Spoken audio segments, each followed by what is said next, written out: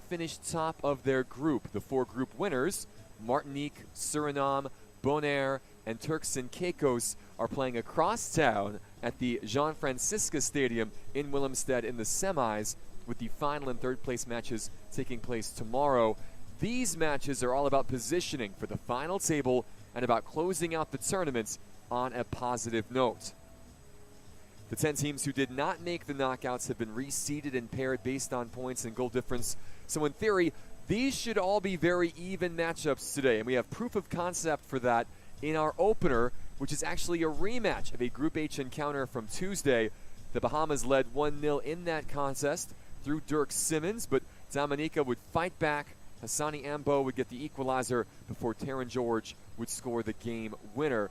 That was the lone result for Dominica in the group stage. Los Pericos dropped their opener 1-0 to St. Vincent and the Grenadines on Monday and lost 4-1 to group winners Bonaire on Wednesday. The Bahamas, meanwhile, lost their first 2 matches of this competition, 5-1 to Bonaire and that 2-1 decision to Dominica, but they bounced back with a big-time win, 2-0 on Wednesday over previously unbeaten St. Vincent. The Baja boys will be buoyed by that result, and they will be eager to keep momentum going in this final act of their time here in Curacao. So it is the Bahamas versus Dominica. This is Seed 5 versus Seed 6. And unique that they will be facing off for a second time in this tournament, the only rematch in these League C playoffs of the group stage. Kickoff coming up shortly. You see a very wet morning here, despite the fact it is the dry season in Curacao. The rain is not supposed to continue for much of the day. Temperatures in the 80s, high humidity today. Willemstad expected to be overcast. But again, the rain's supposed to stop at some point this morning. We'll keep our fingers crossed that that is the case.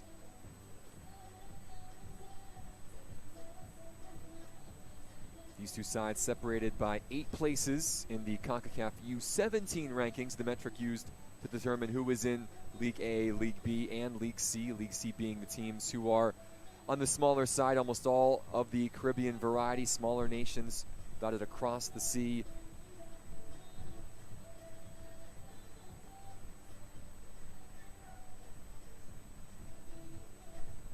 And these two sides, well, depending on where you're from, had maybe a longer journey than some. The Bahamas, about 1,000 miles to the north of Curacao, one of the most northern islands in the Caribbean. Curacao, of course, one of the southernmost. It's only about half that distance from Dominica in the Lesser Antilles to Curacao. But they are here and they are ready to play for one more time in these Concacaf U-15 championships. We're excited to see what they have on offer. The teams walking out, the Bahamas in the yellow and black, Dominica in the white and green.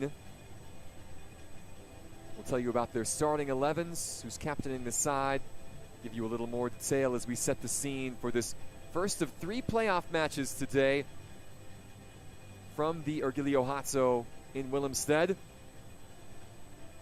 But first, though, we'll hear the national anthems, March on Bahama Land, and Isle of Beauty, Isle of Splendor.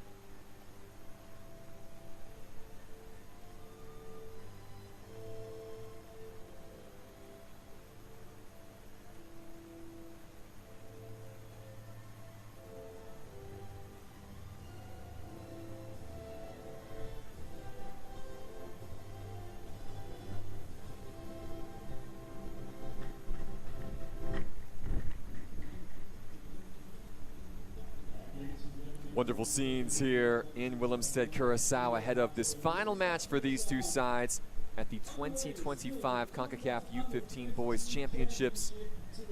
So much pride in representing your country, being on this stage. One more opportunity today for the Bahamas and Dominica to do so. Both will want to finish this tournament with a positive result to take back home.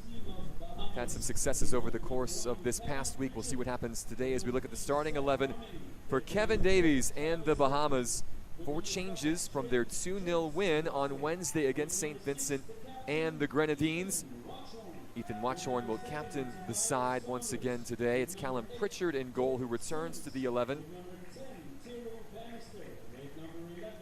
Seth Roming, Dirk Simmons, Teru Bannister also back into the 11. Simmons has been one of the stars of this tournament for the Bahamas. The number 8 with goals against Bonaire and against this Dominica side.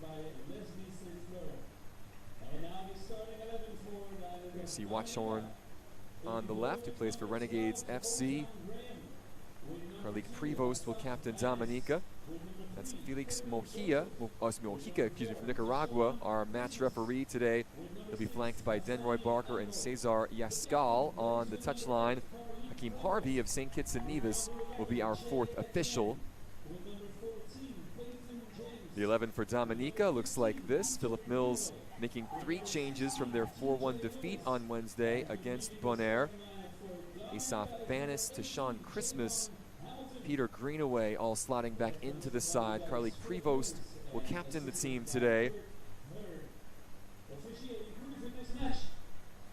Sani Ambo with the goal earlier in this tournament against the Bahamas in the 11. Taryn George and Shurkan Gustav, who both have also scored for Dominica, will start on the bench. Good options for Philip Mills to turn to as this contest rolls on.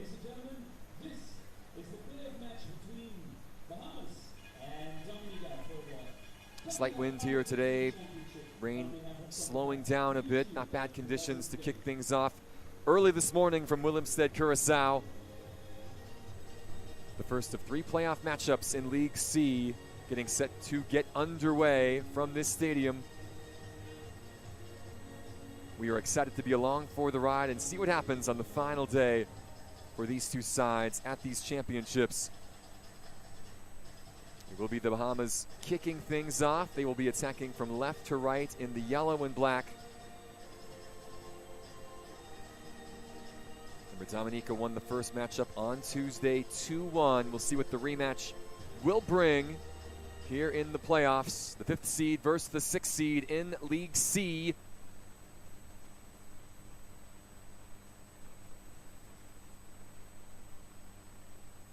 Moments away from the top of the hour. Felix Mojica blows the whistle, and we are off and running here in Curacao. Great to have you with us, wherever you're watching from. It took all of 8 seconds, and we've got our first foul. Seth Roming cleaned out that time, allowing the Bahamas a chance to send something into the box here in the early stages.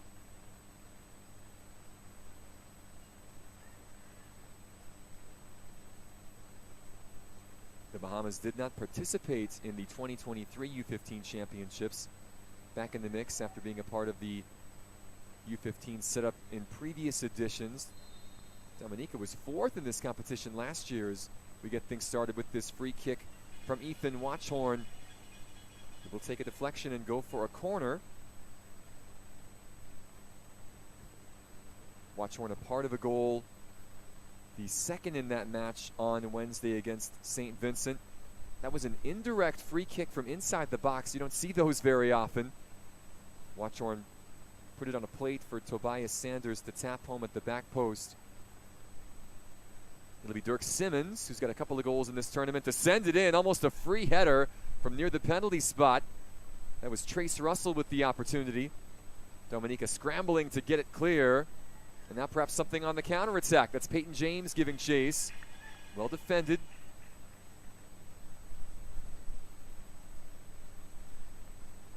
Trace Davis hustling back to prevent the chance.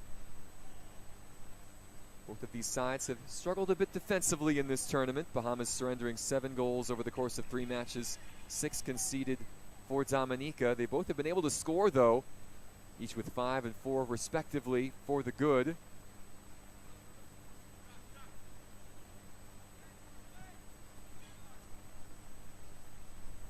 Dominica with a throw coming up in the opposition half.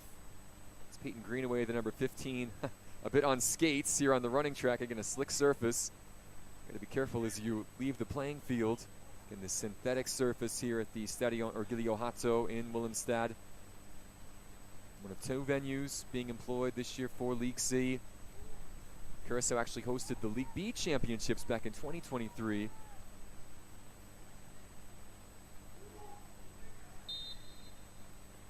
they're familiar to hosting a big occasion. Foul going against the Bahamas here, an opportunity perhaps for Dominica to send something into the box. That's TJ Lewis, who has stepped up to take this free kick.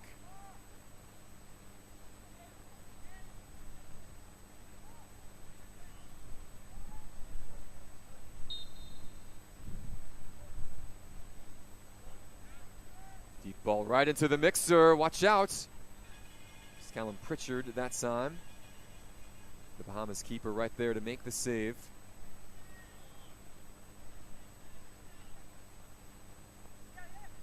That's Greenaway trying to keep it alive for Dominica and does so up to Peyton James. Watched closely by Davis. That's good defending by Trace Davis. Watch Horn can clear it up towards Darren Ferguson. Punted back forward by Javon Hamilton. Might have struck an arm that time of Watchhorn, but adjudged to be legal. Play on. Good give and go. James, though, cannot get there. It's Davis once more.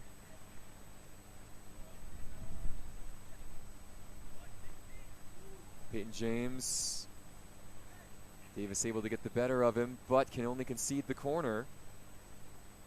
Got a feeling that might be a matchup to watch today. The tall, lanky James, number 14 in white, going against Trace Davis, the dogged defender in yellow and black.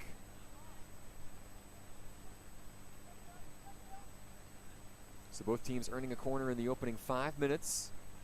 James, who's a part of the Houston Dynamo youth setup, will serve this in.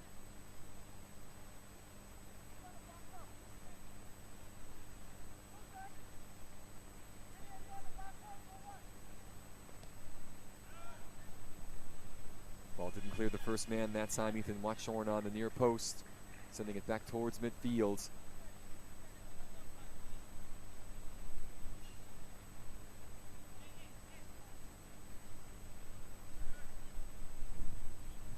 Both of these teams finishing on 3 points.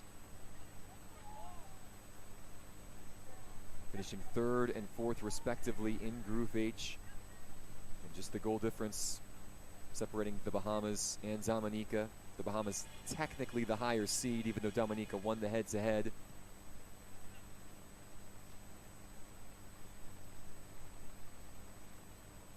This is the final match for both at these championships. Again, regardless of who wins or who loses, no one's moving on. These are the playoffs, but it's more for seeding or positioning, if you will, in the final table as Dominica gets the shot away in transition.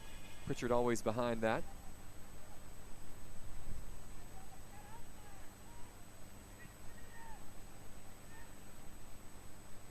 At the senior national level, these two countries have met 3 times all time. Dominica yet to taste defeat. 2 wins, 1 draw over the Bahamas.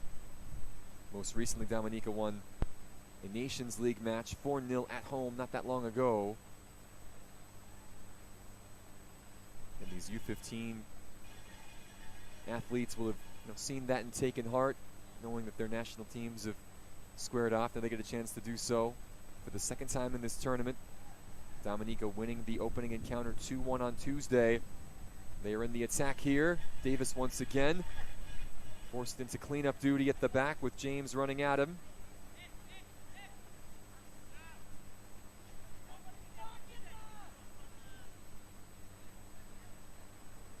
Dominica with the majority of the possession over the last couple of minutes. They'll recycle and reset. Long ball forward now. Davis's header down.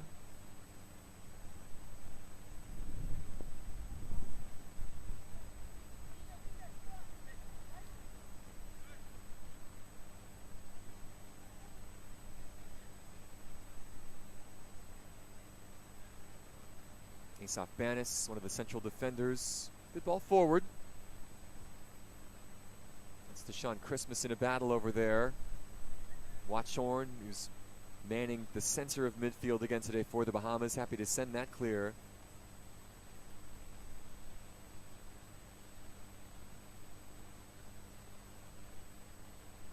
This is Gideon Cole watching it run out for a throw for Dominica.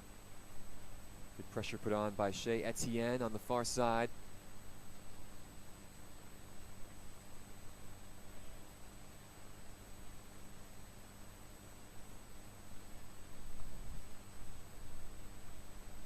Dominica maintaining possession, trying to spy a way forward.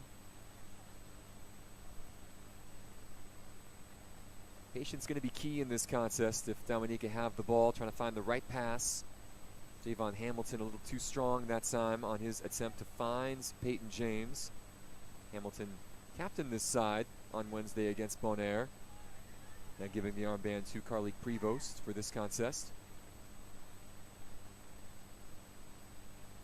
A mishit pass that time might allow Dominica an opportunity.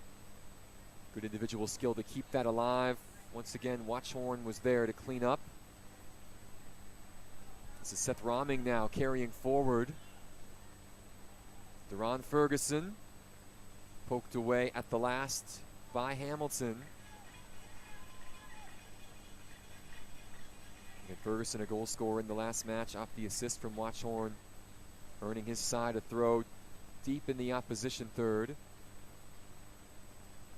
Good look at Ozan Graham, who's yet to be tested in this match, standing in goal for Dominica. Ferguson's ball, punched down. Saunders in the middle, cleared outside the 18. Drew Bannister now on it for the Bahamas. Now Simmons, who's got 2 goals in this tournament, but couldn't get the cross away. Good defending at the back from the Swide and White. Gideon Cole on the turn now, trying to carry forward and tackled illegally right at the touchline.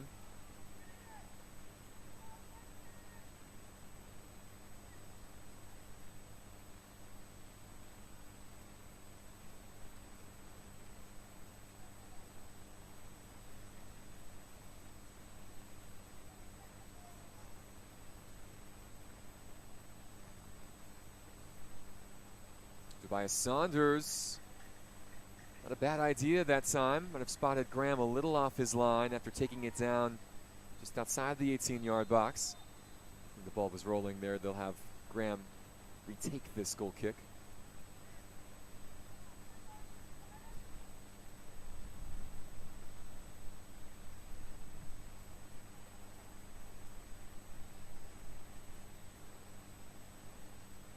This is Deshaun Christmas leading the break. This pass a little behind James. It'll run all the way to Davis. Good idea that time trying to find Simmons. The pass not quite on.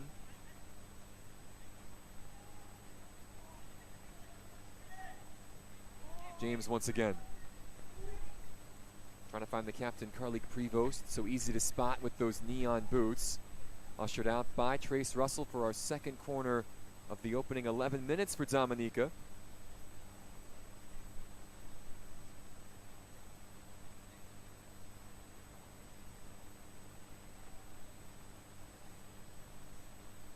Bodies coming forward in white, ready to receive this cross from Peyton James. James, such a tall figure, you'd think he'd be a great target option on these set pieces, but his delivery's so good that they can't take him off the corner. He'll go short this time. He'll receive the pass from Prevost. And the ball had just trickled offside. Little lapse of concentration that time from the number 14. Dominica, though, right back in possession off the throw-in. James unable to get past Watchorn once again. Greenaway meeting some resistance from Ferguson.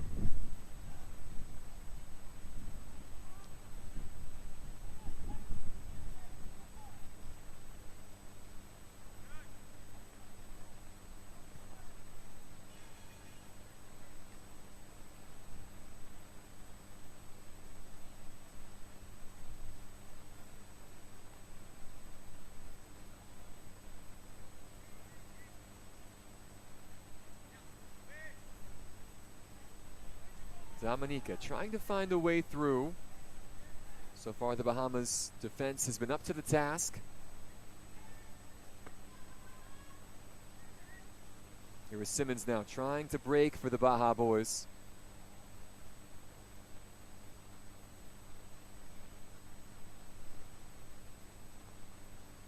Dominica back in possession through Asani Ambo, who's got a goal in this tournament. And now a foul here. Might have been Teru Bannister reaching a leg in. You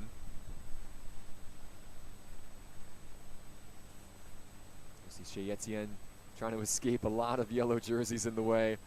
Seth Raming, actually the guilty party by the reaction. Dominica, one more chance here to send something into the box early in this first half.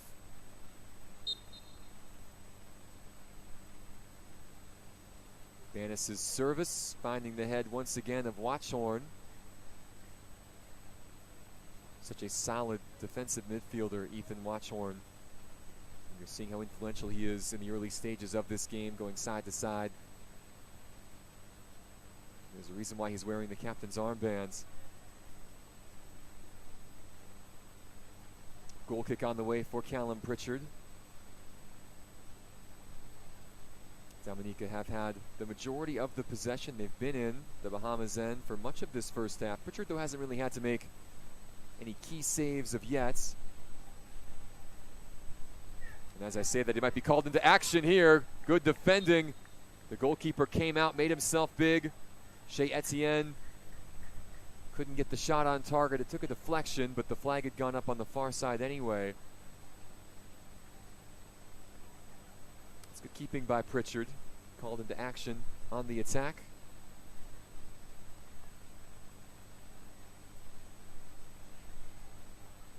And offside the call in the end. The warning sign, though, from Dominica, showing their potency potentially. Here they come. That's a good touch from James. Playing in Prevost down this left flank. His cross will bounce. Collected there by Philip Kemp. Good idea again. Etienne was attacking inside the 18. Dominica looking threatening here in the opening quarter of an hour. Prevost trying to find James. Davis composed. Was passed, though, will find its way to Carlique Prevost. Dominica captain across to Peyton James on the byline. It's a lovely step from Watchorn. It will be a corner, but Ethan Watchorn preventing the corner from coming in.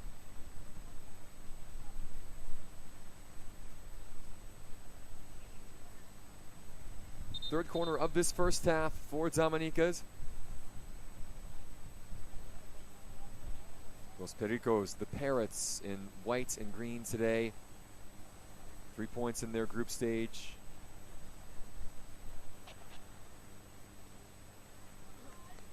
Looks like proceedings will pause here, perhaps an early cooling break. A quarter of an hour in. Oh, you see again. That was Andreas Thompson slipping on the surface, getting a chuckle from his teammates. Okay, no score so far after 15 minutes between the Bahamas and Dominica from Ergilio Hato Stadium in Willemstad, Curaçao. And it's the first of 3 matches today from this venue in the League C playoffs. Bahamas seeded 5th, Dominica 6th, finishing side by side, level on 3 points in Group H this week. Both of these sides have had a day off. Neither played yesterday. Chance to regroup and reset and recover before this playoff match, their final of the competition. Dominica won the initial game between these two back on Tuesday 2-1. The Bahamas led in that match. Dirk Simmons with an early goal to put the Baja boys up 1-0. Hassani Ambo and Taron George, though, with the equalizer and the game winner, respectively, to complete the comeback.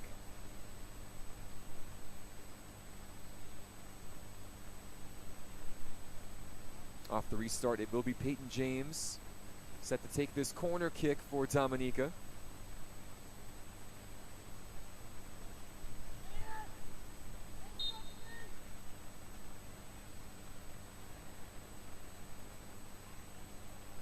See what the Houston Dynamo youth product can conjure here. It'll be an in-swinger. Not the service he was looking for, into the side netting.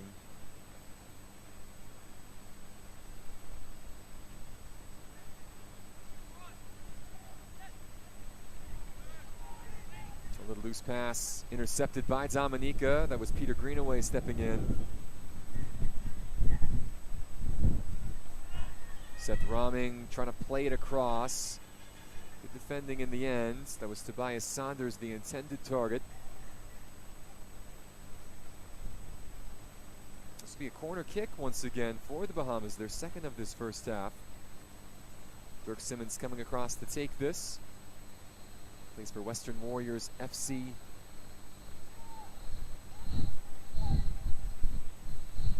Nobody inside the 6-yard box bothering Ozan Graham of Yetz. Here's the cross, nearly headed down. Good attack by Trace Russell. He couldn't quite get good purchase on it. The Bahamas will have another throw though.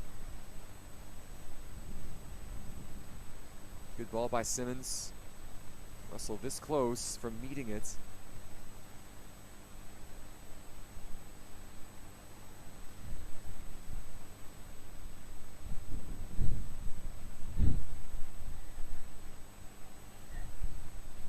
Was Watchorn, the quick turn off the hands of Graham. Again, it has been raining this morning, a slick surface out there. The ball's certainly wet as well. Good job by Graham just to get enough on that. It was a snapshot from Ethan Watchorn, but he got great power on it.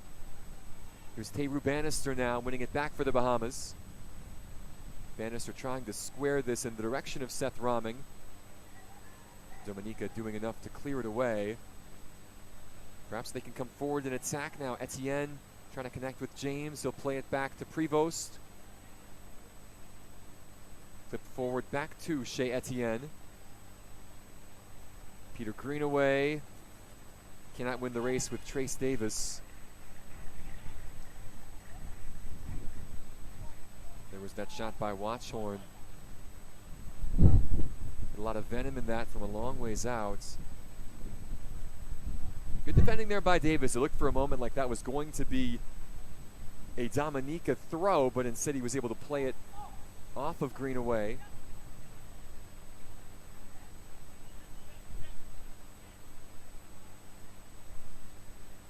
TJ Lewis's ball intercepted. The Bahamas unable though to find a teammate. Ferguson was the intended target. It'll be a throw for the side in white. 2 years ago, this Dominica side, albeit different personnel, but their U-15s reached the knockout stages, winning their group.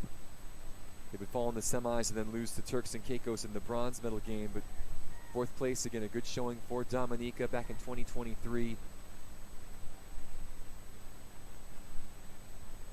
Those matches played in the Dominican Republic this year. League. It's unique how the tournaments rotate, of course, giving different nations a chance to host, but a lot of familiar faces. And the DR hosted League A and League C back in 2023. League B was here in Curacao. Willemstad now hosting League C this year. League A here in 2025 taking place in Costa Rica. League B just across the way in Aruba, just slightly to the west of Curacao, also north of Venezuela.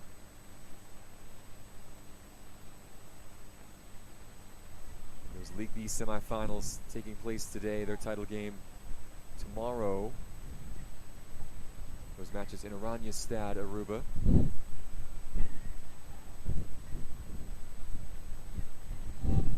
Good hold-up play by James. Poked away, though. Watchorn once again making a nuisance of himself, this time in the attacking half. It is Dominica back in possession. Prevost. Something for James to chase. Pritchard will stay back in goal. Good hustle by Trace Russell to get back. Peyton James trying to create. Davis not allowing him to do so. Well, James a little shaken up here as he went hard to grounds.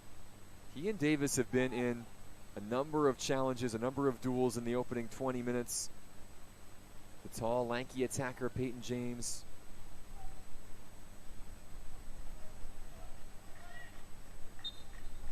Just got a little tangled up. I think it's the upper body that might be cause for the concern. Got his arm almost wrapped around Davis as he was going down.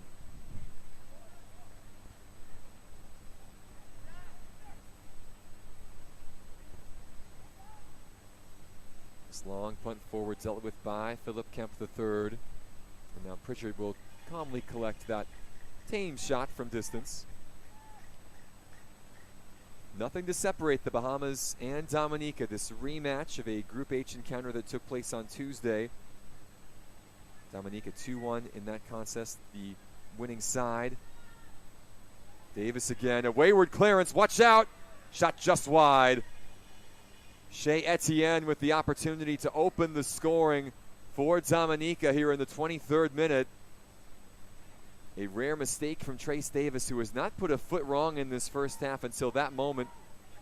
He did the hard work, but then his clearance did not find a teammate, came right to the feet of the number 11. That was a great save by Pritchard. On first blush, it was tough to tell if the goalkeeper had gotten hands to it, but he certainly did, diving to his right. And then a foul committed here, it appears, on the ensuing corner kick. Oh no, a goal has been scored here, it appears. How about that? Dominica have it in the center circle.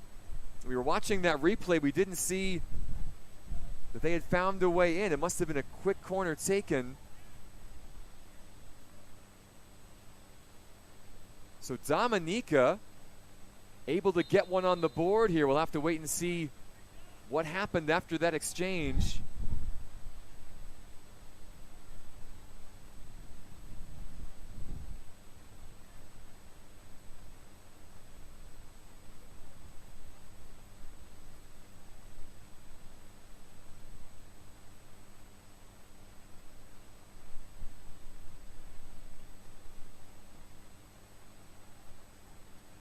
Interesting. We will try and get confirmation again of what just took place as James is fouled.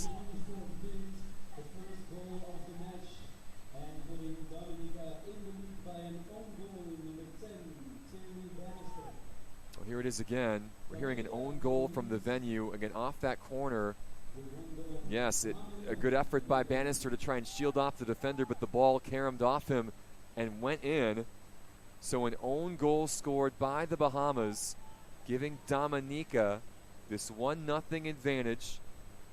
25 minutes into the contest. And it was quick thinking by Peyton James to hustle over, take the corner quickly. And we were still looking at that great save from Callum Pritchard. Dominica was able to send it into a dangerous area. Tough break for Bannister again. He was just doing his best to defend. It caromed off the Bahamas attacker and found its way into the back of the net. So Dominica now leading 1-0. And now they have a free kick here from a dangerous area. Shea Etienne standing over this. Lobbed over everything this time.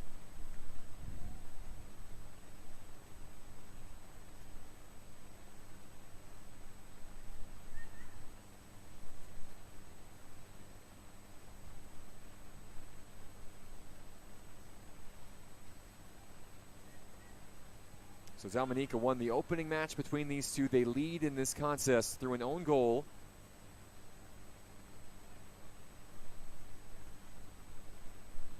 We should mention, though, it was the Bahamas who led in the first fixture between these two, and Dominica came back from behind.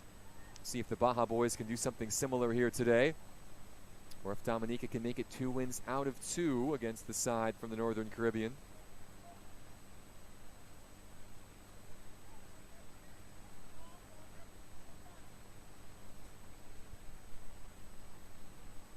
Gideon Cole able to play this out to touch. It'll be a throw for Dominica once again near the corner flag.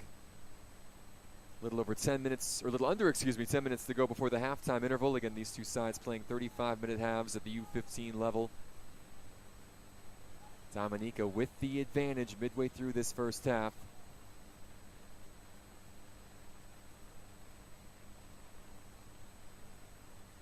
Good Good tackle here to keep it alive for the side and white. Ball lofted in right to Pritchard.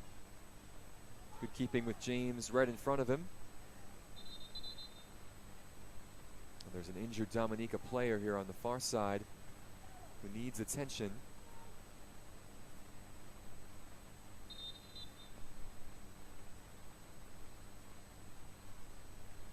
We'll break for a moment as Curtis St. John and Enoch Lee and the medical team will head out.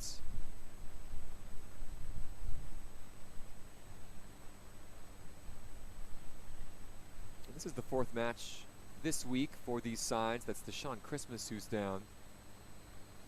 Even though both sides did have a break yesterday, it's still a lot on the body. Looks like it is a wrist that's bothering Christmas.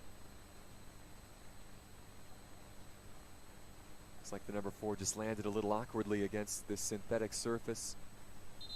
Just needs a moment to make sure everything is in order. There'll be a drop ball here for the Bahamas to restart through Pritchard, the goalkeeper. Plays for Baja Juniors FC back home.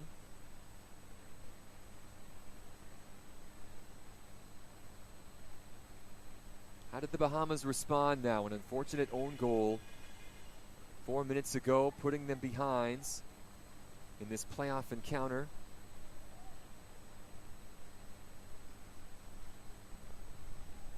Oh, good ball, good idea. Rahming, though, can't get it down.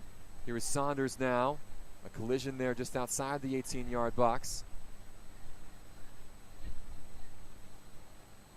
Etienne trying to play it forward. James giving chase. Popped up by Davis. Russell back there to clean this up.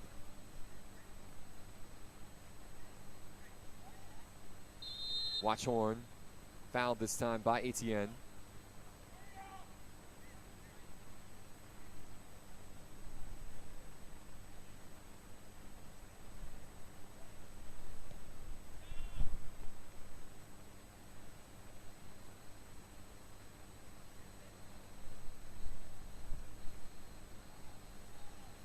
Dominica once again. Shea Etienne. Tried to square it across. James was there, and it's 2-0. Peyton James for Dominica. Shea Etienne put it on a platter, and the Houston Dynamo youth player did not miss from close range. Dominica doubling their advantage at the half-hour mark. Perfect square ball across. James timing the run to perfection. Good composure by Etienne. A great dribble there by the number 11. And there is James, who's been dangerous in this first half.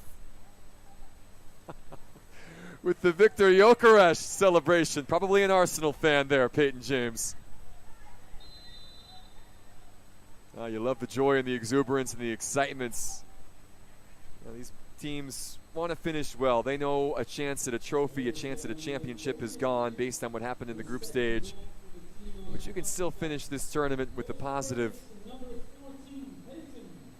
So Peyton James gets his first goal of the tournament. Great assist from Etienne.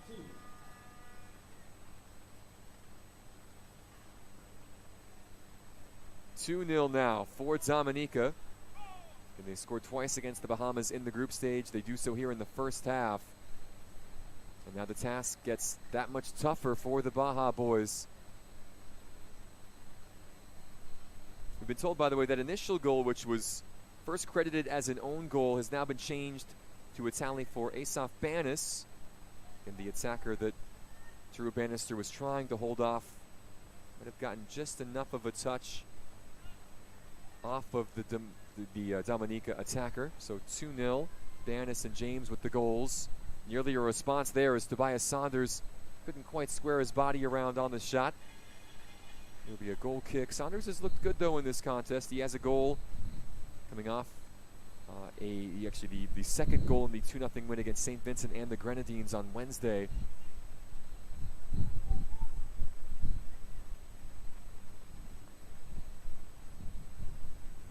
In this Bahamas side, need to get a little more possession. They've not had much of the ball in this first half. One or two chances have come their way. Nothing you would say of the grade A variety, though.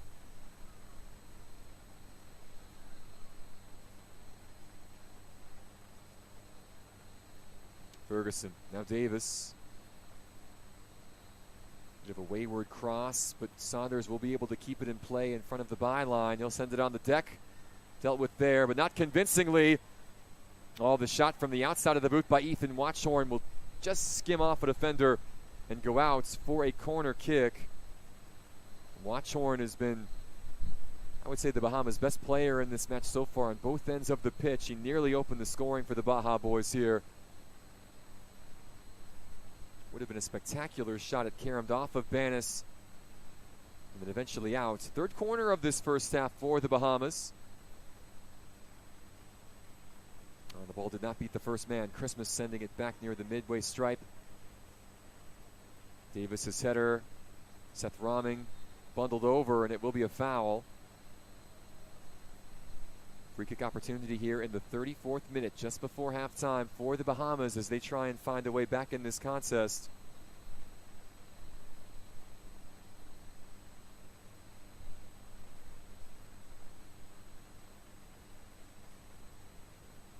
Good to see the Dominica player that had been shaken up back on their feet.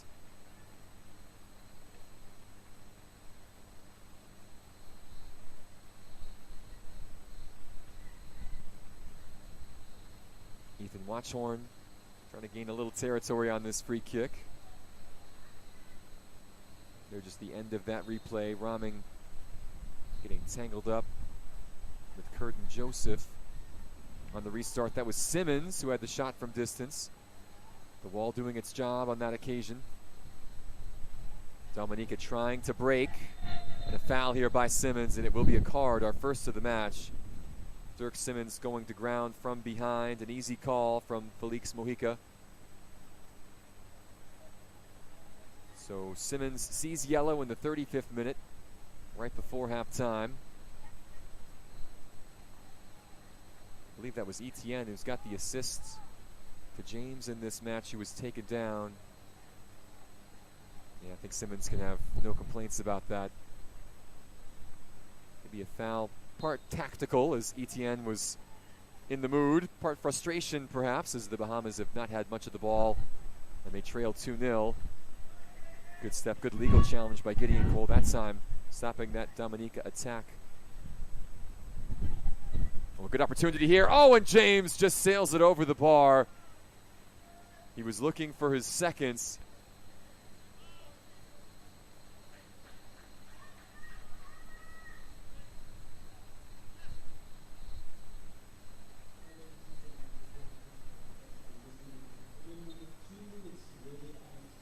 We're hearing 2 minutes now of stoppages on the way at the end of this first half.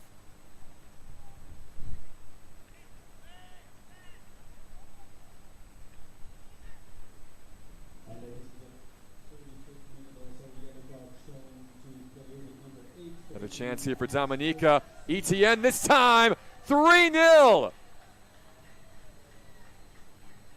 Shea Etienne had the assist for the second goal. He scores the third. Another lovely attacking move from Dominica.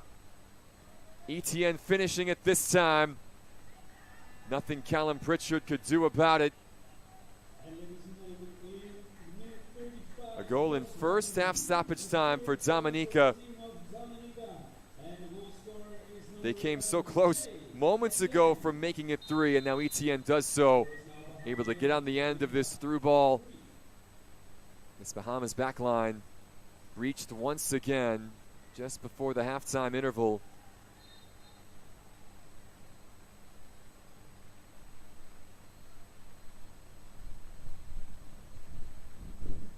So a pair of goals 6 minutes apart late in this first half. Again, this was a scoreless match until the 24th minute. Dominica have scored 3 times, though, here at the tail end of this first half to take control of this match. Dirk Simmons now trying to get one back, but the flag has gone up. A frustrating end to this first half for the Baja boys. They've had a lot of defending to do in the opening 35 minutes.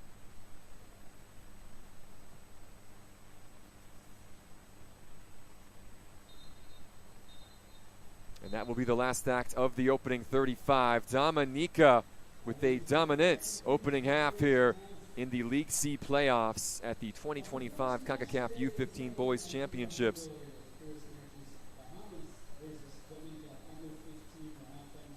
Three goals in the final 12 minutes of the first half. We'll show them all to you in just a moment. Two of the goal scorers right there. Peyton James on the left, Shea Etienne on the right. And that followed what officially now is called an own goal from Teru Bannister in the 24th minute. All Dominica in this first half. Still 35 minutes to play, though, for the Bahamas to try and find a way back in this. We'll step away for a moment and come back with first half highlights from Willestead, Curacao right after this.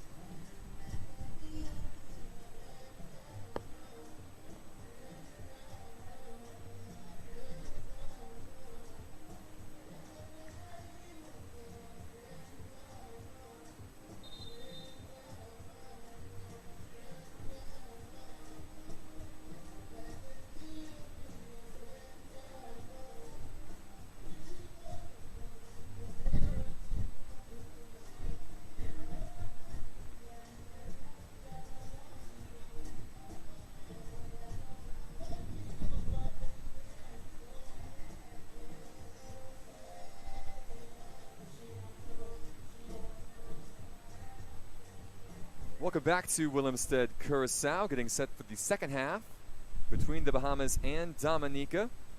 Alex Heinert here with you on a wet morning in the southern Caribbean, just north of South America. Dominica with a strong first half. 3 goals to the good, 1 own goal scored in the 24th minute. Then Peyton James and Shades Etienne with the second 2 in the 30th and in first half stoppage time to give this side, Los Pericos, this sizable advantage over the Bahamas after one half of action in this League C playoff.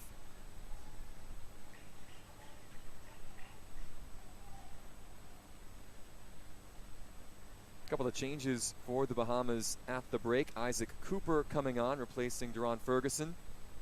Also a change in goal as well. Rory Crick, who did start the last match against St. Vincent for Kevin Davies, now replacing Callum Pritchard. A little contact there as Drew Bannister went to grounds. Felix Mojica waving play on, not interested in any penalty appeals.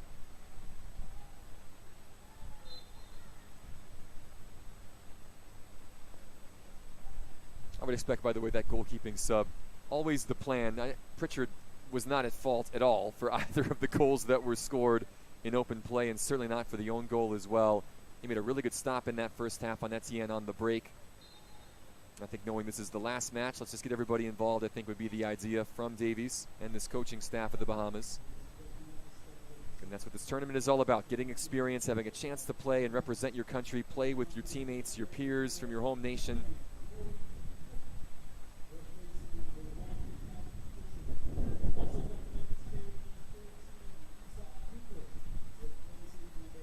Isaac Cooper, who did start the last match against St. Vincent as well, getting a chance to stretch his legs here in the second 35 and perhaps make an impact. That cross intended for him. It'll be picked up though by Shea Etienne. He'll have a chance to run at this Bahama back line. Etienne showing the pace to get by Cole. Good shielding there by Philip Kemp III, just to allow that to roll beyond the byline for a goal kick.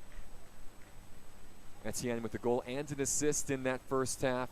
He's looked good for Dominica today.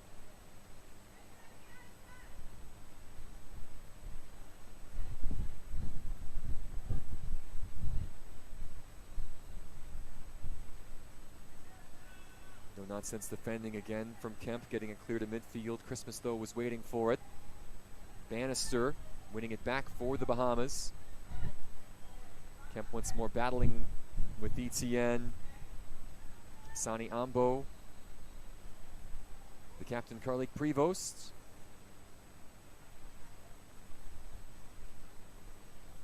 Now Travis Davis, who had a really strong first half in defense for the Bahamas. Up to Simmons. Trying to jumpstart this Bahama attack. Ambo. Early ball forward. Rory Crick. Alert to the danger. Both of these sides earning 3 points in Group H. 1 win, 2 defeats in group play, putting them in this position outside the top spot, which would move you on to the semifinals, which are taking place across town.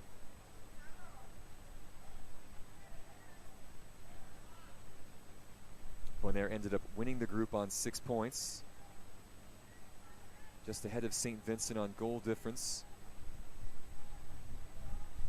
Both of those two sides with 6 points apiece. Again, the Bahamas defeating St. Vincent on the final match day of the group stage to deny the Vinci Heat a chance to move on to the semis. Again, they would have been through with a draw, but good effort by the Bahamas to stop a team that had won 2 of 2 from getting there and allowing Bonaire to make their way into the knockout stage. Bonaire playing Turks and Caicos later today, the Group I winners. Martinique, who won Group G, will take on Suriname. The Group J winners. Matchup of 2 sides on 6 points.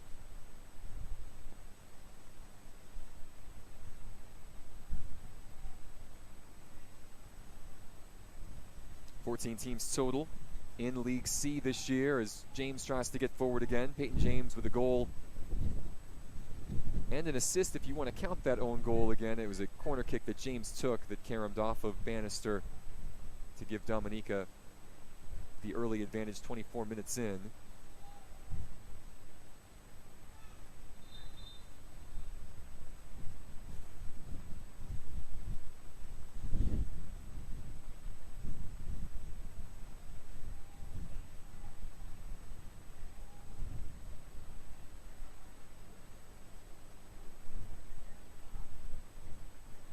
Ball carrying in the box, hit the hands of Etienne that time. Prevost and James and Etienne have been in the attacking box more often than not in this contest. The Bahamas have defended well most of the time. Undone, though, by a couple of good through balls late in that first half.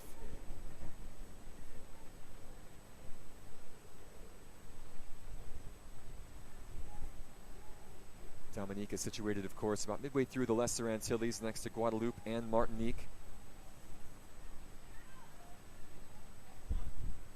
Oh, good save there. Crick forced to scramble and push it beyond his post. Dominica, known as the nature island of the Caribbean for its natural environment and natural beauty. 72,000 on the islands.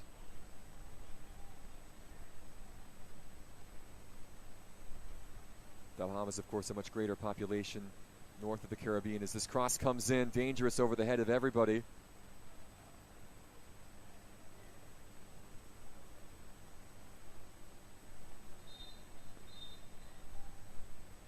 That was the fourth corner of the match for Dominica. This play is stopped for a moment.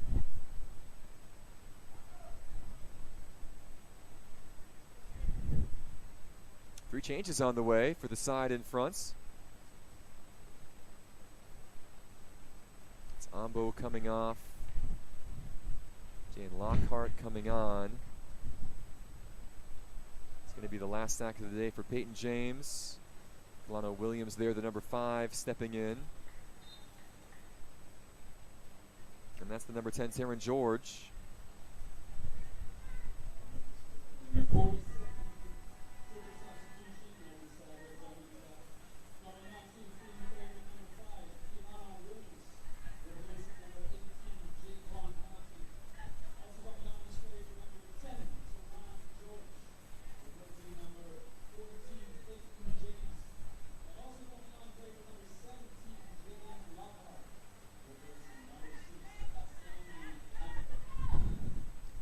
So George, Williams, and Lockhart on.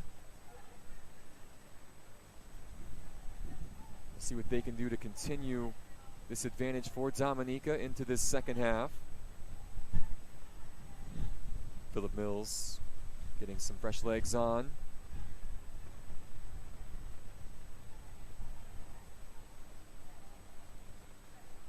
Here's Etienne again. Got 1 goal today, 1 assist, looking for more. Finding one of the substitutes. That was nearly Jay Lockhart who had that return feed. Peter Greenaway. Delano Williams now. Closed down by Travis Davis.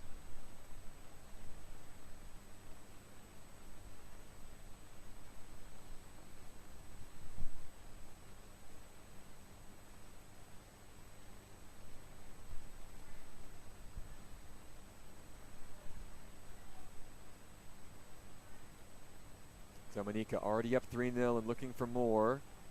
Davis closing the door on this occasion.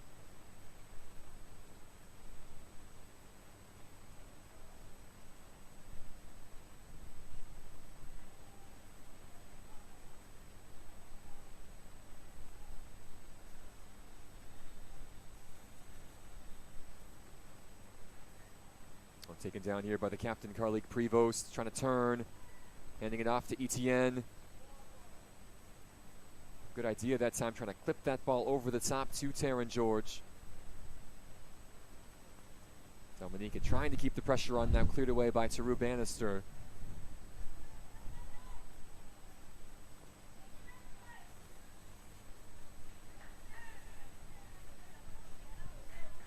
The Bahamas trying to break.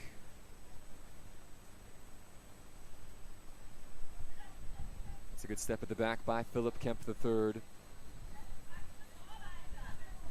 Just had a tough time finding an outlet in this match. Had to do so much defending, and here they come again now. Dominica, Shea Etienne, trying to cut it back. Options in the box. That shot from Lockhart quelled a bit that time. The sting completely taken out of it there by Gideon Cole. Rory Crick happy to send it back towards midfield, where another white jersey was waiting. Dominica again. That shot took a deflection. And Taryn George, who has a goal in this tournament, scored against the Bahamas back on Tuesday, the game winner in that match. It'll be a throw for Dominica. Deshaun Christmas, who's got to be careful on this slick track surface. Again, it rained for much of the morning. That rain has stopped now, but the surface nonetheless still pretty wet. Here's a chance for Isaac Cooper to try and get up fields. Sanders. Dirk Simmons. Kalana Williams doing the defending on this occasion. 10 minutes gone in this second half. And now Dirk Simmons a little shaken up after that challenge. Took a bit of a tumble there on the slide tackle from Williams. Kalana Williams, one of 5 players from Southeast FC on this Dominica roster. It's always tricky when you think Dominican Republic, Dominica, not the same place, not even close to each other. The Dominican Republic, of course, a part of the island of Hispaniola, and a part of the Greater Antilles. Dominica much further down the line of the Lesser Antilles to the east.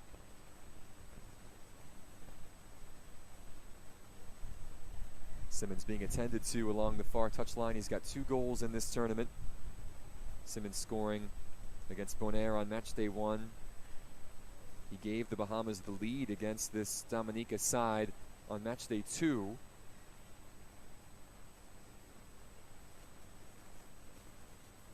He's earned his team a free kick on this occasion, and now he's back to his feet, albeit a bit gingerly.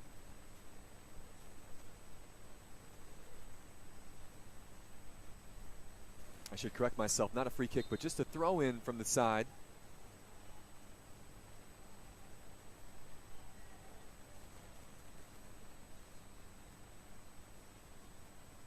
Tobias Saunders keeping it alive along the byline. Davis up from defense. Cross to the 6, just over the head. Isaac Cooper was attacking that ball. It'll roll out. I believe it'll be a Dominica throw on this occasion. Better, though, from the Bahamas. One of their best attacking moves, not just of this half, but of this match. It was a good ball by Travis Davis. Almost met by Cooper. Here is Watchorn now. His square ball intended for Seth Raming, intercepted. Watchorn able to win it right back for the Bahamas. Heavy touch, though. Possession back in favor of Dominica. And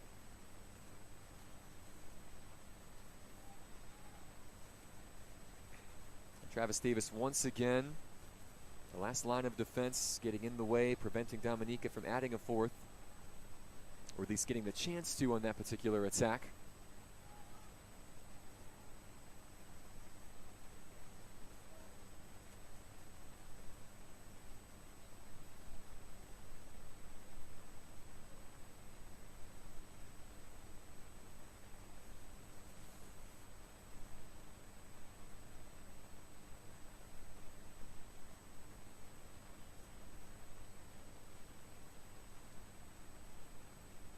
All 3 goals for Dominica scored in the opening 35 minutes.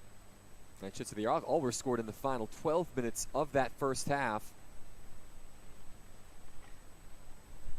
An own goal off a corner kick started the scoring in the 24th. Peyton James doubling the advantage in the 30th of a great assist from Shea Etienne. And Etienne himself getting on the board in first half stoppage time. And 3-0, a large hill for the Bahamas to climb here on Curacao. Final match for both of these sides here in League C in the playoffs. They're fighting essentially for 5th place. Again, it's the 5-6 matchup. Everyone reseeded based on their group standings as now Prevost comes in. Good save by Crick. The rebound swallowed up by the second half substitute goalkeeper. Rory Crick alert to the danger, able to snuff out the chance. Dominica have been good in those moments, in these transitional moments. Prevost and Etienne in particular proving dangerous. It is Prevost again, bodied off the ball by Davis. Play kept alive by TJ Lewis. Now it's Jayan Lockhart. Lockhart punched over. Rory Crick at full stretch, denying Jayan Lockhart, the second half substitute, a wonder goal from distance. It was looping just a little bit.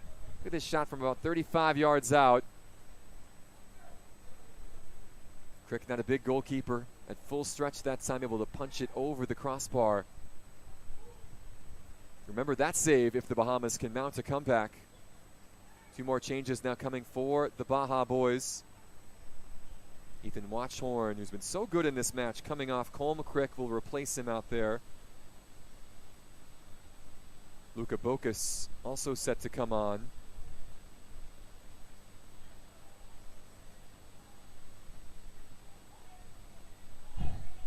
See the Dominica change. Roxen Copiel replacing Shea Etienne, who's been fantastic again, a goal and an assist for him. And I believe that was Dirk Simmons who will go off for the Bahamas. Luka Bokus coming on.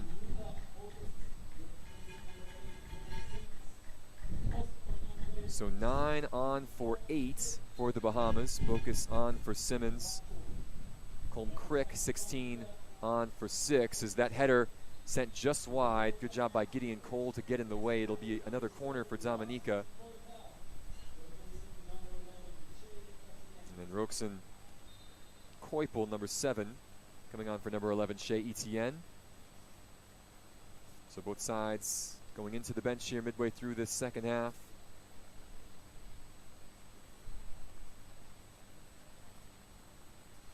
And now we will have our cooling break in the 53rd minute.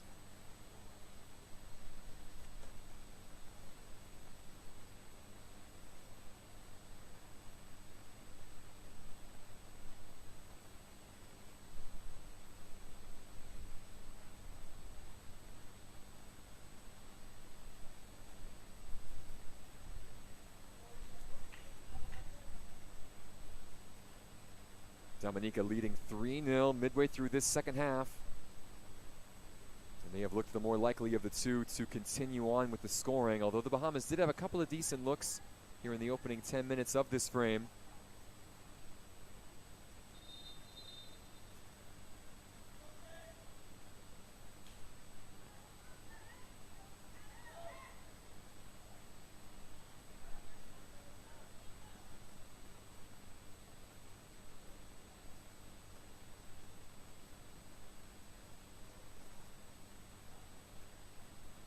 The technical staff there. Hey, 20 minutes to go still. This game not over.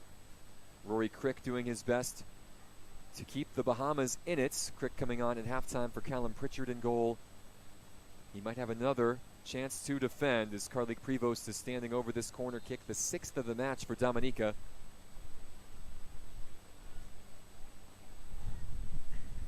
The ball bounced kindly that time for Trace Russell. It flew over the head of everybody. Taryn George had the chance. Now a collision here. And perhaps a card will be shown.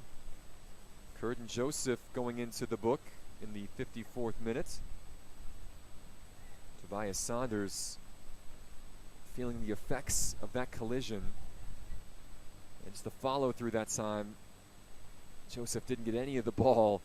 Got all of the leg of the number 7 in yellow and black. It's the second card issued of this match by Felix Mojica. And our Nicaraguan referee doing a good job of keeping this match rolling. Joseph, the first Dominica player, carded.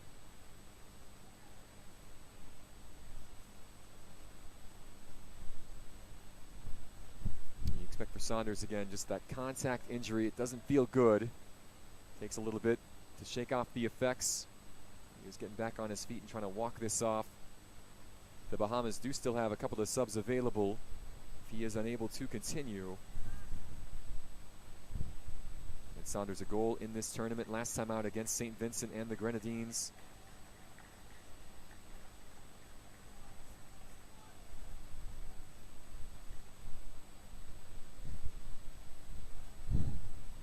Even with the protection of a shin guard, it just does not feel great to get kicked like that. Bit surprised that Saunders was allowed to stay on the pitch. Normally you've got to come off for a few moments after something like that. Perhaps the card, though, one of the reasons why he was able to stay in.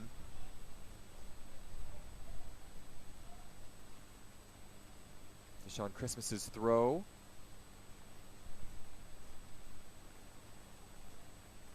This is Lockhart. Nice move to get by one. The shot took a deflection. Colm Crick trying to play out of danger.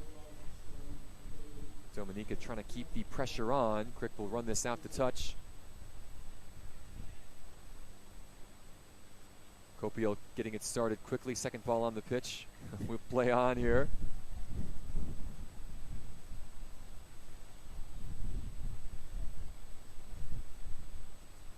Little helter-skelter midway through this second half.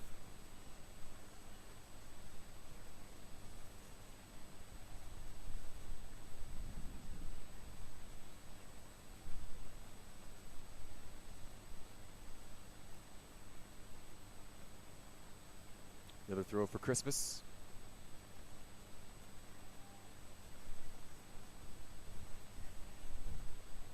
Dominica back in the attack. And a foul here. Philip Kemp knocking over Los Pericos' attacker on that occasion. So a dangerous free kick on the way for Dominica. Already up 3-0 and looking for more. You see the captain, Karlik Prevost, coming over. He'll be interested in this. Jan Lockhart also standing over. It'll be 3 in the wall for Rory Crick and the Bahamas.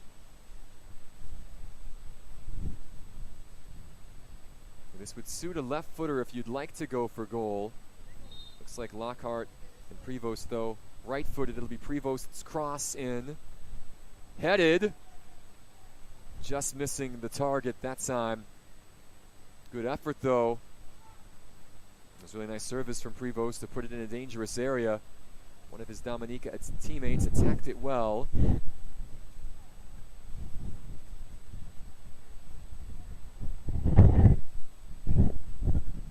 Dominica coming once more. Anywhere will do at the back this time for Trace Russell. Another corner on the way.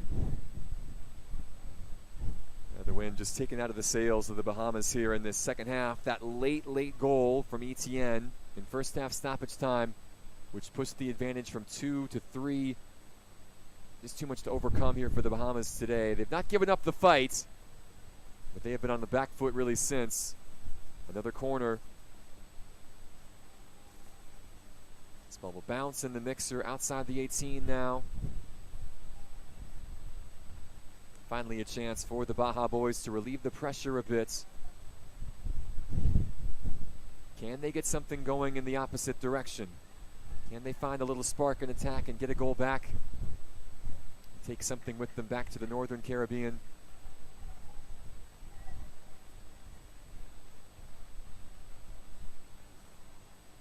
They did so well to defeat St. Vincent and the Grenadines their last time out, a 2-0 win. And that match taking place 2 days ago. Different story here today.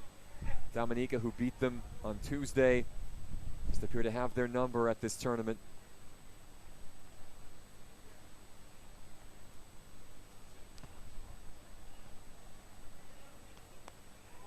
A lovely skill there along the touchline from Jan Lockhart. The substitute back on the ball. And it was a challenge that was deemed illegal by Isaac Cooper. Lockhart's looked good since coming on. He's had a couple of decent opportunities, nearly crafted another chance, and he has won his team a set piece from a dangerous area. Second consecutive free kick from around this distance. We saw Prevost send in a dangerous ball moments ago. Now Peter Greenaway. Looks like he will have his turn. Will be the left foot of the number 15 for Dominica to fire this in. You would think perhaps he might have an eye for goal here. Peter Greenaway. Dealt with there by Russell. It will be yet another corner, the 8th of this match for Dominica.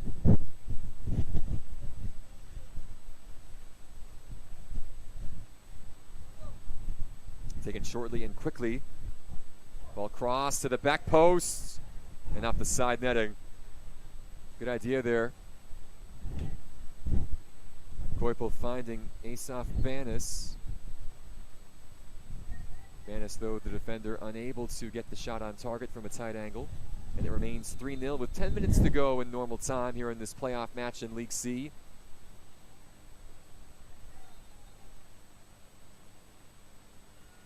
Banis, a big reason why Dominica got on the board in the 24th minute. He put so much pressure on Teru Bannister, that the cross from Peyton James caromed off the Bahamas player and in.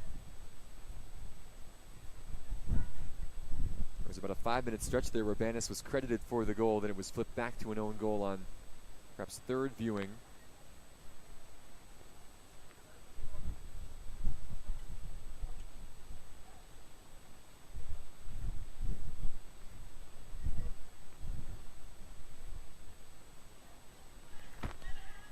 Seth Raming now for the Bahamas, trying to get forward. Luka Bokus, really his first act since coming on a few minutes ago. He's won a throw now for the Baja boys, deep in the attacking third. Bokus on the deck, collected there by Ozan Graham, who's not had much to do in this second half. One of the few times that the Bahamas have gotten into the opposition half. Here comes Dominica once again. Darren George pushed out wide. Good defending there from Trace Russell. It will be another corner for Dominica, but it could have been worse. Well done by George that time to get forward. Dominica turning defense into attack quickly in this match. I believe that is Lockhart going across to take this corner as Rory Crick gives instruction. 6 white jerseys in the box to aim for.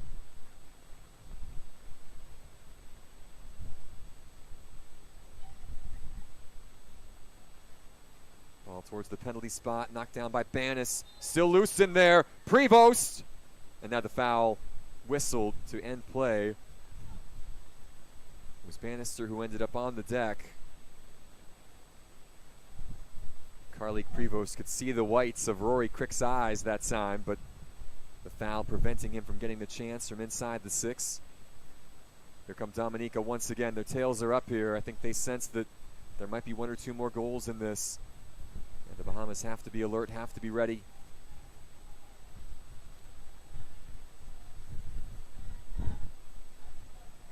Crick happy to collect that particular through ball.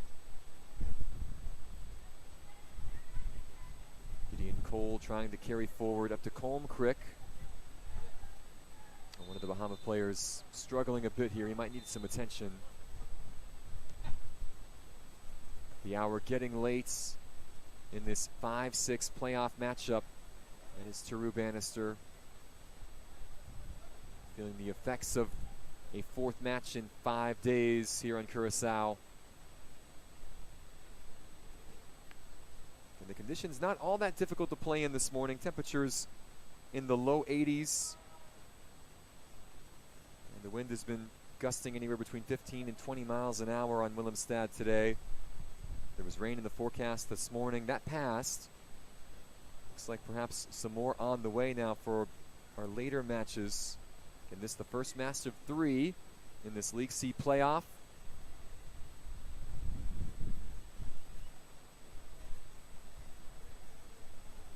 Granada versus St. Maarten coming up at 11 o'clock Eastern, followed by Anguilla and St. Maarten. And the Dutch St. Maarten going first, the French St. Maarten going second.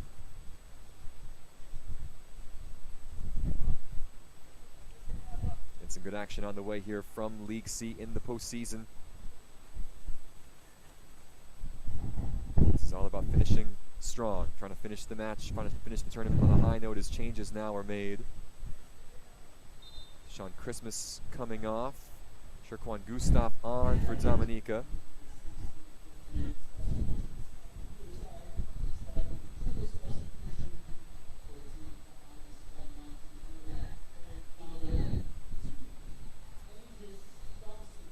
Andrews Thompson coming on for the Bahamas now. Here's Isaac Cooper. Censored, but nobody able to get on that. Tobias Saunders was the nearest.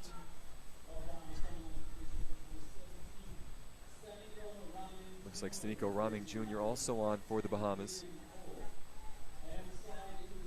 Saunders, the snapshot over everything. Better though, Luka Bokus heading that one down.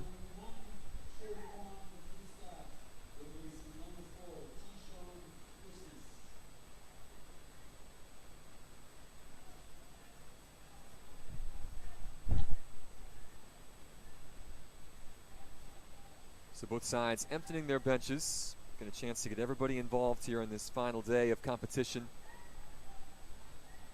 Dominica back in the mood once again. Oh, good defending. It was Trace Russell denying Taron George the opportunity after it looked like George might get a shot away.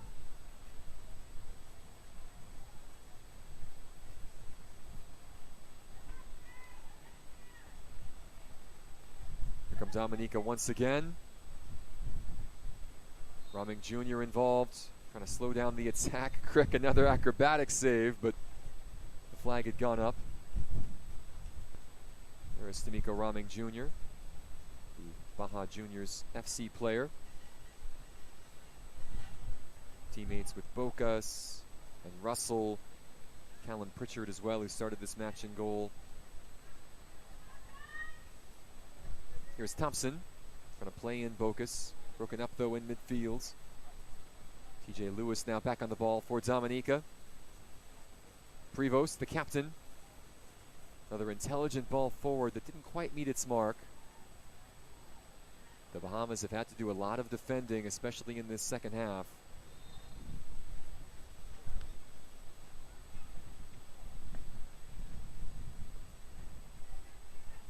Give them credit, though. The Baja boys, again, trailed by this scoreline at the break.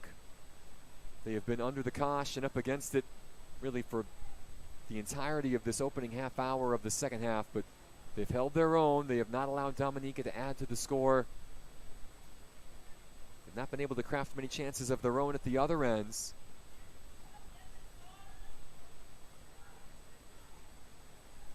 Yeah, but still, little victories right here on the final day as Kemp carries forward. Pass too far ahead of Colm Crick. It comes back the other direction.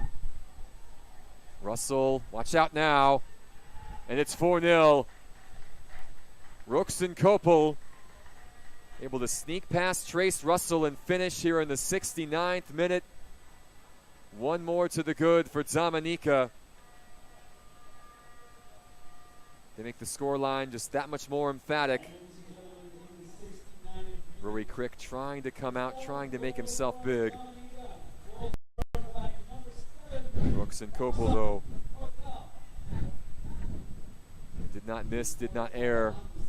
Cool under pressure after he had beaten the last defender.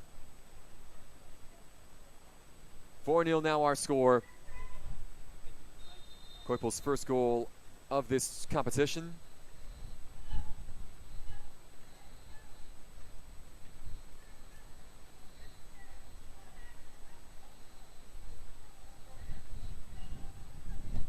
Dominica had scored 4 goals the entirety of this tournament coming in. 4 here today. Might not be done yet there. Kopel looking for another. Here is Sherquan Gustav. Everybody trying to fill their boots now in the Bahamas.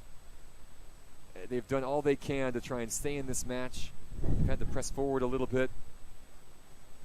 And they've been exposed now of late. Again, more bodies in yellow, trying to come forward, trying to get a goal.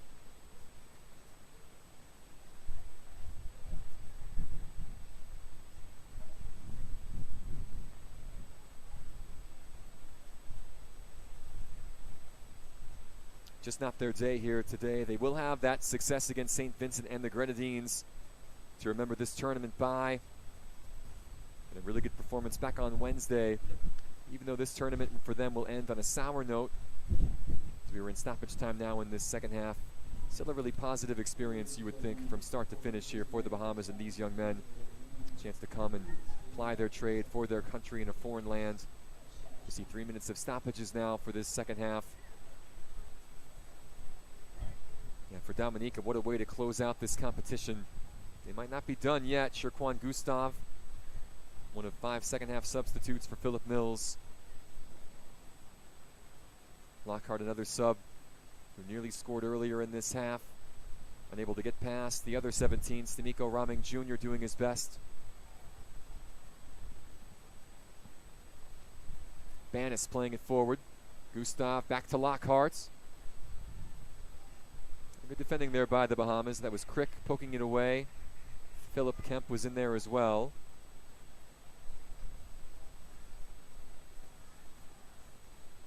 This ball popped way in the air. Now it'll come down eventually. Thompson in a battle. 50-50 collected eventually by Dominica.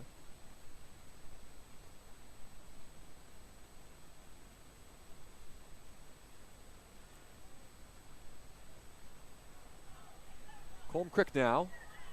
Oh, perhaps that might have been the chance on the break. Isaac Cooper was waiting for it. The ball played just behind the number 13 in yellow. They just have not had many opportunities in this half.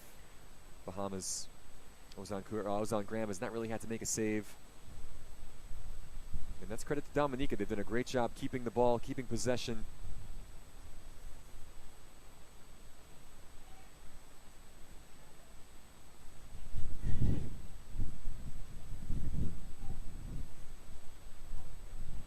Final minute of the 3 of added time. Russell will just shield George away from the ball to let it run for a goal kick.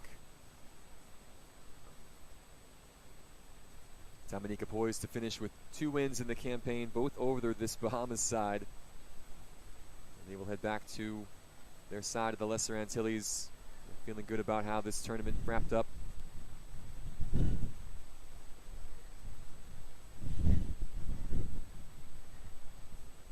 Chance for one more attack now. Dominica looking for 5. The shot, though, not on target. That was Terran George. He's had an eye for goal this tournament. Couldn't find the target on that occasion.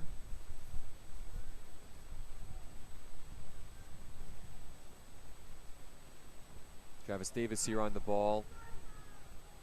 Despite the loss today, I thought Davis played really well. A lot of these Bahama players defended bravely. Just outmanned here today by this Dominica side, who will finish this competition victorious.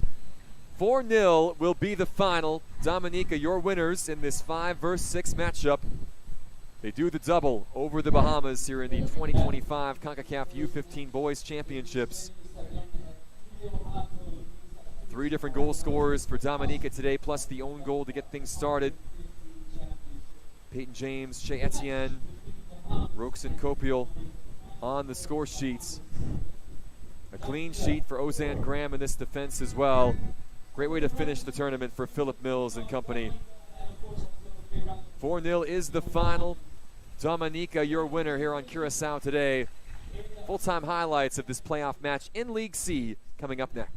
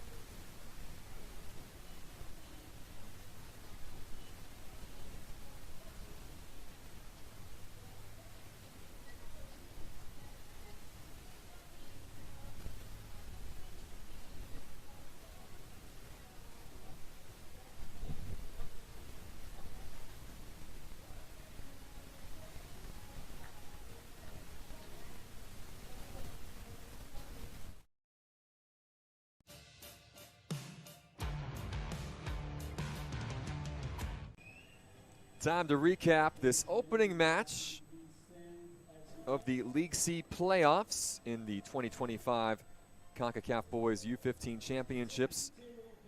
The Bahamas versus Dominica, the 5 versus 6.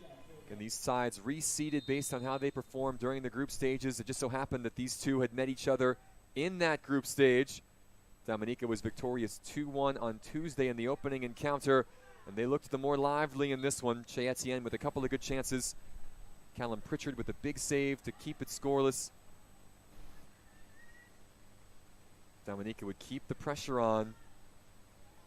Another good opportunity here. Etienne forced into a save from Pritchard again. And then after that, off the corner kick, Dominica would get the opener. It ultimately would be ruled an own goal against the Bahamas. Good service from Peyton James. Good attack by Asaf Banis. So 1-0, 24 minutes in. It would be 2-0 on this attack. Peyton James finishing the Etienne cross. That coming right at the half-hour mark.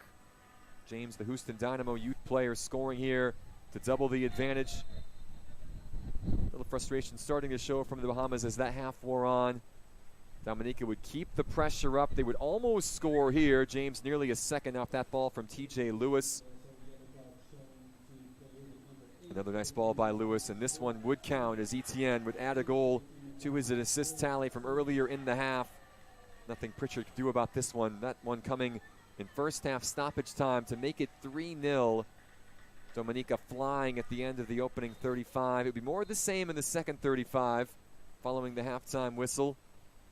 The Bahamas doing their best to find a foothold in this match, but the side in white was not to be denied. The Bahamas made a goalkeeping change at the break. Rory Crick forced into a couple of stops. He was good coming on, as was Pritchard, to be honest. Both goalkeepers with some good saves. This is a difficult looping effort to stop, courtesy of Jay and Lockhart. And Dominica doing their best to add to that advantage. They would eventually get the fourth. A couple of good free kick opportunities here.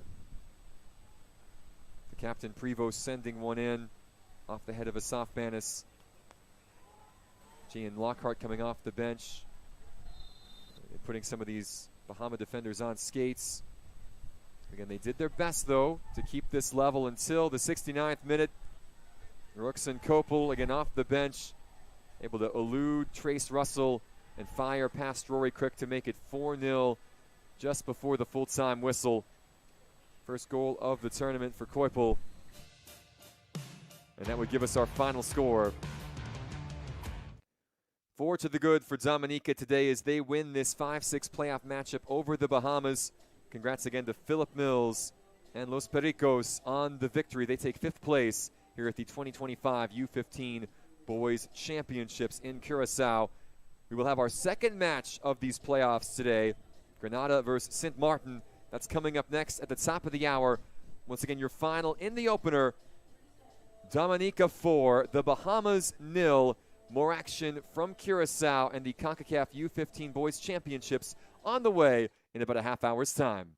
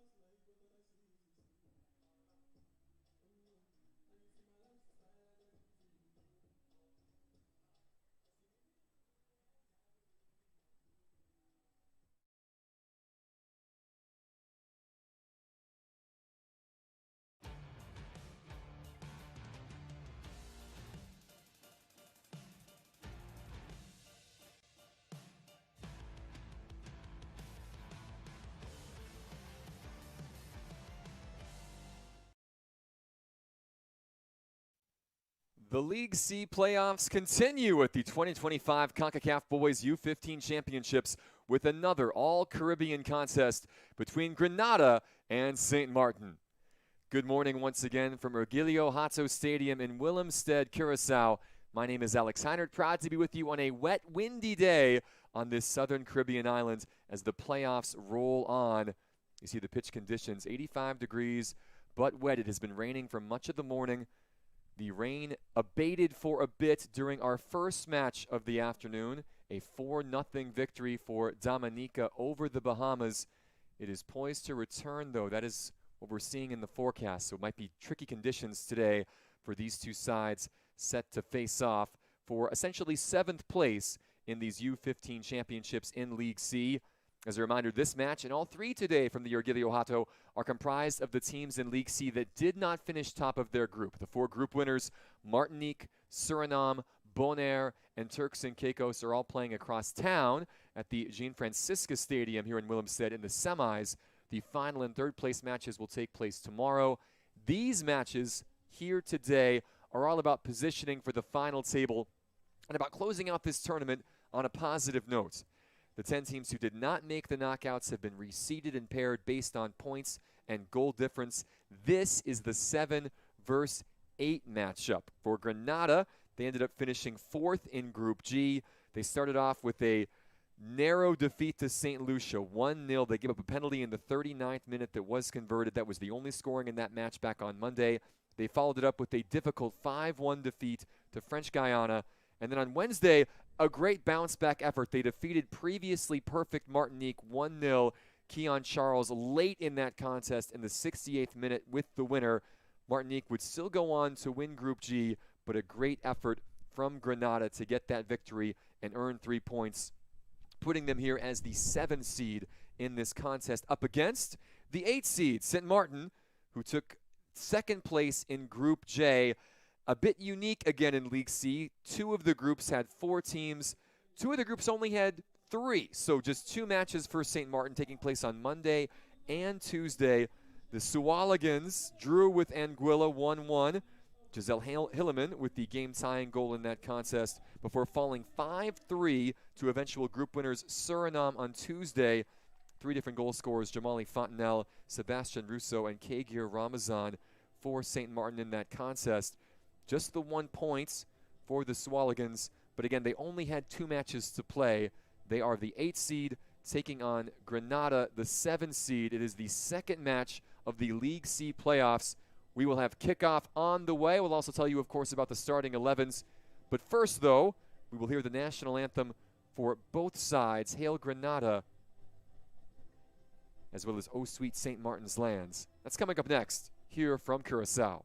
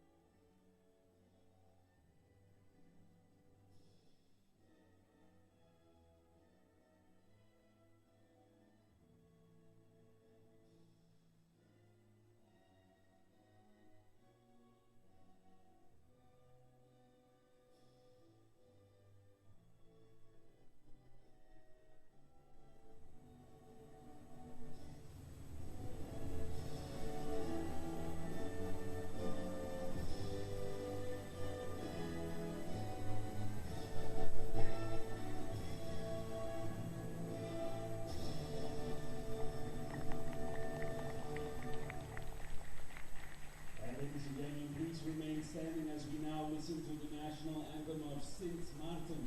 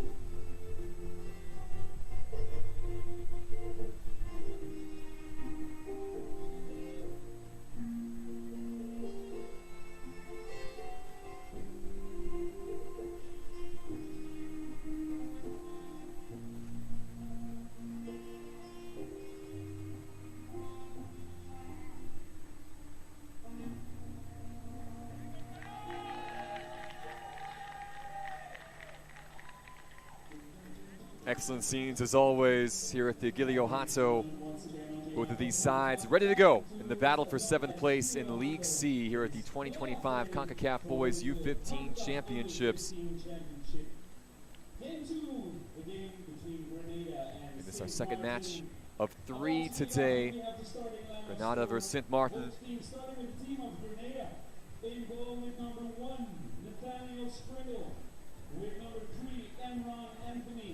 Let's take a look at the starting 11s, beginning with Grenada. Just 2 changes from their 1-0 victory back on Wednesday against Martinique.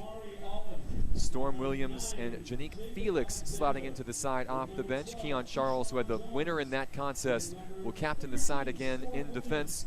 Nathaniel Springle will wear the gloves today for head coach Mark Marshall.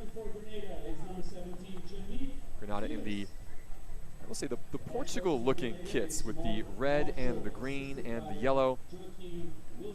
Very fashionable here today on a rainy day in Willemstad, Curaçao. Our match officials, Edson Liveld, who is from Suriname, will have the whistle today. Henry Daniel and Felix Quesada will be the assistant referees. Kamal Harding Hodge, who's from Anguilla, will be our 4th official. You see the captains there. Charles on the left. That's Rainier Marion on the right.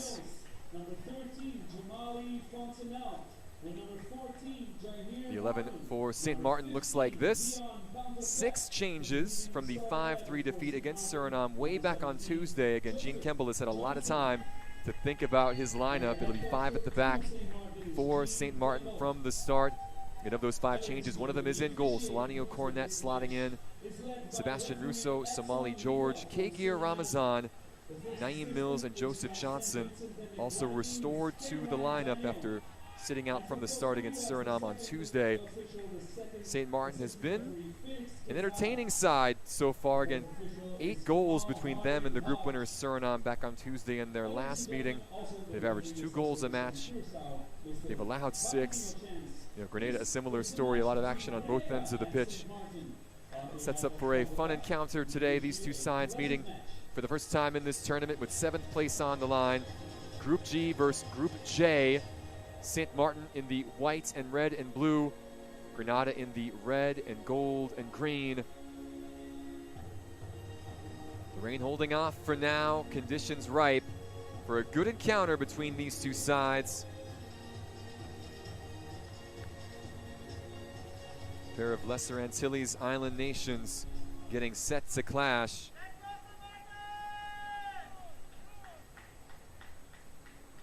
Grenada did not have far to travel, located well on the south end of the Lesser Antilles, 500 miles straight east of Curaçao. Different story for St. Maarten, much more on the northern ends. We are underway here at the Anguilla Hato. Great to have you with us wherever you're watching from today, from Willemstad. It should be a fun encounter today. Again, these 2 sides closing out these U-15 championships today. No match after this. 7th place on the line in League C. The middle match of 3 today from the Stadium Anguilla Hato in Willemstad. And Suriname in the red, attacking right to left and in possession early on.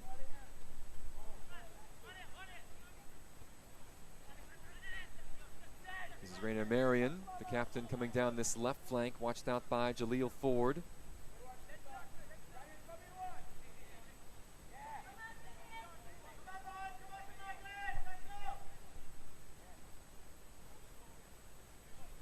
There's a bouncing ball. Jamali Fontenelle, who did have a goal against Suriname the other day, was interested in that. He'll be a target for St. Maarten today. Throw on the way for the Sualigans. Sualiga, the land of salt, what the locals call St. Maarten.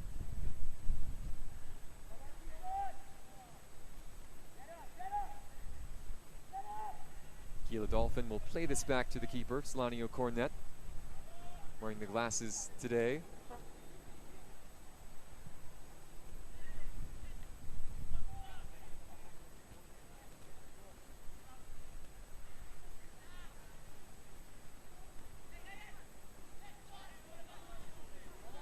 Granada trying to get into the attack, broken up by Somali George.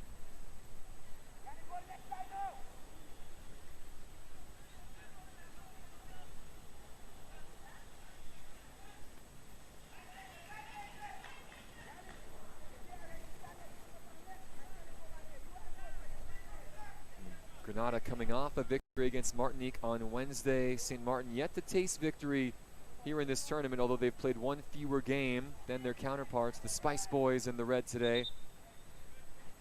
And just unique with only 14 teams in League C this time around. Didn't quite have an even number, so you had to figure out a way to make things as fair and equal as possible. St. Maarten will relish the chance to get one more match in. Jamali Fontenelle broken up. Good defending by Granada back there.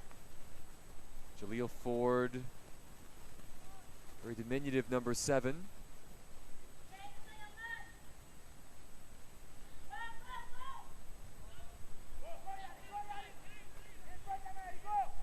Good early ball. Cornette was there. Janique Felix tracking that one down. Couldn't quite get on the end of it.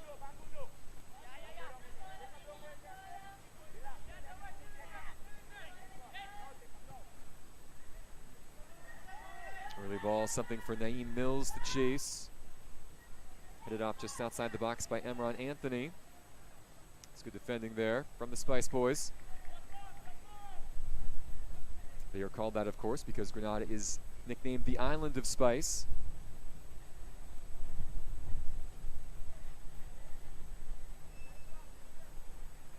As you mentioned, Granada, one of the nearer countries to Curacao in Concacaf. Just a hop, skip, and a jump, 500 miles straight east of where they're playing at today. And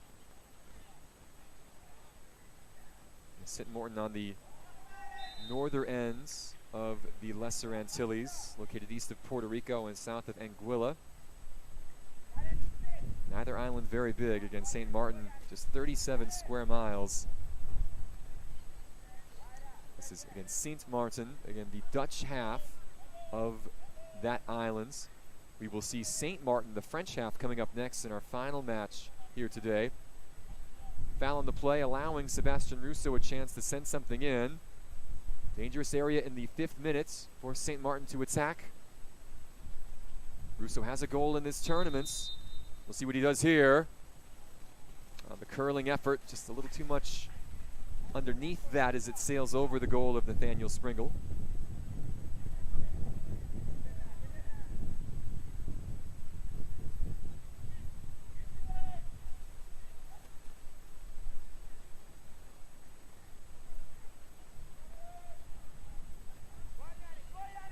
Long ball forward from Granada. This will bounce. Cornette always behind it.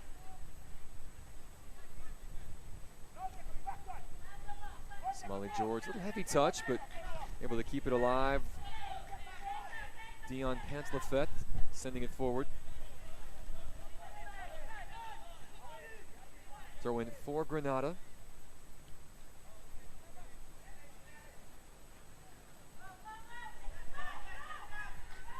Good strength here. This is Jamali Fontenelle. He scored against Suriname back on Tuesday. And he will earn his team the first corner of the match.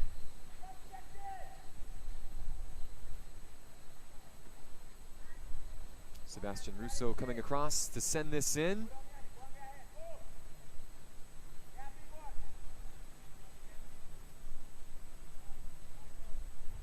It'll be an in-swinger here from the left footer. The wind in his face. Will try to beat Nathaniel Springle there on the near post. The goalkeeper, though, ready for it. For St. Maarten, League C has been their main destination the last handful of years. Again, the teams are divided based on what their U-17 ranking is. St. Maarten 38th in CONCACAF. Granada 34th. Granada played actually in League B last time out in 2023. They're down in League C here this year. And part of that is due just to the reordering of how this tournament works. We had 9 teams in League A this time around, 16 2 years ago, so everybody got scooted down a little bit if you were near that cut line between the divisions.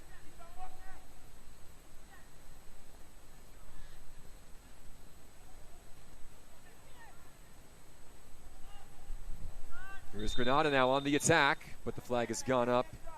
Jaleel Ford just straying offside. Good idea, though. The Spice Boys looking dangerous, as have St. Maarten in the opening stages. Both teams with decent forays into the opposition half. Granada, of course, the more established side at national team senior level. 3 Gold Cup appearances in the Spice Boys history, all coming in the last 15 years, 2009, 2011, and 2021. St. Maarten, not an official FIFA member, but they became an associate member of Concacaf back in 2002, a full-time member in 2013 after the Dutch Antilles broke up and they became what's now called a constituent country of the Kingdom of the Netherlands. A lot of pride certainly on the islands, on both the French and the Dutch half for sports.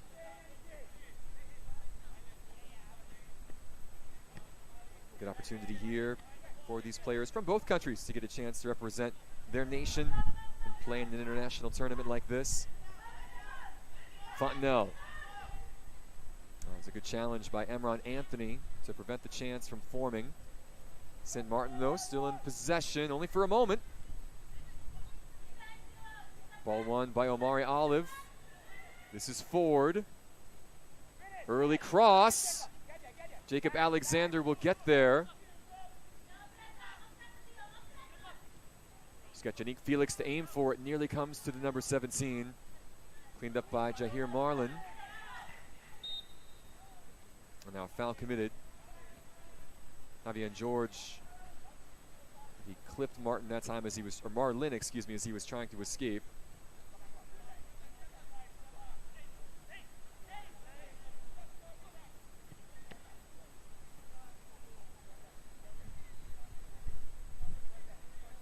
Both sides feeling each other out a bit here in the early stages.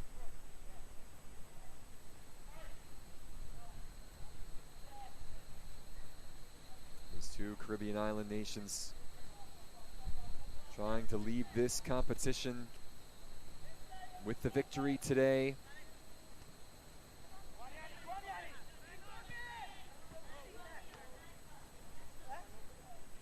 Dion Pantlefet just decided to play it safe that time.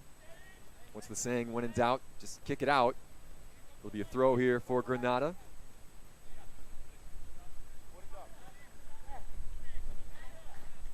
And now a corner on the way for the Spice Boys. First corner of the match for Granada. Naeem Mills coming across just to make sure the cross did not come in.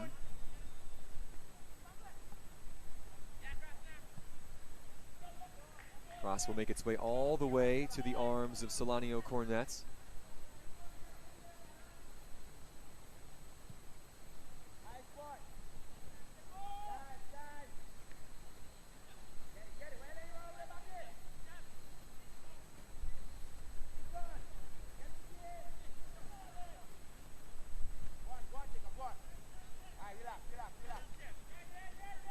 Too much on that Route 1 effort from Granada.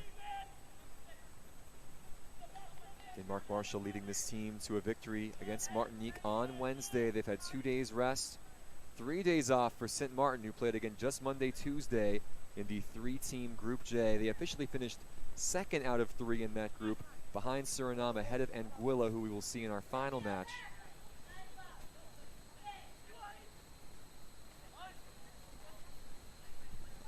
Erwin Francis trying to lead the charge. Broken up, though, in midfield. Fontenelle giving chase. That was good defending in the end. That was Keon Charles, one of the central defenders, with the intervention to prevent Fontenelle from getting on that.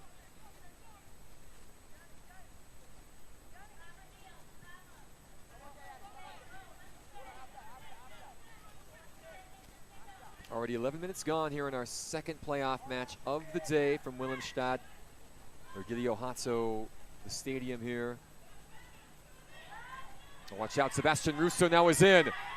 Russo, 1-0. No, off the crossbar. Oh, it looked for all the world like that it hit the underside of the netting and popped back out, but off the bar and out.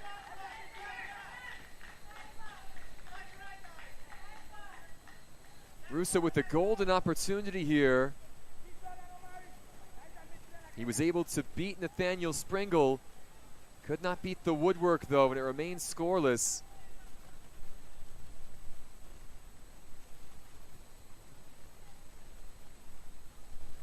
So the bar coming to the aid of Nathaniel Springle here in the 13th minute.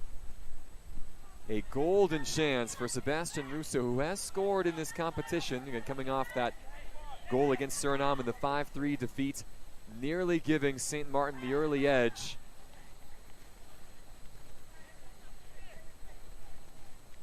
Denied, though, by the crossbar. Sigh of relief for Grenada here in the early stages.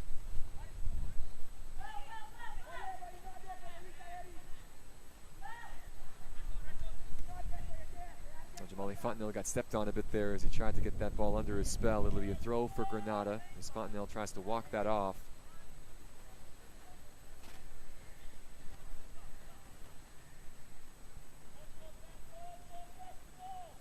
Well, best chance of the match so far falling to Sebastian Russo. He was able to get one past Springle, but could not beat the woodwork.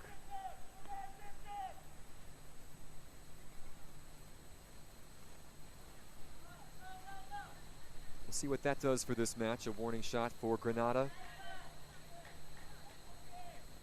An encouraging sign for St. Maarten to know they can get behind this defense.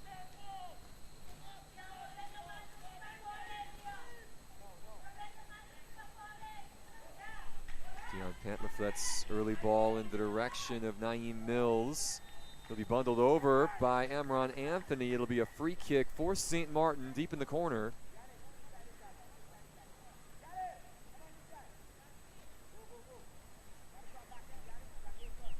Sebastian Russo heading over. Just a little bit of a shove there to push Mills off balance from Anthony. See what Russo makes of this now. Another chance here to serve something in.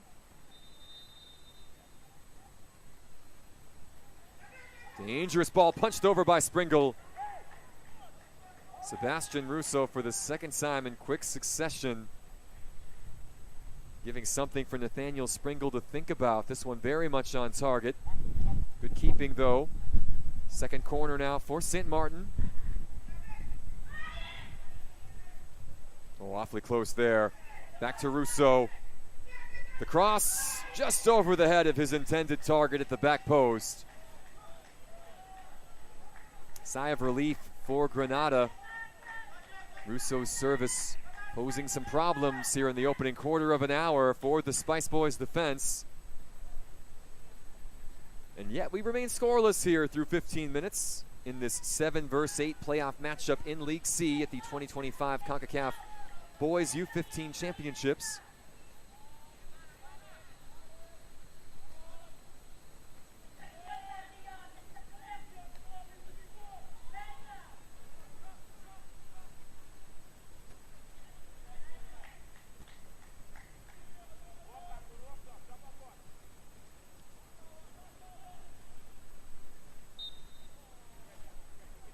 Foul here against St. Maarten.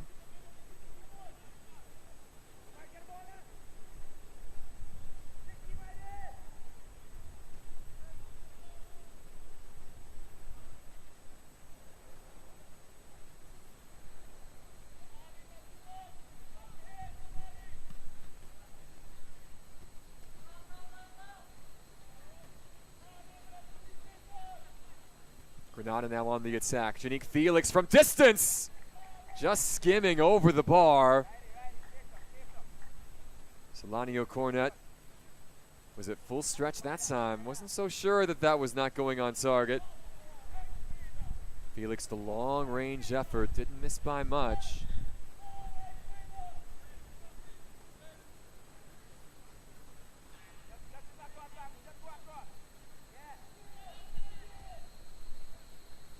Both teams certainly look in the mood in attack today.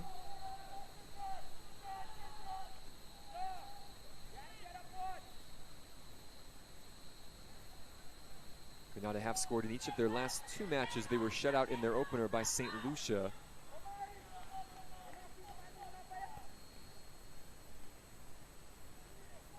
For St. Maarten, same story, at least a goal in their 2 games. The 1-1 draw versus Anguilla on Monday, the 5-3 defeat to Suriname on Tuesday.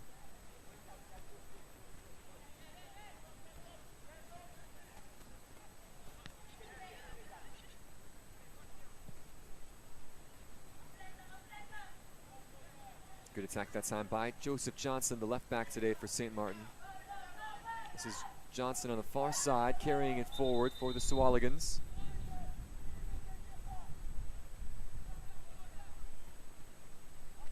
The ball just rolled out to touch. It'll be a throw for Granada. And Granada 4th in Group G, but on 3 points. Very competitive Group G. Martinique winning the group with 6. French Guiana and St. Lucia with 4 apiece. Grenada with 3, although they defeated the group winners, of course, on the final day. Ball run by Sebastian Russo now. Early ball ahead, looking for Fontenelle. Jaleel Ford, who has switched flanks now, the number 7 in red, playing on the left. Jacob Alexander.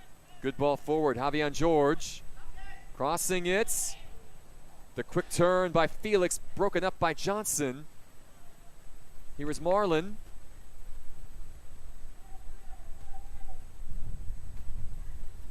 Kagir Ramazan. A throw now for St. Maarten.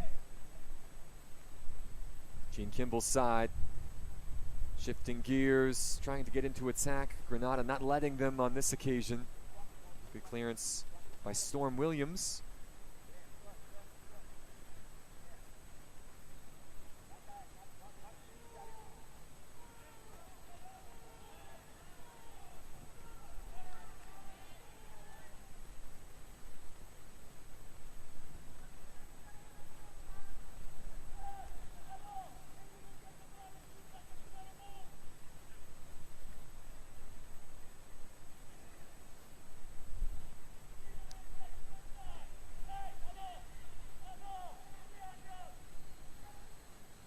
Ramazan now playing it back to Fontenelle.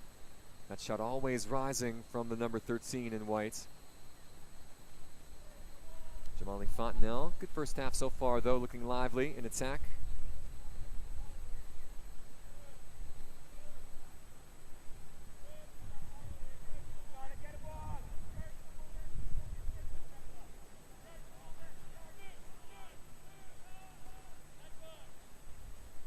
Ball intercepted by Jahir Marlin. Taken away by Ford. Jaleel Ford, not afraid of a challenge, trying to battle with the much larger form of Jahir Marlin. There's the St. Maarten defender. Actually, that was Dion Panthelflet who actually won that ball back. Now it's Mills. Gets it right back. Fontenelle not able to keep that ball in play.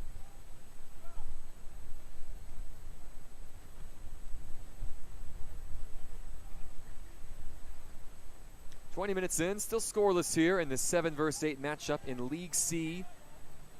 This playoff match, the final for both of these teams today. Just the 3rd match of the tournament for St. Maarten, the 4th for Granada. You can just look up the draw based on where these teams were placed. Why one got 1 additional.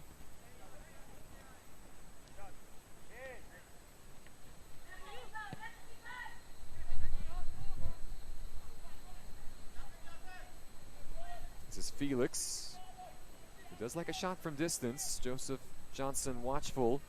Felix able to get past him. Across though, not on target.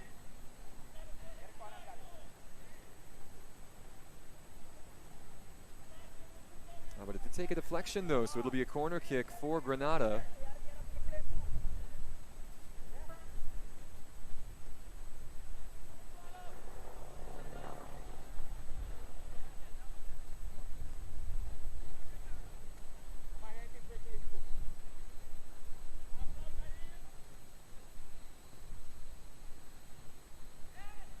Ball towards the box. Scramble in front, push just wide. Granada claiming it should be a corner, but it will be a goal kick. A bit of a dangerous moment there for St. Maarten, and now a worrying sign is Rainier Marion, their captain, has gone to grounds.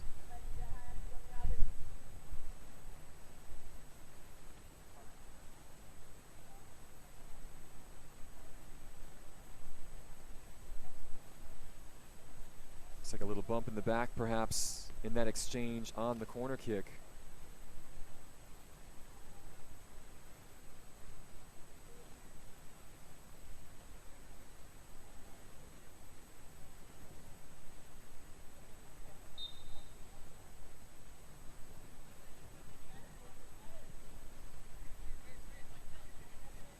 Ball put back in play by Cornets. Something for Fontenelle to chase.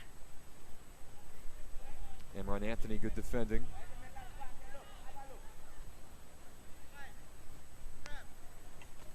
Oh, Fontenelle would have been offside, but Mills is not.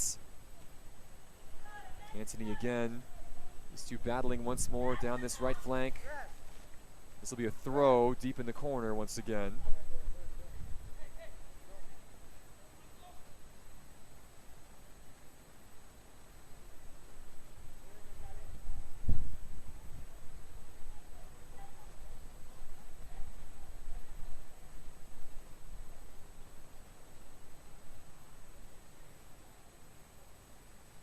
And again, deeper in the corner.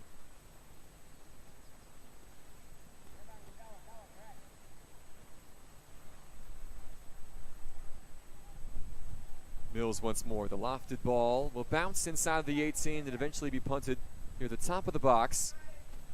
Well, collected there by Marlin. And now cleared away from Granada. Pantoflet. This will fall kindly for Fontenelle. Off the face there of the defender.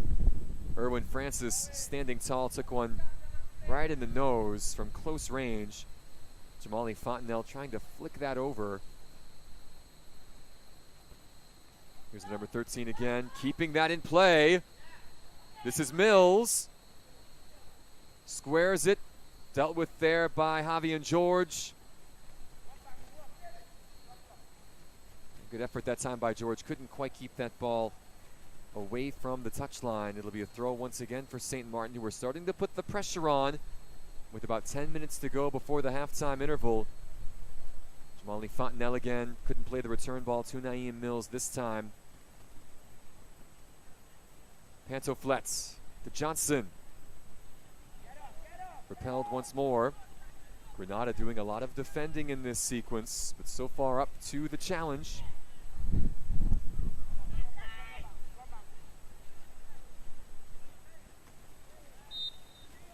Jacob Alexander, guilty of the foul.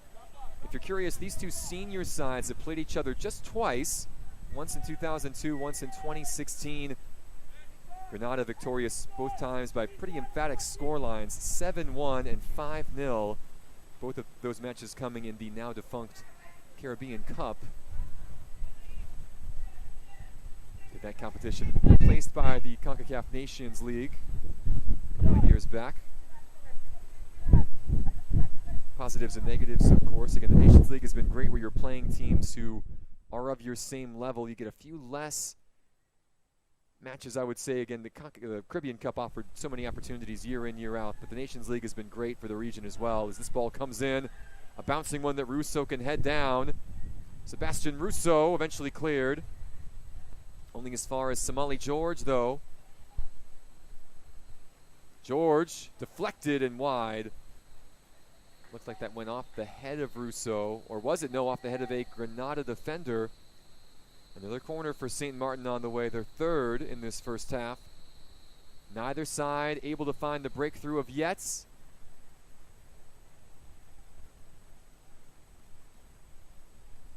But perhaps an opportunity coming here. Kegir Ramazan standing over this. So bounce just over Keela Dolphin. Now picked up by Mills. Marlin.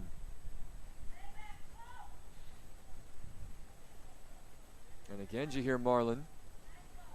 Naeem Mills Trying to elude pressure.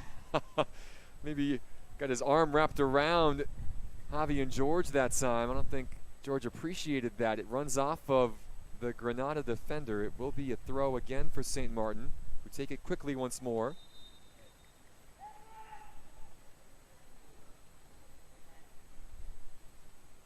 Another foul on the play. Another opportunity now. St. Maarten has had 3 free kicks from right around this area in this first half. Sebastian Russo has put some good balls in.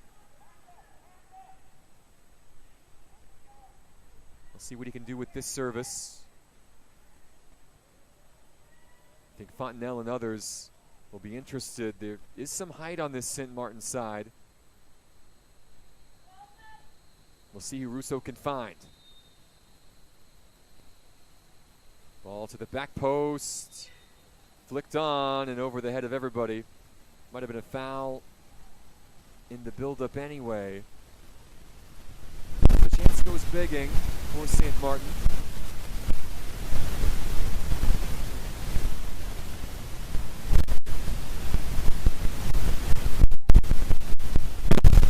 Still we play on 0-0 in this first half. 29th minutes from Virgilio Hato Stadium in Willemstad in Curaçao. This EC playoff continuing. Match 3 today. 9 versus 10 matchup between Anguilla and the other half of St. Maarten, the French side, getting set to take place. There's a chance now in transition. Good diving stop by Nathaniel Springle. One of the better opportunities today for St. Maarten in transition.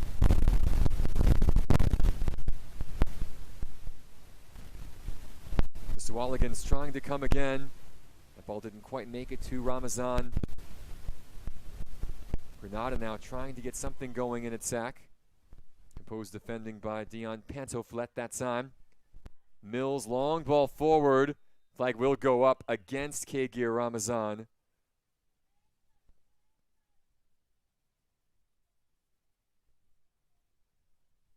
A little more Route 1 football there from St. Maarten. Trying to catch Granada unawares at the back after the quick turnover in the opposition third.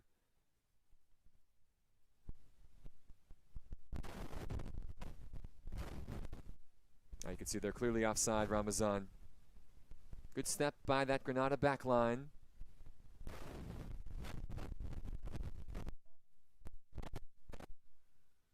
Half an hour gone here in Willemstad today. Still scoreless between Granada and St. Maarten. 7th place on the line here in League C. I would say for these two sides also, just a chance to finish out this tournament well. Finish with your head held high. Again, regardless of what happens, of course, both have had good tournaments, both have had bright moments.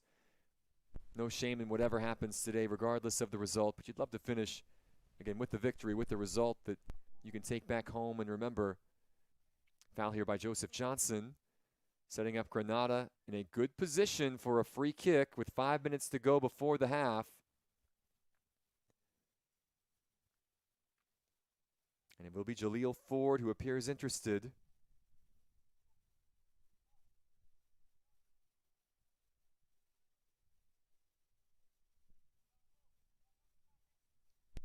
He's about 40 yards out here, a long distance from goal. Bodies in red coming forward. Here is Ford.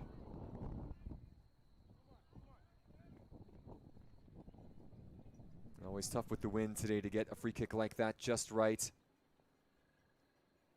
Give Jaleel Ford credit, though, taking the responsibility upon himself to attempt to make something happen for Granada late in this first half.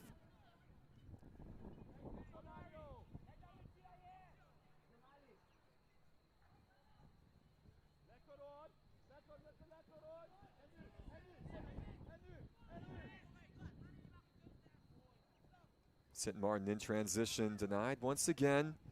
Good thought by Somali George that time. Trying to find a runner on the far side. Janique Felix has been one of the more lively players for Granada in attack today, able to win a throw for the Spice Boys.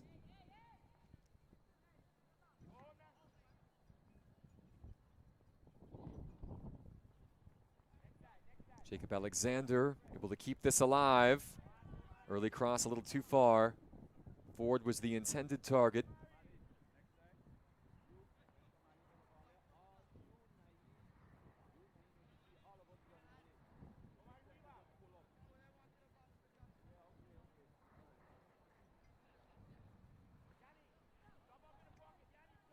A rare touch here for Solanio Cornet. He's had a few things to do in this first half. Now Joseph Johnson. Marlin's ball forward does find Russo. Advantage being played. Johnson, the left back, challenging with Keon Charles, the captain for Granada.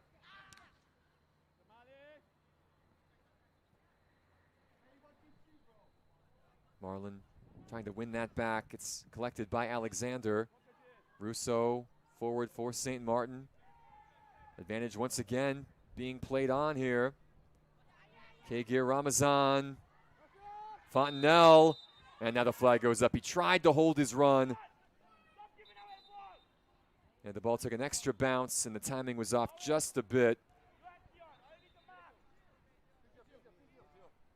An injured St. Maarten player right at midfield. It looks like this is Russo, and he was fouled in the build-up. Good advantage played there by Edson Liveld.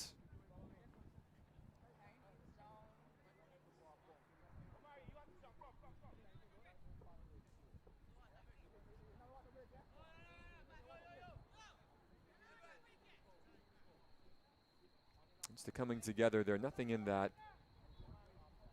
A sore one, though, for the number 6 in white. Never feels good to get clattered into. Both sides will take advantage of this break just to get a quick bit of hydration, the chance to cool off.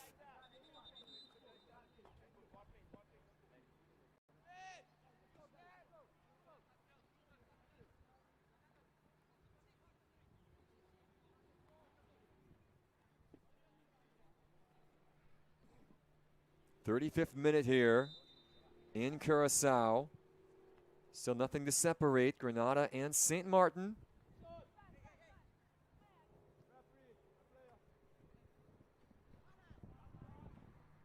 Ford's pass that time a little too far in front of Amari Olive. Marion will send this ball back to Cornet in goal.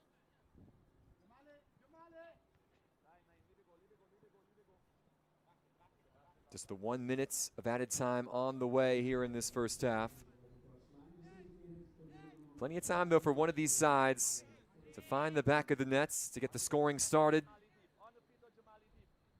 Pantaflet with the long throw. This will find Jamali Fontenelle. Oh, the square ball intercepted there decisively by Keon Charles. Very unselfish by Fontenelle, trying to play in Ramazan. The shot might have been the better option in the end. Good throw, though, by Pantaflet coming up from defense to spring his attack in on goal.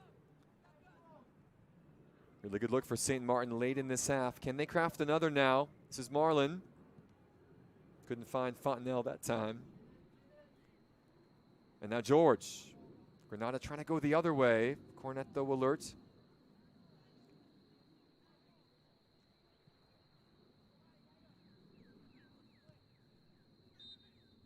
And that will be the final action of the opening 35 minutes. One half in the books in this 7 versus 8 matchup in the Concacaf U-15 Boys Championships in League C playoffs. Still scoreless between Granada and St. Maarten. We will have the first half highlights for you in just a bit here from Virgilio Hato Stadium. Stay tuned.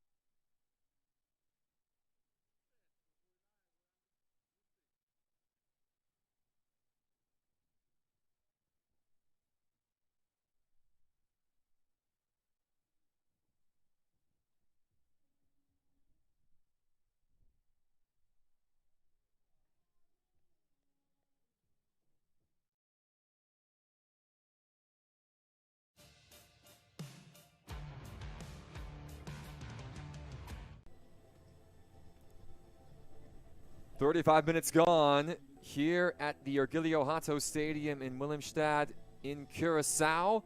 Second match of 3 today in the League C playoffs here at this venue. The 7 versus 8 matchup, Grenada versus St. Maarten.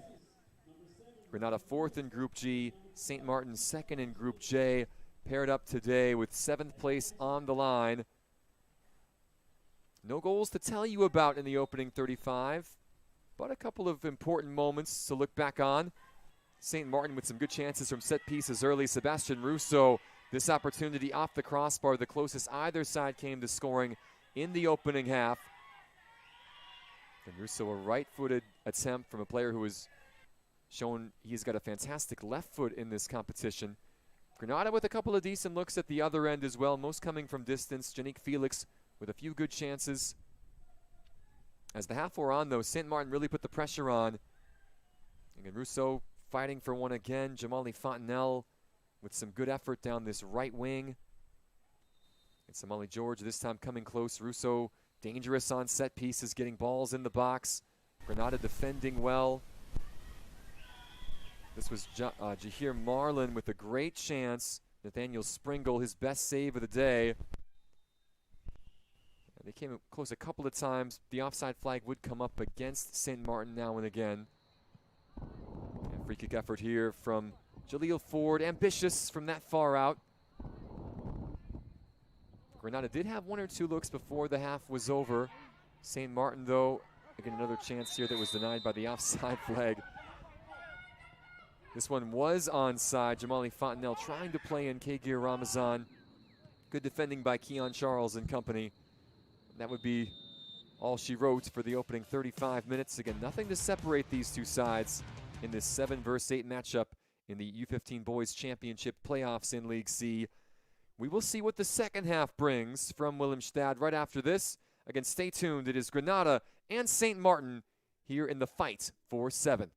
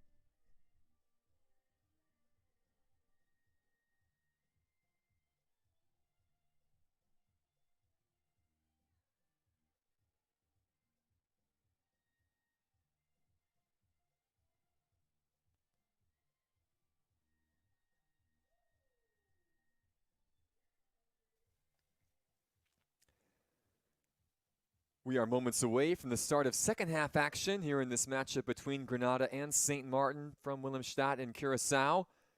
League C playoffs in the Concacaf U-15 Boys Championships. No score between these two sides. The 7 versus 8 matchup today.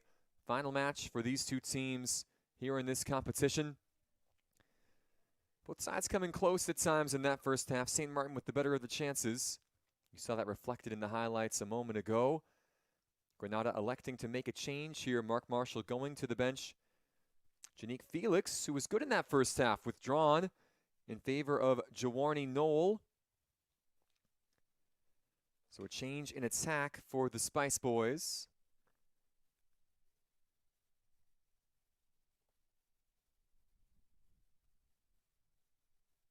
Same 11 out there for St. Maarten. And the Swaligans pushing for that breakthrough goal late in the first half. A couple of good chances. Nathaniel Springle had to be on his game in goal for Grenada, and he was so. And with that, we're off and running once again here. Again, St. Maarten attacking right to left. There is a bit of a breeze, but it's blowing from the far side of the field to the near, so no real advantage depending on what side you're attacking.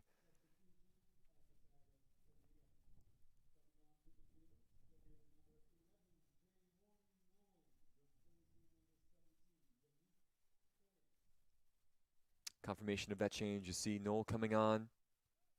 We'll see what impact he can make.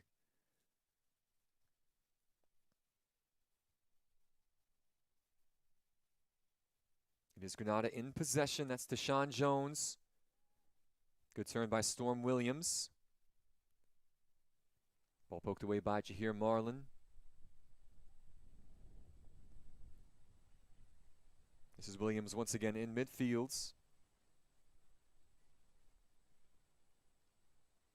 Somali George. St. Maarten looking for their first win here in these championships, a draw and a loss in group play. And they have looked likely, perhaps, to change that today.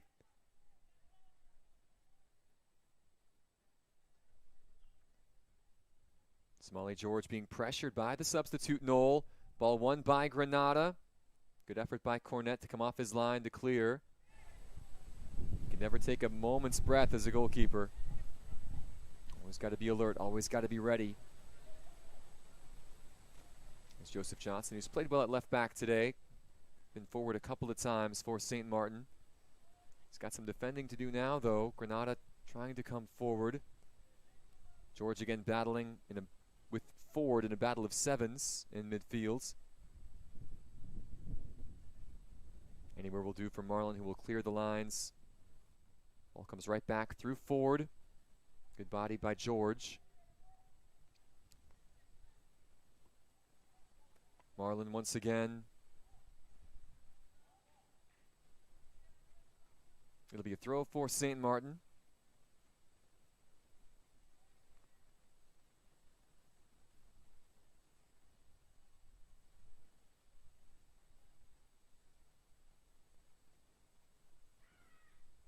Jahir Marlin once more, weaving through the defense.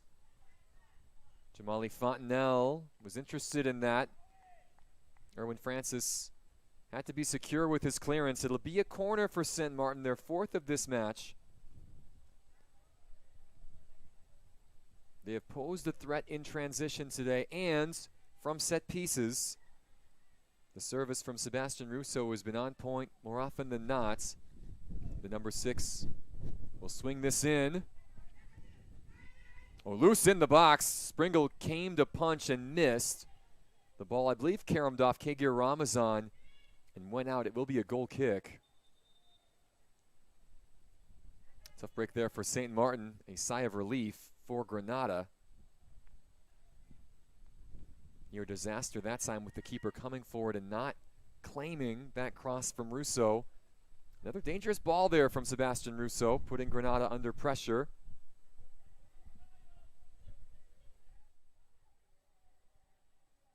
The Spice Boys trying to come forward. Knoll guilty of the foul this time. Yeah, a little tug there on one of the St. Maarten defenders.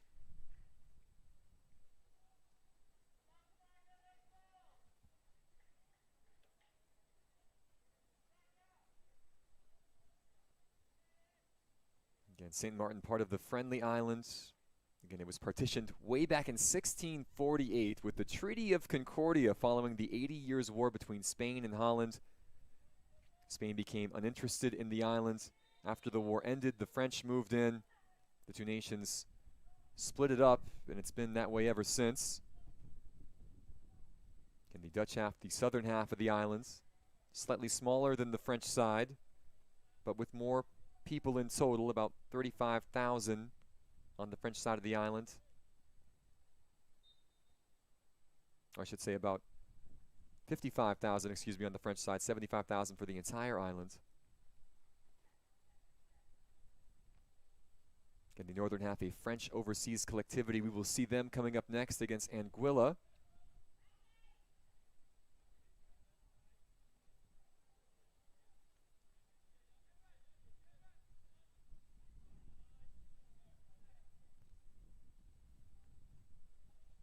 Here is Granada now, trying to find some joy down the left flank of this St. Maarten defense. Keela Dolphin playing that out just in front of Jaworny Knoll. It will be a throw for Grenada. The Spice Boys trying to get something going in the opening 5 minutes of this second half. They've been on the back foot for the majority of this game, but they've had one or two decent looks. Solanio Cornet might be called into action here. Ball sent forward by Knoll, and right on cue, there is Cornet.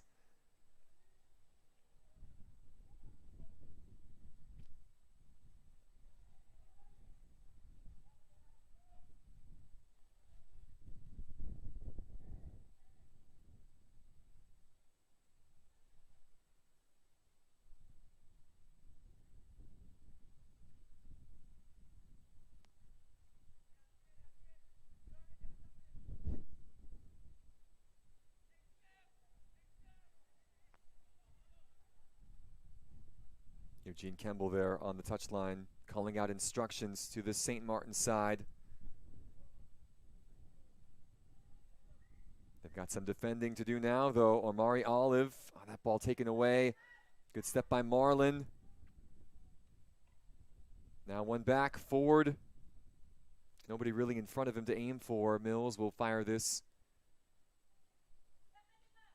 And again, a little ping pong here over the touchline, over the halfway line, excuse me, between these two.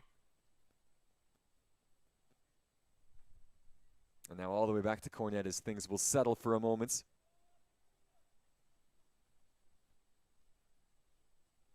This encounter very different from the first we saw today in League C playoff action. That was a 4-0. Dominica up 3-0 at halftime. They added a fourth late in that contest. Dominica getting the better of the Bahamas in that encounter in the battle for 5th place. And our semifinals taking place across town here in Willemstad. Those semis featuring Martinique and Suriname and Bonaire and Turks and Caicos. The final set to be played in League C tomorrow. Did you hear Marlin? We'll see if he was officially fouled on the play. It was a trailing leg that caught the number 14 in an advanced position here. I see the leg of Keon Charles coming up.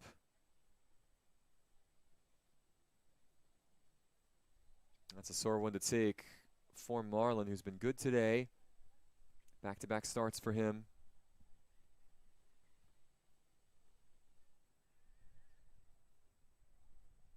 Would appear a shoe change, by the way, is forthcoming for Tishwan Jones. Just changing the boots on the touchline as Marlin is attended to. As you see, a synthetic surface here at the Ergilio Hato Stadium.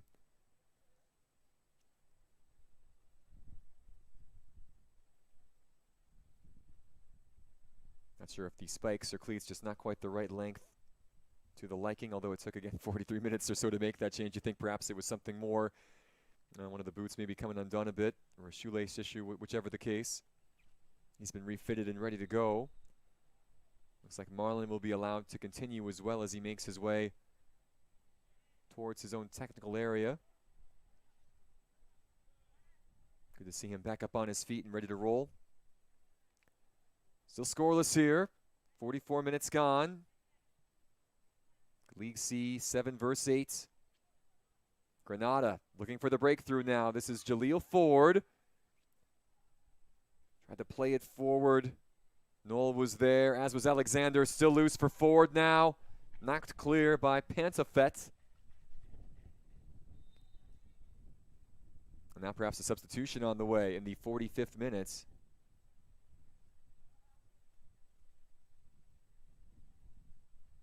Not just one substitution, how about 5? So Fontenelle removed for Henry Jack. Don Van Otel coming on. Ramazan and Sebastian Russo coming off. Somali George replaced Aiden James. They're the number 11 on. Jamie Brooks, number 8, also coming in. Looks like that's Rainier Marion off. So 5 changes here at the 45-minute mark from Gene Kimball. So again, Don Van Ottel, Jamie Brooks, Giselle Hilleman, Aiden James, and Henry Jack all on. See Russo and George and Ramazan, Fontenelle all coming off.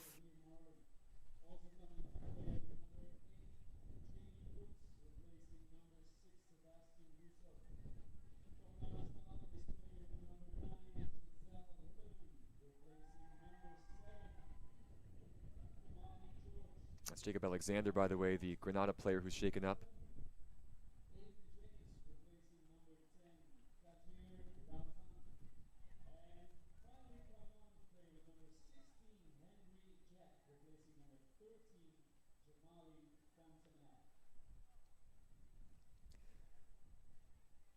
So if you're keeping score, that is number 3 Marion, number 6 Russo, number 7 George, number 10 Ramazan, and number 13 Fontenelle all off for St. Maarten.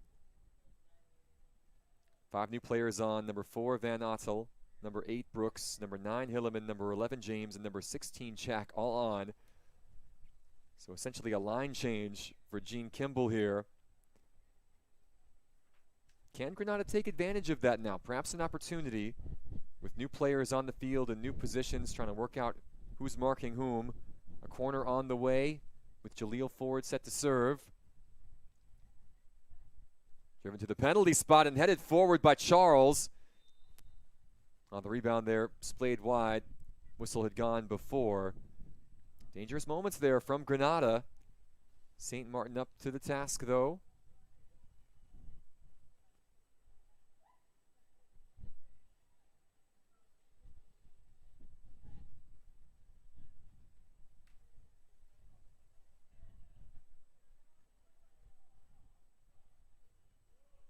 Joseph Johnson.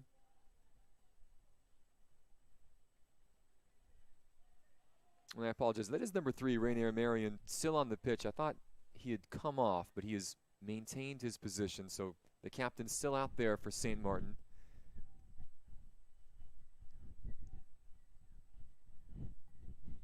One of those subs, Aiden James, getting in on the act and fouled in the process.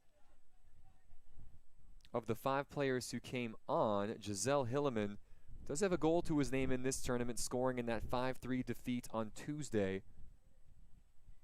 Again, Suriname getting the better of St. Maarten in that occasion, but 3 goal scorers for the Swalligans made things interesting. Defense was the issue that day against the eventual group winners.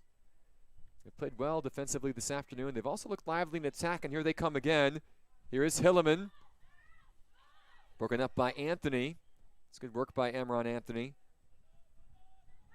Plays for Queen Park Rangers, not that Queen's Park Rangers, but the one that's based in Granada. There's a battle in midfield, it's collected there. It's Noel trying to spring the attack. Don Van Ottel playing it back to the keeper.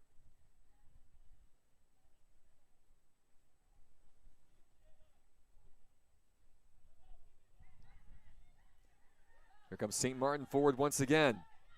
Giselle Hilleman tried to cut it back. Anthony was there for the second time in quick succession. It will be a corner for the Sualigans. Now Sebastian Russo and Kegi Ramazan have done the serving to this point. Looks like that duty will fall to Hilleman now, as both of those players have gone off in this match, gone to the bench. 5th corner thus far for St. Maarten. 20 minutes left in this contest.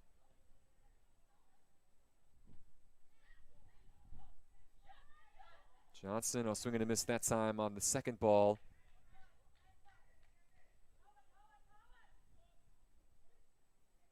This is the substitute Knoll now on it for Granada. He was able to keep it in play. Johnson winning it back for St. Maarten. This is Brooks. Jamie Brooks trying to weave through traffic. Omari Olive not letting him.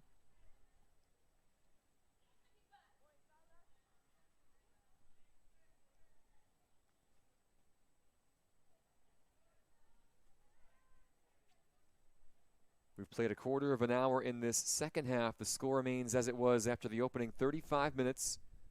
Granada 0, St. Maarten 0.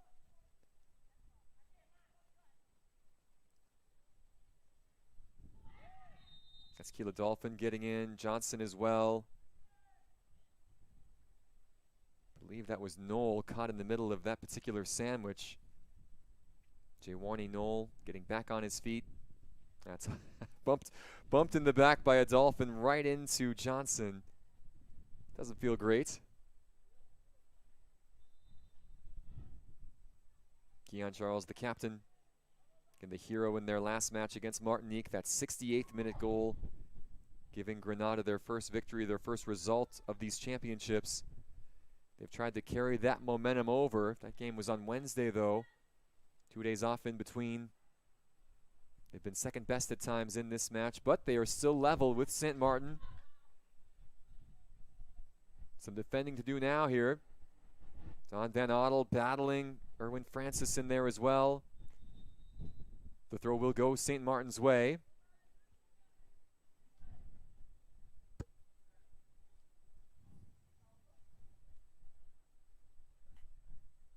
It's finally poised here with 20 minutes to go. Both of these sides looking for the breakthrough.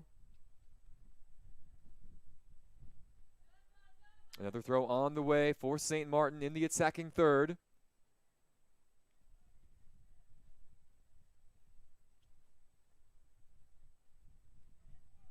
Granada's done well on these restarts. Chance for Jaleel Ford to stretch his legs. Ford 1-on-3. Well, eventually won by Aiden James, one of these second half substitutes for St. Maarten.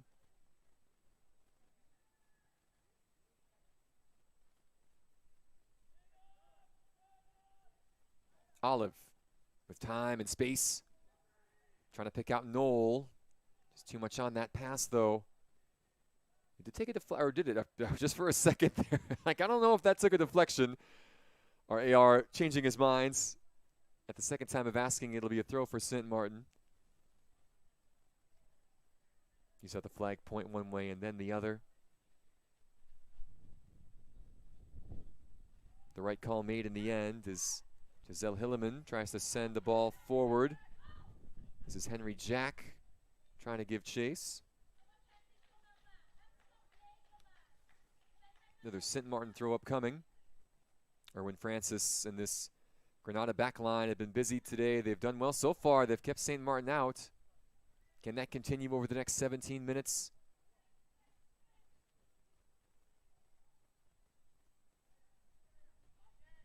Jacob Alexander now. A bit of a heavy touch. I'm not sure if he was trying to flick that over or play in forward. Dion Pantaflet all happy to pick it up. Granada, though, back in possession. It's taken just a little bit for those changes made by Gene Kimball for St. Maarten to gel. You can see they're not quite as fluent as they were prior to. Granada with a little more of the ball, a little more possession, a little more opportunity here as this half has gone on. Can they take advantage of that now? They'll have a throw in the opposition half.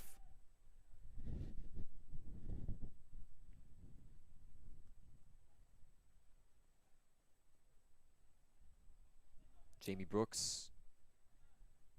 Giselle Hilleman. Patient build up here from St. Maarten. And they'll push the pace. This is James.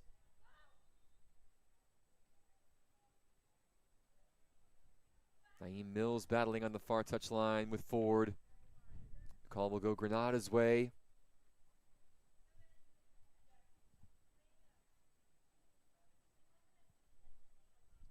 Javi and George headed off well on that far side by Van Ottel.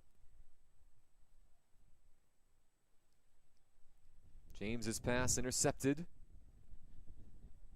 Jacob Alexander. Closed down well. That was Marion.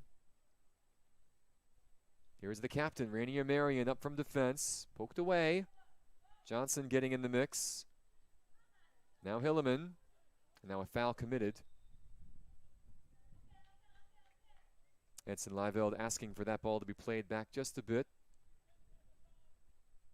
A quarter of an hour to go here in this League C playoff match between the 7-seed Granada and the 8-seed St. Maarten. Who can find the goal? Who will find a way? Henry Jack, a little too far in front of Joseph Johnson and too far behind Giselle Hilleman. And the final ball has just not been there. Sebastian Russo hitting the crossbar in that first half, the closest either side have come.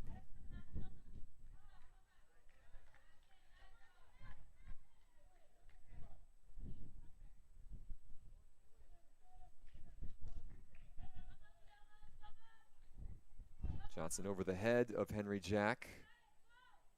The little flick only finds the feet of Olive. His ball eludes everybody. Right past Alexander, right past Ford. Good hustle by Adolphin. He'll let this roll out and restart. If we are tied after the 70 minutes, there is no extra time and there is no shootout here in the playoffs. This would just end as a draw. I don't think either side wants that. I think you'd love to get a goal to the good, of course. I think both will continue to press. Granada have grown into this game. They've looked better in this second half. St. Maarten, though, have been effective and have looked dangerous at times, both in possession and in transition. They force a turnover here. Van Ottel on the deck. Lovely slide rule pass. This is Hilleman. Giselle Hilleman cutting it back. Good stop that time. The Granada defense coming to the aid of Nathaniel Springle. I'm not sure if that shot ever got to the keeper. Keon Charles was in the way. Good composure on the ball from Giselle Hilleman to buy himself some time and create space. See Granada there trying to restart quickly before the ball had come to a complete stop. This will be whistled back. Two more changes now from St. Maarten as the bench will indeed be emptied. Joseph Johnson will be replaced. Gideon Soliana coming in to the back line. And Sudesh Singh coming on in goal. Singh started the last match for St. Maarten. He'll replace Solanio Cornet.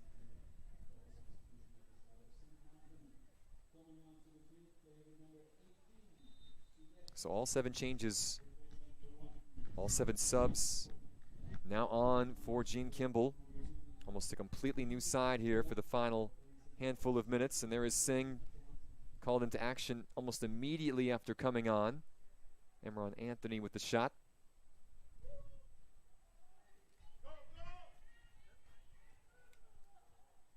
Now we'll see what this second look 11 does. And a lot of these players did start the last match. Again, everybody but Aiden James was in the start, or was on from the start on Tuesday against Suriname.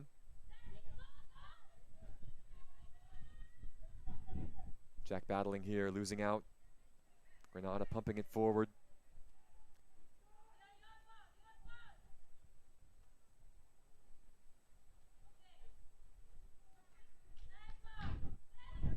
What can St. Maarten do here? Aiden James tried to pick out Henry Jack, broken up.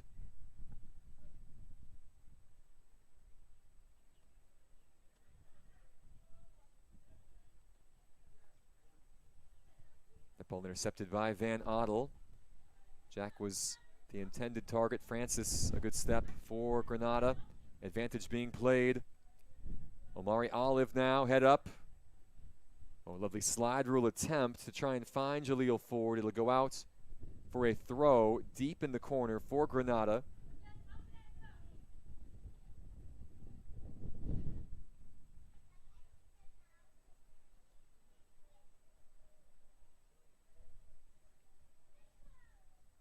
Emron Anthony up from defense to fire this in.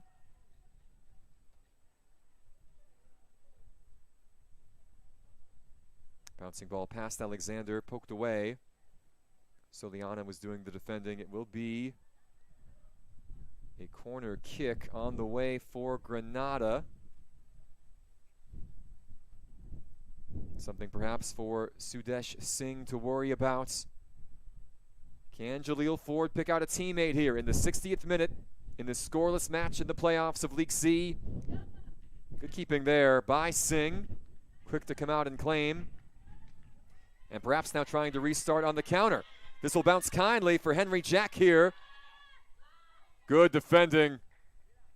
An important intervention by Keon Charles, the captain sliding across. Jack and Hilleman. It was 2-on-2 that time for St. Maarten. Here is Soliana with a little time and space. This ball will make its way to Van Adel. Granada trying to break, St. Maarten not allowing them to do so. Final 10 minutes now of regular time. Who's going to blink first? Jamie Brooks. Henry Jack. Erwin Francis once again shutting the door. Soliana.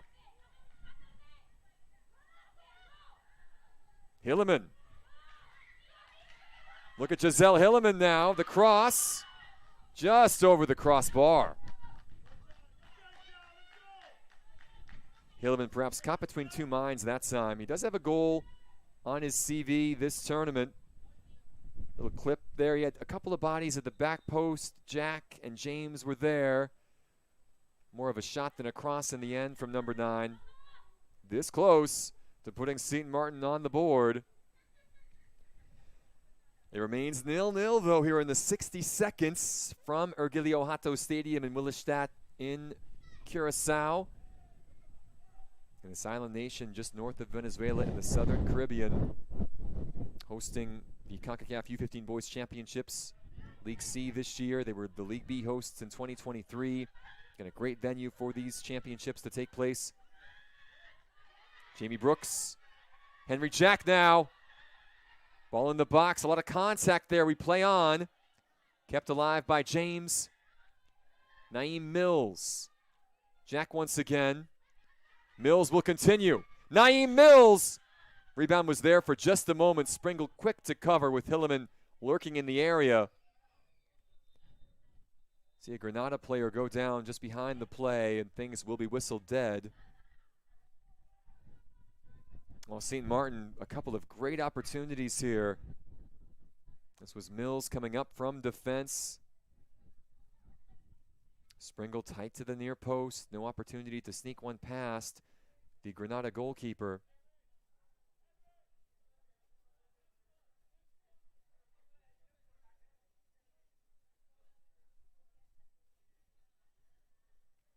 Good to see the Granada player who had been down back up on his feet now along the byline. Looked like there were concerns that that was a head injury, but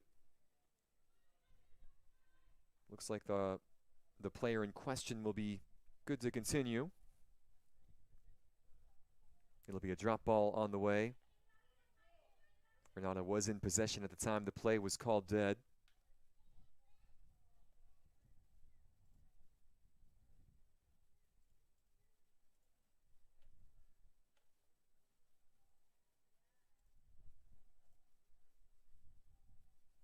Here is Granada now. Ford. Turning and waiting. And now playing in Olive. This is Noel. The only substitute of this contest for Granada. Mark Marshall keeping his cards close to his vest, keeping the bullets in the chamber, although time is running short. There is talent on the bench he can turn to. Sticking with the players on the field, though, as they try and find a solution for this St. Maarten defense.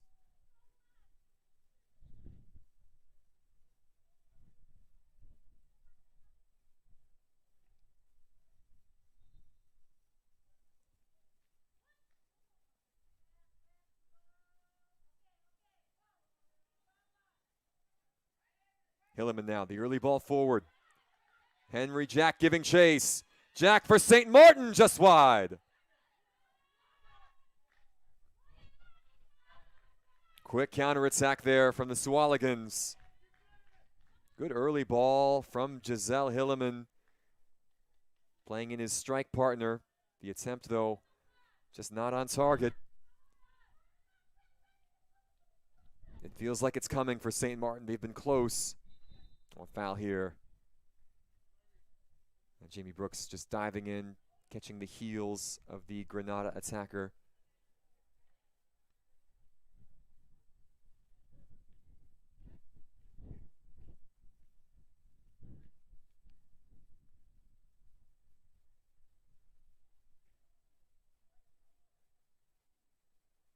Oh, long shot from long range, held on to by Singh. It was a blazing effort from some 35 yards out. Sudesh Singh coming off the bench about 10 minutes ago or so. He's had a little bit to do here. Granada putting him to the test on a couple of occasions. Here is Mills. Down the line for Jack. On the return, not on. Granada can carry forward. This is Storm Williams. Ran into a cul-de-sac that time. Jack skipping past one. Trying to play in Aiden James. Good slide tackle at the edge of the area. I believe that was Charles getting in the way.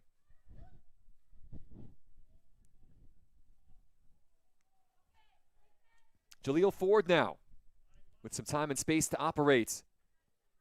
A long run for Noel. Will he get there? Not on this occasion. It's been that final ball for Granada.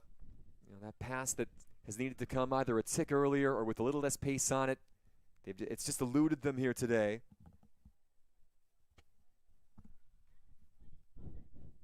Still, though, 4 minutes plus stoppages left for one of these sides to find a winner. This is the final match of the competition for both. The 7 versus 8 matchup in the League C playoffs. Good layoff that time. Hilliman playing in Jack. The return feed. Good header there. That was Erwin Francis. Oh, the hustle by Anthony. Admirable, but not enough to keep the ball in play. It'll be a throw for St. Maarten. Taken quickly here by Soliana.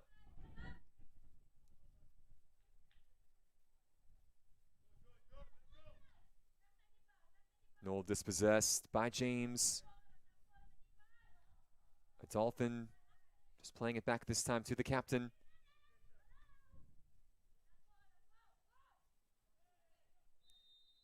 Soliana fouled this time.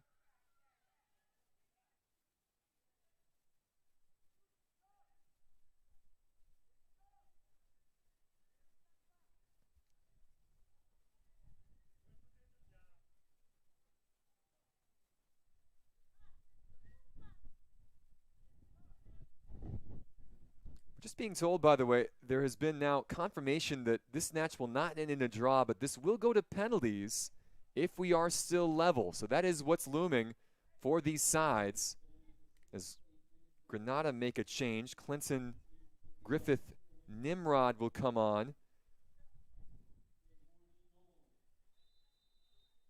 See, a yellow card was issued a moment ago as well, as this free kick will come in. Pantaflets in a dangerous area. Soliana. And now Brooks. A lot of red jerseys between the ball and the goal. Good defending here from the Spice Boys. Danger not gone yet. Van Ottel. Hilliman. Corner kick. 6th of the match on the way for St. Maarten. They would love to find a winner before we do have kicks from the mark.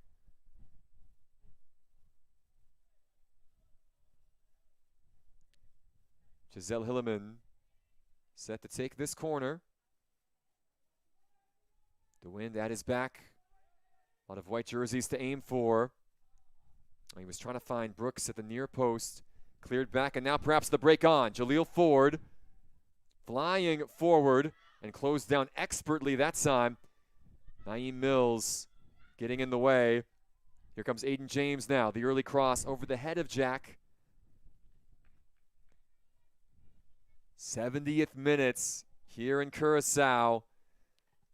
Still scoreless between Grenada and St. Maarten in this League C playoff.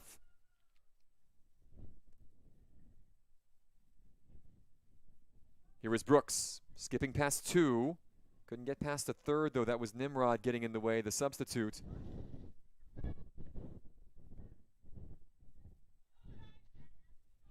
We're into stoppage time now. 2 minutes of added time on the way.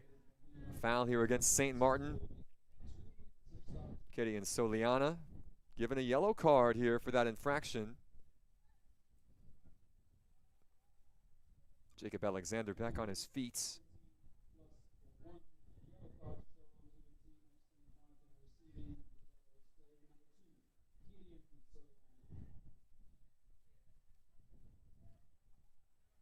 So a free kick from the center line for Keon Charles. Now, remember, Granada did score late in their match on Wednesday against Martinique. That was in the 68th minute. They've had a flair for the dramatic in this tournament. Can they find a late winner here and prevent this match from going to penalties? Charles readying to send this in. Long ball forward. Singh, though, always behind it. Catching practice in the end, although you'd imagine Gene Kemble and company, maybe a few nervy moments as that ball went on target. Here is Hilleman, dispossessed well. It's good defending once again by the captain, Charles. Now watch out, this is Jay Warney Noel. Good slide tackle, no nonsense from Marion. It'll be a throw. And there you see the Granada substitute shaken up a bit. It was a crunching challenge, a legal one that time. Marion sliding in ahead of the ball. Got the ball and the man as well. Intelligent ball. That's the earlier challenge there that resulted in the yellow card on Soliana when Alexander was spilled. On the restart here, St. Maarten trying to clear. They do so now effectively down to the other end of the pitch. We've played the 2 minutes of stoppages. Will there be time for one more attack? There will not. Full-time whistle blows, and we are headed to penalty kicks here in this League C playoff encounter between Granada and St. Maarten. 70 minutes, not enough to separate these two. St. Maarten came oh so close a couple of times in this second half. Sebastian Russo hit the bar in the first half. Henry Jack with a great chance in the seconds. Nathaniel Springle, though, able to deny everything that came his way. Solanio Cornett and Sudesh Singh combining for the shutout through 70 for St. Maarten. So now, penalty shootout on the way to decide this one.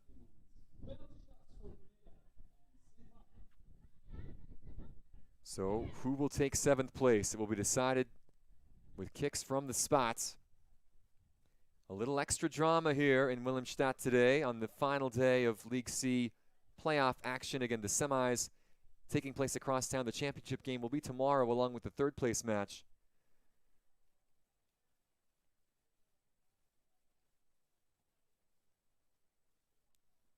Granada and St. Maarten. Tactics being discussed now. The order being set. I would imagine a couple of St. Maarten's penalty kick takers have been substituted in this match. You would have expected perhaps Sebastian Russo, Jamali Fontenelle, so prolific in attack today and through this tournament, not available. Only 2 subs made by Mark Marshall for Granada. I would expect Jaleel Ford, who's taken a lot of the free kicks in this match, to be one of the 5 selected. Keon Charles as well. So we will see. And the captain's coming forward. Ensign Lieveld in the middle.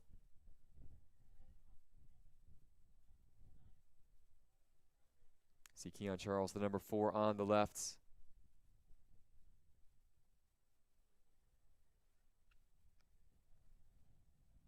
Rainier Marion on the right.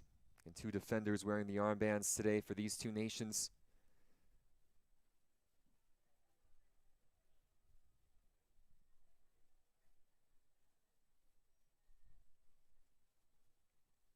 And typically the thought is the advantage goes to the team who does kick first. You can put the pressure on the opposition. It did appear that St. Maarten won the toss, and the decision made whether or not you want to go first or second, what end you want to kick to. And the wind, not really an issue. Again, it's blowing from the top to bottom of your screen. Both sides now will make their way out to the halfway line. Kicks from the spot will take place down on the St. Maarten end. Sudesh Singh versus Nathaniel Springle, in goal. It should be a good matchup. Both of these goalkeepers have been solid today.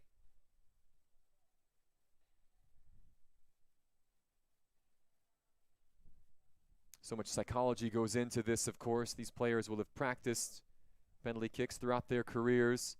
Different story when the pressure is on, of course, in a playoff setting like this.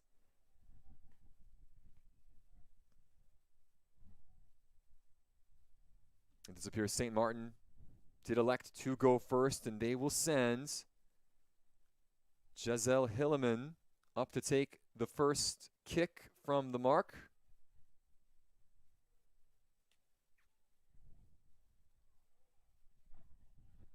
So it'll be Hilleman versus Springle to kick things off. Hilleman with the goal in this tournament. He's been good off the bench today.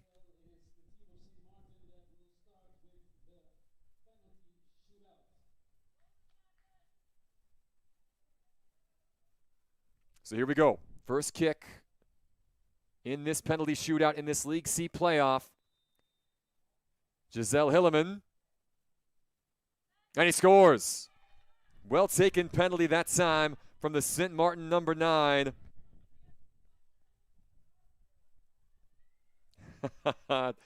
Too cool. Yeah, good effort there from Hilleman. Strong to the keeper's left. Now it's Grenada's turn.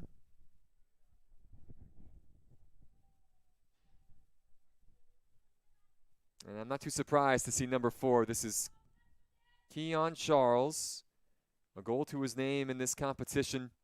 The captain taking the responsibility upon himself to take the first kick, the pressure one right off the jump, squaring off against Sudesh Singh. Charles for Granada to level things. Saved by Singh. It was hard and down the middle. Singh read it well. Big save from Sudesh Singh and St. Maarten. Plenty of shootout left to come. But a big moment there, and now it's the captain for St. Maarten, Rainier Marion, who will step up. Great opportunity now for the central defender to put a little more pressure on Granada and extend this advantage for St. Maarten.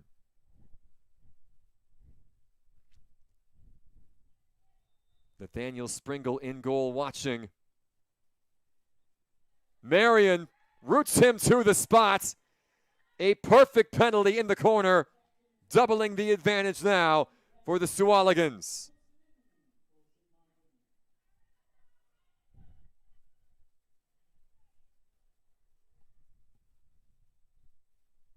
Big penalty here coming.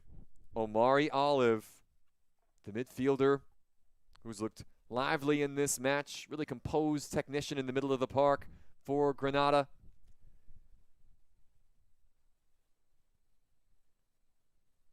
What can he do against Sudesh Singh, who's already saved one so far? Olive. That was a composed kick, finding the side netting. An unsavable penalty from Amari Olive. No chance that Singh or anybody else was going to get to that. Perfect placement from Granada's number 8. And now it's Aiden James's turn. Another one of these second half substitutes for Gene Kimball. Chance to keep his side with this 2-goal cushion.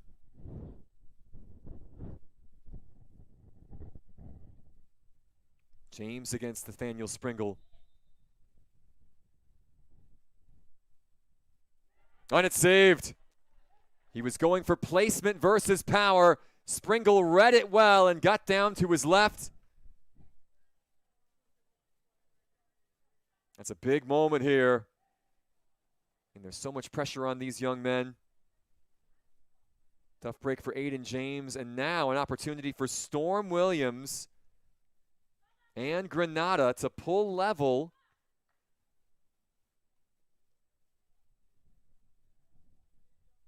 Williams, the defender, from 12 yards out against Sudesh Singh. And Williams scores. Storm Williams low and hard down the middle. Back-to-back makes for Granada, and now we're level at 2 apiece after 3. Don Van Ottel stepping up for St. Maarten to try and restore their advantage. 3 of the 4 kick takers for St. Maarten have been second half substitutes. How will Van Ottel fare? Another perfect penalty, this time in the corner. Springle guessed right. Van Ottel, though, with enough power and placements to get it past the Granada keeper.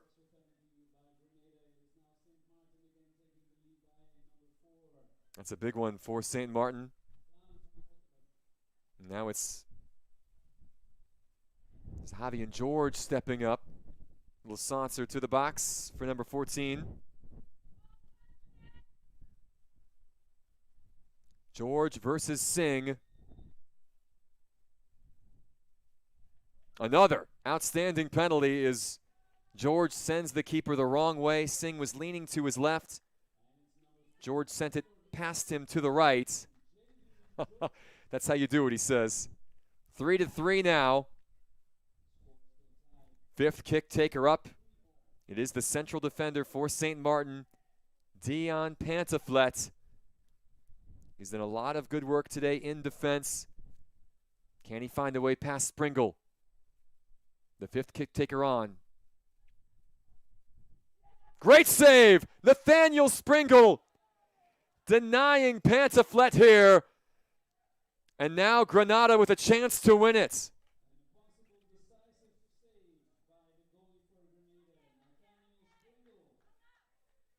And it is Jaleel Ford. Ford, one of the creative attackers. The number 10 for Grenada.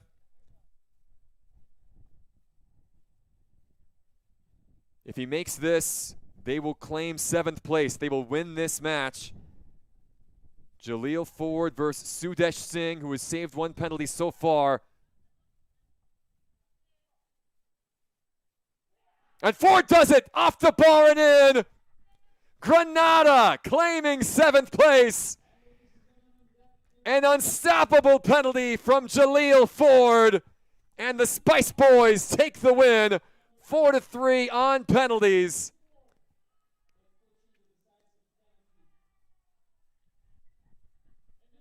Elation for the team in red here today. 4 consecutive penalty makes after Singh saved the first. What a way to conclude this tournament.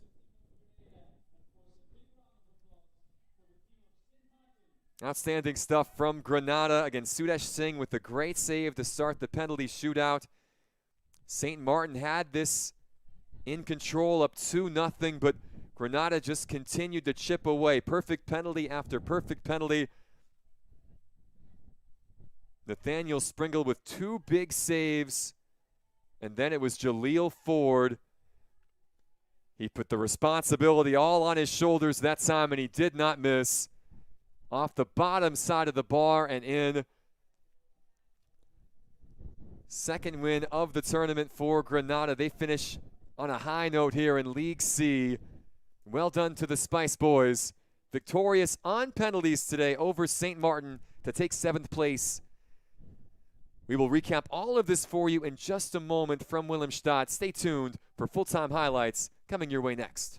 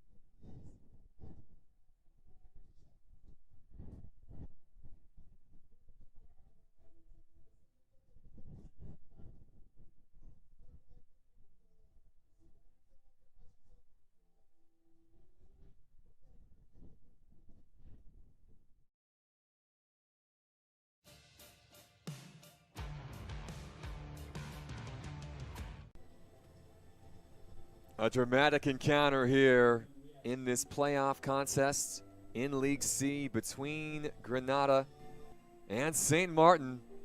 A roller coaster until the very end.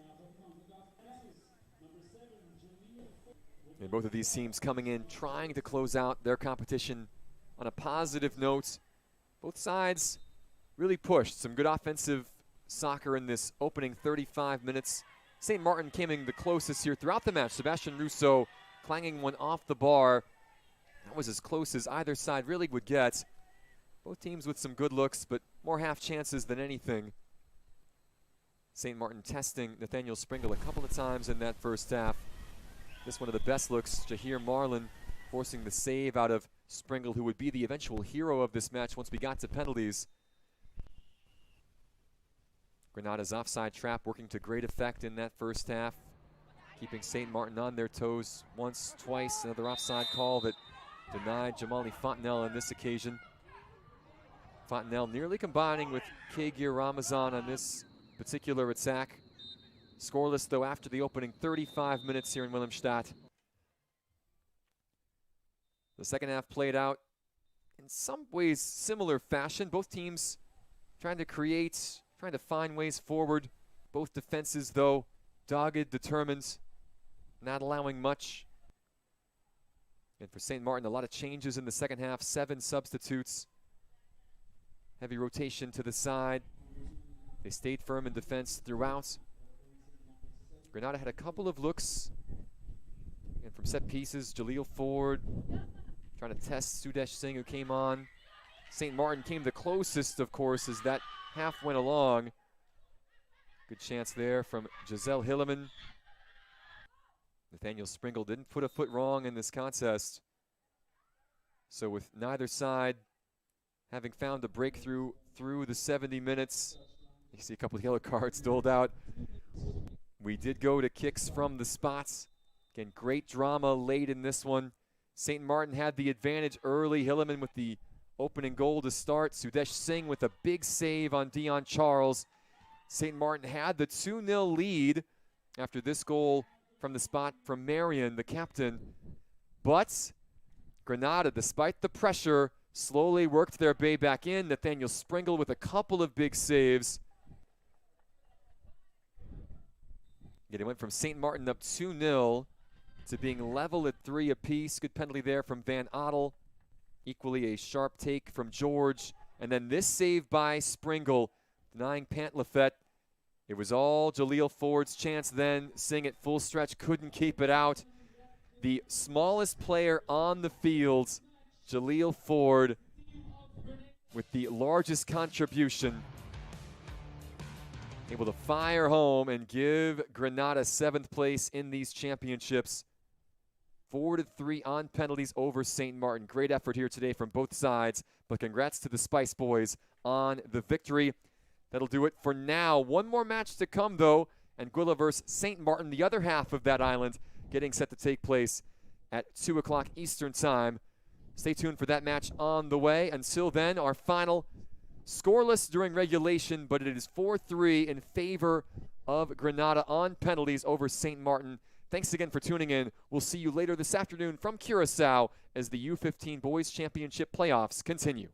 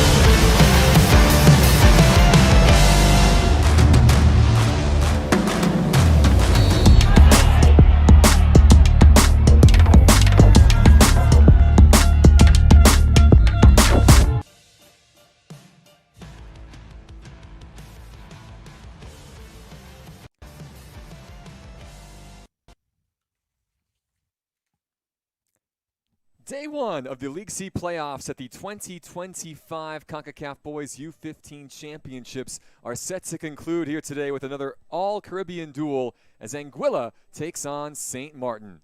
Good afternoon once again from Anguilla Hato Stadium in Williamstad, Curaçao. My name is Alex Heinert, joining you on a wet, windy day on this southern Caribbean island as the first day of the playoffs come to a close at these championships. As a reminder, this match and the previous two that have taken place today from the Anguilla Hato are comprised of the teams in League C that did not finish top of their group. The four group winners, Martinique, Suriname, Bonaire, and Turks and Caicos, are playing across town at the Jean Francisca Stadium in Willemstad in the semis, with the final and third place matches taking place tomorrow. These matches here are all about positioning for the final table and about closing the tournament on a positive note. The 10 teams who did not make the knockouts have been reseeded and paired based on points and goal difference. This is the 9 versus 10 matchup. Anguilla, having played just 2 matches in this tournament, same story for St. Maarten. 1 draw in their opening match for Anguilla against the other half of the island of St. Maarten, the Dutch side, back on Monday, a 1-1 draw. Keandre Bell with the goal for Anguilla in that match to give them the early advantage before they were panged back by that St. Maarten. Wednesday, they lost 3-0 to Suriname, 1 goal right before the halftime interval, and then 2 in quick succession after the half to give Suriname the victory and the eventual group win in Group J. For St. Maarten, and this would be the French half, the northern half of the island of St. Maarten, they're yet to earn a result, 0 points so far. They had a 2-0 loss on Tuesday against the U.S. Virgin Islands, and then Wednesday it was a 4-1 defeat to Turks and Caicos, and was really a wild match. They conceded a goal in 23 seconds. McCurvin's Marcelin did score for St. Maarten to level things at 1 apiece at the 5-minute mark. Turks and Caicos would score again, though, before the half. They would add 2 more after the halftime interval to earn the 4-1 victory. So St. Maarten still looking for their first result. The only side in League C yet to earn a win or a draw. This, of course, their last opportunity to do so and try and go back to their home island with something to take, a little pride and perhaps a little victory here to send them off. So this matchup between Anguilla and St. Maarten, it's all about finishing 9th today, finishing strong. It's the third and final match of these League C playoffs here from the Anguilla Hato Stadium. Kickoff is getting set to begin. Got a good matchup between these two Caribbean islands who do not have much history, of course, against each other. It should be said, though, St. Maarten do have history in this tournament. They are the defending champions of League C from 2023. They defeated St. Vincent and the Grenadines 4-1 in the final that year in the Dominican Republic. Of course, a much changed side amongst this Angs group since then, and they've had a more difficult time of it this time around. Jean-Louis Richard's side, though, have one more opportunity again to get something from this particular competition. Anguilla will feel the same way as they seek their first victory in this tournament. Should be a good matchup here between these two sides. The final match of the day here from Willemstad. And we look forward to bringing it to you here shortly. We'll have starting 11s and opening kick following our national anthems and the walkouts, which will take place shortly. Hear that theme music, and here they come, being led out by our Bahamanian referee, Evans Yulmus.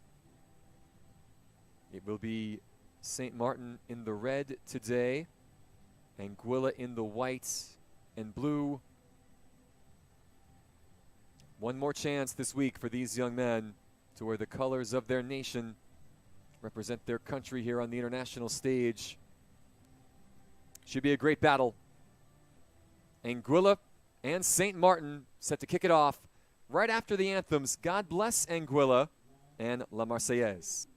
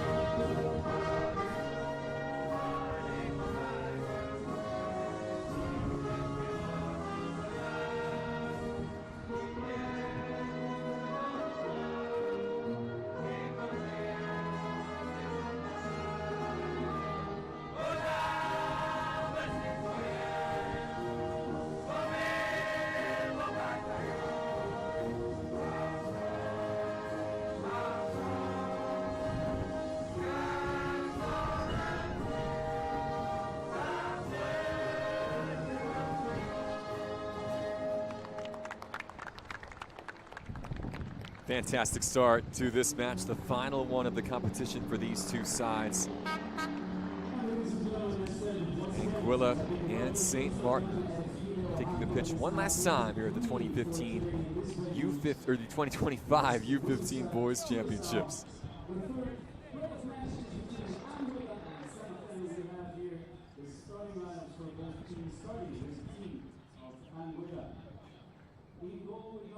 Let's check in with our starters, beginning with Anguilla.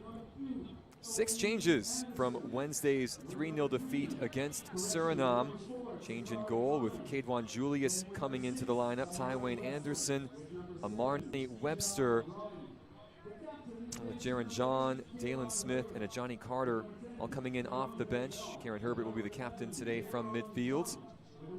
Keandre Bell, the lone player for Anguilla to score in this tournament. He had the go-ahead goal against the other St. Maarten back on Monday. The Anguilla side, as you see in the white and the sky blue, taking on this St. Maarten team from the north side of the islands. There is Evans Yulmus from the Bahamas. Our match referee today, Denroy Barker and Oscar Barrera, will be the assistant referees. Felix Mojica will be our 4th official. Hugo Turquette wearing the armband for St. Maarten today. The rest of the St. Maarten 11 looks like this. 4 changes from their 4-1 defeat against Turks and Caicos, the eventual group winners on Wednesday. A late change, a forced one, as Jacamian George was injured in warm-ups. That the starting goalkeeper for St. Maarten, unable to go today. So Ronnie Jean-Baptiste will step in. Jean-Baptiste did start that last match. Michel Gamiette also coming into the lineup along with Almonse Barrett. Everything else the same from their last match on Wednesday. Both of these sides with a day of rest yesterday before taking the pitch today for the final time here in Curacao. These two nations awfully close together, not separated by much up in the northern Caribbean. Only about 10 miles north of St. Maarten is Anguilla, a 20-minute ferry ride. They have traveled a long ways to the south to face off again here at the U-15 level. A battle for 9th place today set to unfold. Anguilla versus St. Maarten, the final match of the day from Williamstadt and the Ergilio Hato Stadium. It's great to have you with us for it. A pleasure to be with you from wherever you're watching today as the whistle sounds and we kick off. Anguilla attacking left to right in those white kits. St. Maarten currently doing the defending, and with some defending to do, an early shot coming in from Jaron John. Again, Ronnie Jean-Baptiste forced to step in for St. Maarten right from the jump. He's already had to touch the ball a couple of times. Again, Jean-Baptiste has been a featured player for this the St. Maarten team throughout the tournament, so nothing new for him to be stepping into the limelight. Just wasn't expecting to do so from the start in this competition today.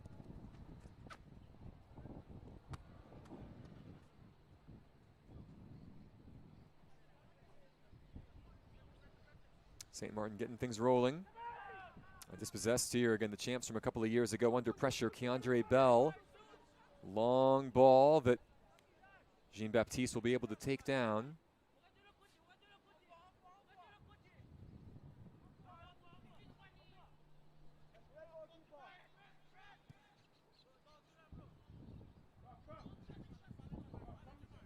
John Luis Richards leading the side for St. Maarten today. Kapil Batiste for Anguilla. These two managers will have had 48 hours since that last result to try and reconfigure things to finish this tournament strong. Isaiah Musgrave on the far side for St. Maarten in a battle over there.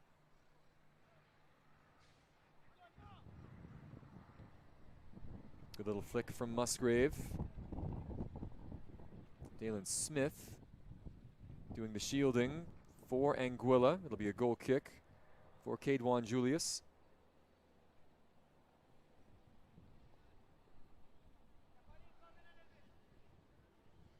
.85 degrees right now in Willemstad. A bit of a breeze, winds gusting around 21 miles an hour. It's been raining on and off throughout the morning. It was a pretty steady drizzle before the opening kickoff of our 9 a.m. Eastern match. It's held up since. More rain in the forecast for later today, perhaps. Don't imagine this fixture, though, will be affected by it. We hope, at least. The surface still slick. And our camera crew doing a great job to keep the lenses clear, keep the equipment safe on a rainy day. It is the dry season in Curacao. It's a long dry season in this island nation just north of Venezuela. It stretches really from the start of the year until about October. It's a short, wet season here. It's more of a dry, arid climate, just like Aruba, who is hosting the League B championships. They don't get much rain here. You think of a Caribbean nation, an island paradise, tropical rainforest, etc. Not always the case, though, across the Caribbean, and that is the situation here in Curacao. Beautiful place, though. Certainly an island paradise just north of the Venezuelan coast. It has been home to some fantastic football over the last week. This tournament started back on Monday. And Anguilla was part of one of the opening matches of this tournament, the 1-1 draw against, again, the Dutch St. Martin. They played Monday, Wednesday. St. Martin playing Tuesday, Wednesday. Again, both sides with the same amount of rest heading into this playoff fixture. And the semifinals taking place across town at the other venue here in Willemstad that's been hosting. And those matches getting set to begin as well.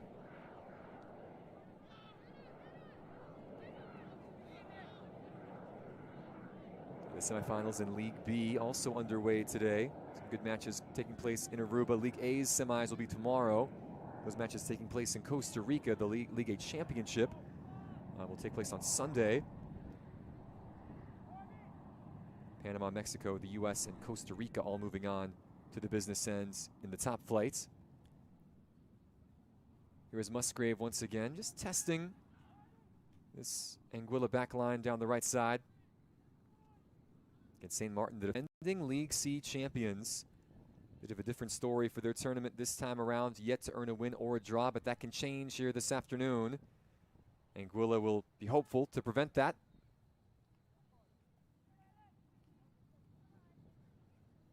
Again, it sounds harsh to say they're the only team yet to record a point in the tournament, but they did only have 2 matches. Again, throughout League C, there were 14 teams in total, meaning we had 2 groups of 4 and 2 groups of 3. Groups J and I, the 2 with just 3 sides, meaning these teams have only played 2 matches entering today, so not as much opportunity to bank points. Again, the group winners and the group winners alone moving on to the semis. Everybody else in this seeded playoff. Again, where 1 plays, I should say, 1 plays 2, 3 plays 4, etc. of the teams who did not make the semifinals. That's all based on points and goal difference. These 2 sides at the bottom of the table, but still a chance to finish this tournament feeling good about themselves. You know, regardless of the result, they'll look back fondly on this experience. Awesome to come to a foreign country and put on the shirt of your nation and represent your homelands.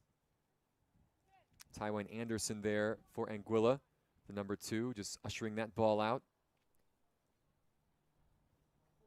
Both sides have scored just 1 goal apiece through 2 matches in this tournament. Anguilla have conceded 4 times.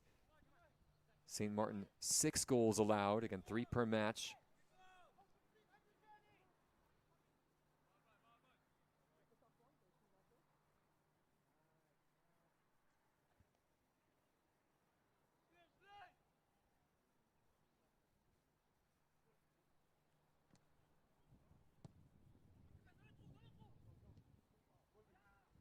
Here comes St. Martin now. Good early ball. The keeper came out. Jaden Benjamin's touch took him a little bit wide of goal. Chance not gone yet. Great save there. Kedwan Julius getting down low. McCurvin's Marcelin, who is the lone goal scorer for St. Martin in this tournament, almost doubling his accounts for the competition. That low shot might have just been coming on the opposite side, the wrong side in his case, of that near post. Threatening though, good pace from Jaden Benjamin to get behind the back line.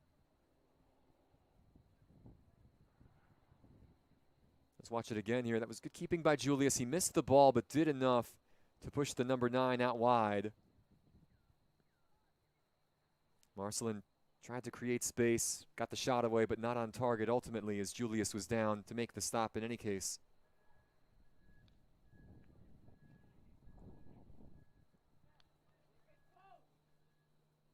First corner of the match on the way. It'll be taken by St. Maarten. Isaiah Musgrave coming across to send this in. Before he does, though, one of the Anguilla players, looks like this is Kygel Robin, the number 7, a little shaken up at the top of the penalty box.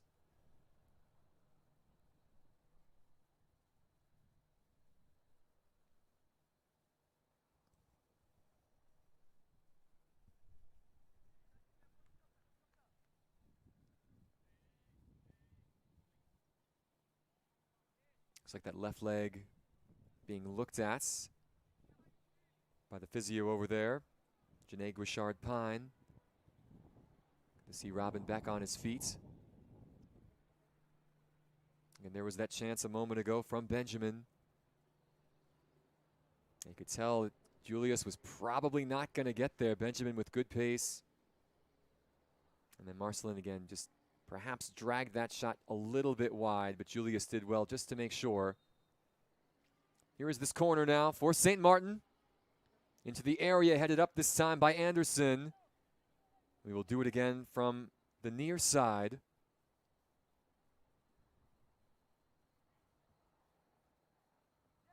Kayvon Julius called into action.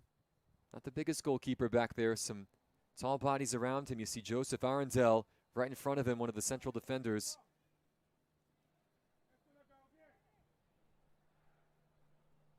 Musgrave now. An in-swinger on the way.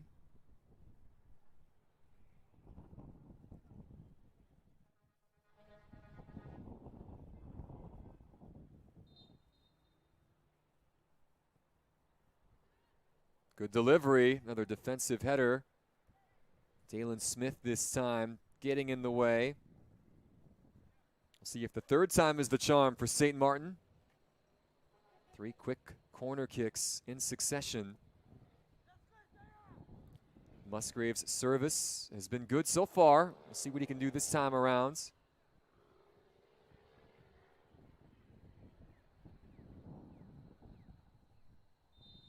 Oh, dangerous one there, right to the near post. Foul, though, on the cross will end the threats.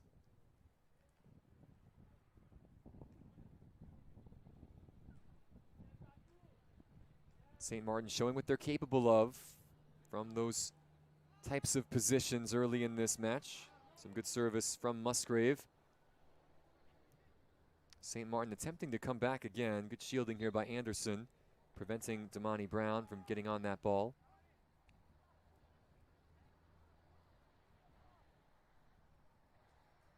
And Brown fouling Anderson in the back that time. At the senior level, these two sides have met 5 times overall. St. Maarten has dominated proceedings. 5 wins, no losses, no draws either. The last time these two played at the senior level, 2023 in the Nations League. 6-0 and 8-0, the decisive scoreline as Benjamin is coming down once again. He'll leave this off. Space in the box, shot just wide.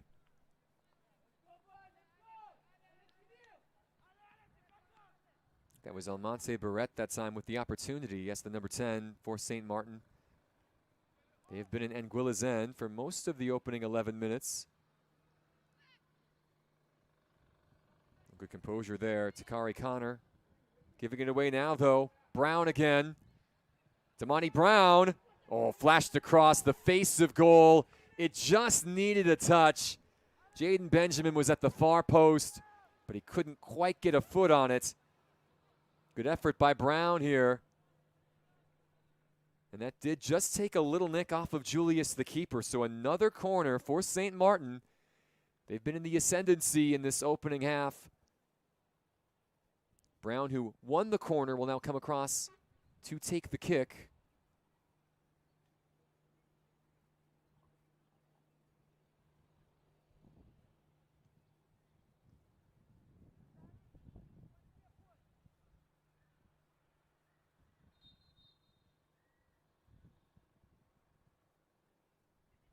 Brown's ball dangerous and popped up. Marcelin got ahead to it. Couldn't do much with it, however.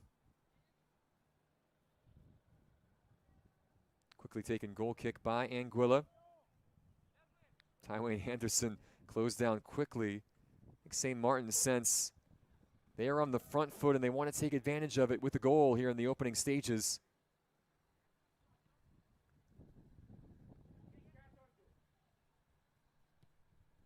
Joseph Arenzel, calmly done all the way back to Ronnie Jean-Baptiste.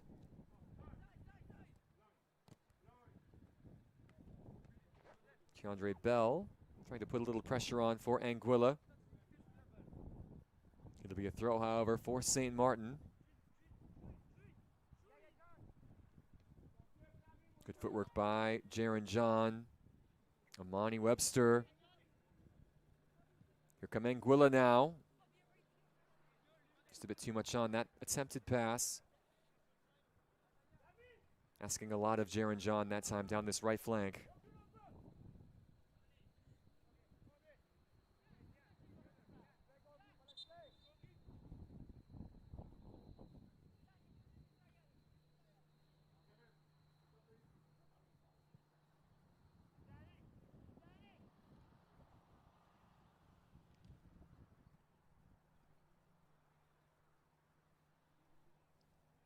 Good back and forth action here in the early stages from Curaçao. Capital Willemstad, and hosting once again this year. They hosted League B in 2023, hosting League C this time around in this U-15 competition. Nothing to separate Anguilla and St. Maarten so far. The team in red with the better of the chances to this point, although St. Maarten has not been able to capitalize on them. Anguilla has looked a little bit better of late, putting some pressure on now. And nearly winning it back. Michel Gamiette trying to spring the counter here. McCurvin's Marcelin not going to get there in front of Dakari Connor.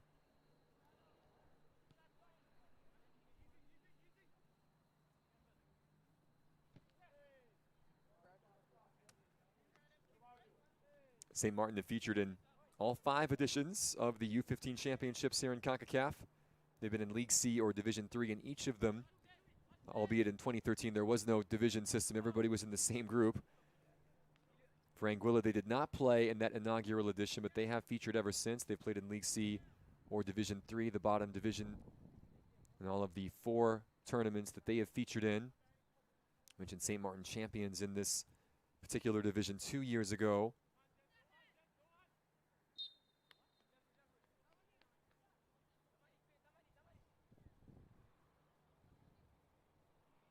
Foul here going against Anguilla. Michel Gamiette, his ball might eventually come to a teammate. Now back to him. Gamiette in a 50-50 with Amani Webster, and the Anguilla defender wins this time. Keandre Bell trying to counter.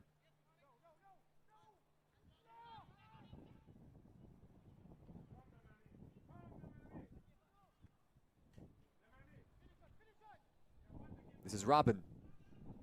Oh, tripped up on the far side by Jaquani Lake. It'll be a foul here. And a card as well on the way. So first yellow card issued of the day. It'll go to the number 17 in red for St. Maarten, Jaquani Lake.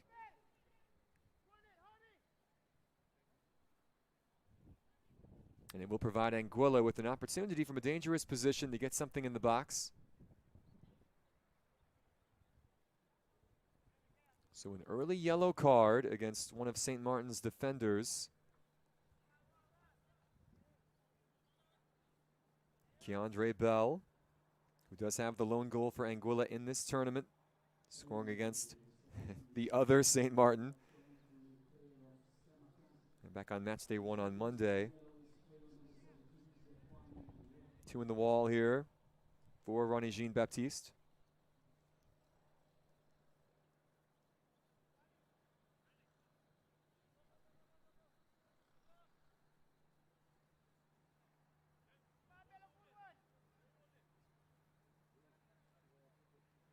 A lot of white shirts in the box to aim for.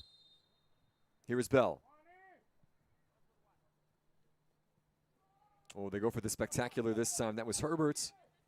It'll run to Connor. That's good defending there by St. Maarten. Ball kicked off of the Anguilla player. Goal kick on the way.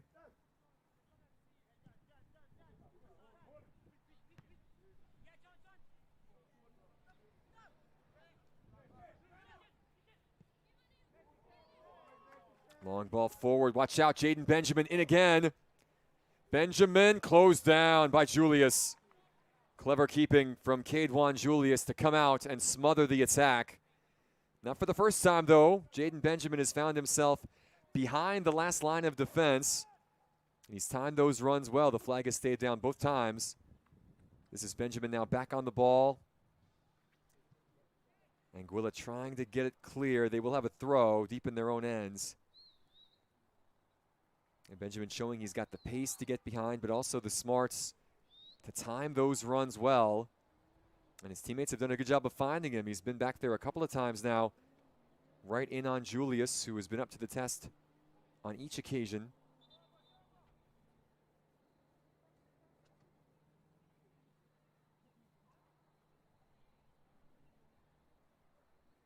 Anguilla and St. Maarten, 9 versus 10 here in League C. Final match of the playoffs today here from this venue, the Orgulho Hato in Willemstad.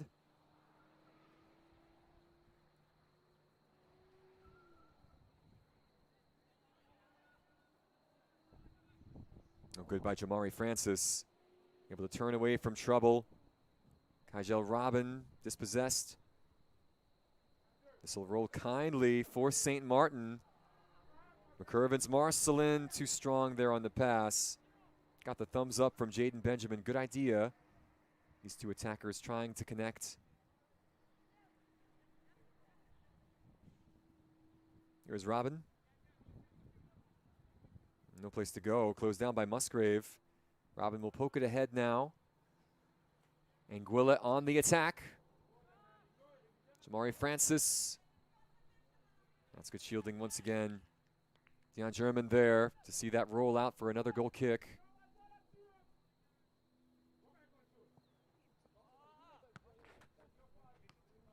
No, that's not for the first time we've seen someone slip on the running track today here at the Orgulho Hato Stadium. Good to see Damani Brown able to keep his footing.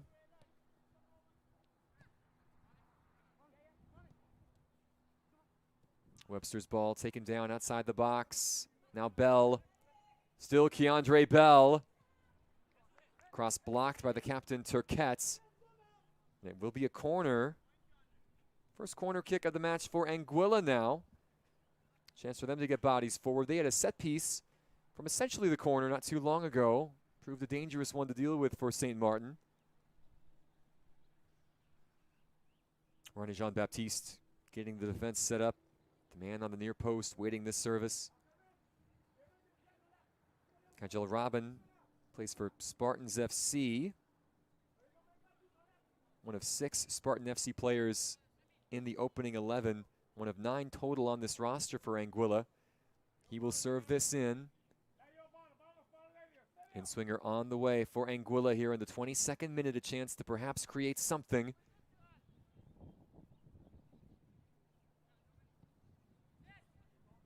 Oh, not the service he was looking for. A driven cross that only goes behind the goal. Disappointing there from Kygel Robin. He'll have more opportunities, though, before this match is done to make his mark. You see St. Maarten content to play from the back. Nothing long here. Trying to stay composed in possession and build slowly, although they do give it away this time. The ball on the line for Brown. Rolls over the touchline.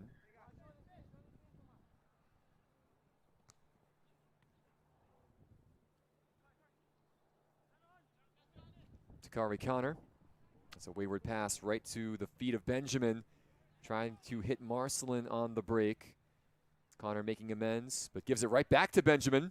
He'll try his luck from distance, just over the bar. Perhaps a little wide as well. I don't think Kade Julius was too concerned. Benjamin had to look up, and I think he spotted Julius a little off his line. The number 9, though, could not take advantage.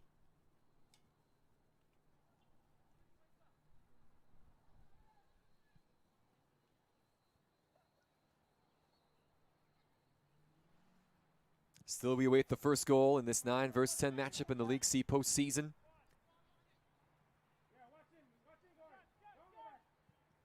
Kieran Herbert, the captain. Oh, he had Jaron John to aim for. Good defending, though. Danger not quite clear yet. This is Bell. Now cleaned up by German. St. Maarten living a little dangerously, but now trying to spring the counterattack. Here's Jaden Benjamin again. Benjamin to open the scoring just far. Did not miss that far post by much. Well, you know where the threat is coming from.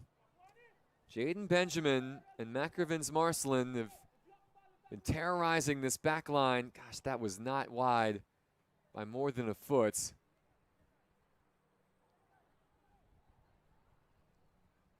The passing has been on point from St. Maarten. They have gone from midfield to attack, playing perfectly weighted through balls to this front two.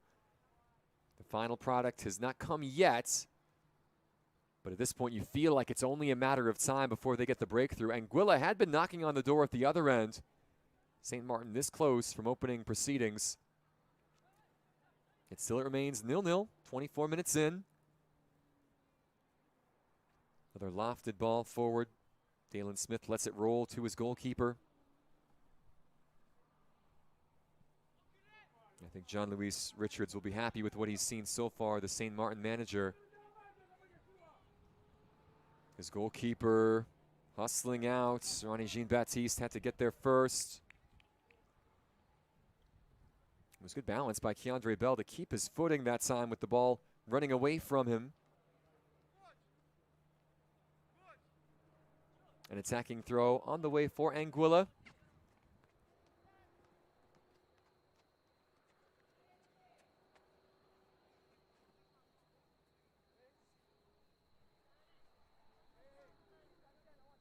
Kieran Herbert's getting set to fire this in.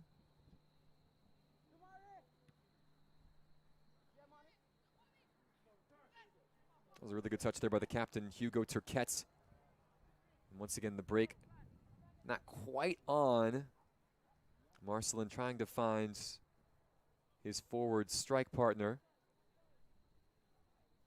The ball comes to Julius instead.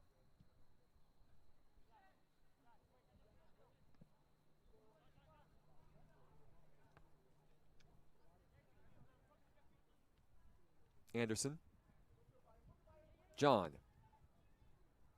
That was a good slide tackle there by Turquette once again. Herbert's playing it out wide. A Johnny Connor down this far side. Oh, his cross nearly rolls all the way. I think the flag did go up. I believe that was Jaron John who was offside. Once he came into play, then the whistle sounded. Good, though, by Connor down that left wing, getting the cross into a dangerous position. A couple of players in white not too far away. Ronnie Jean-Baptiste, again, fumbling it just a bit, nearly allowing John to come into the play, but he had already strayed offside. Here's a turnover now. This is Webster. Anguilla growing into this half. Herbert. Little clipped shot from a long ways out. This could be trouble. That was John again. Heads up play by Jean-Baptiste in goal. Anderson. Oh, good hustle here from the defender. And it will be an Anguilla throw. And his efforts rewarded. After St. Maarten had the better of the play early on, Anguilla starting to tilt the scales in their direction. It appears this not just a throw, but a free kick coming. Keandre Bell, who plays for the Inventive Football Academy in Anguilla, coming over to send this cross in.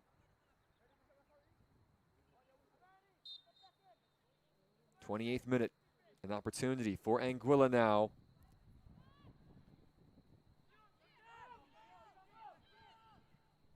Jaron John, just a bit too far this time for Jamari Francis.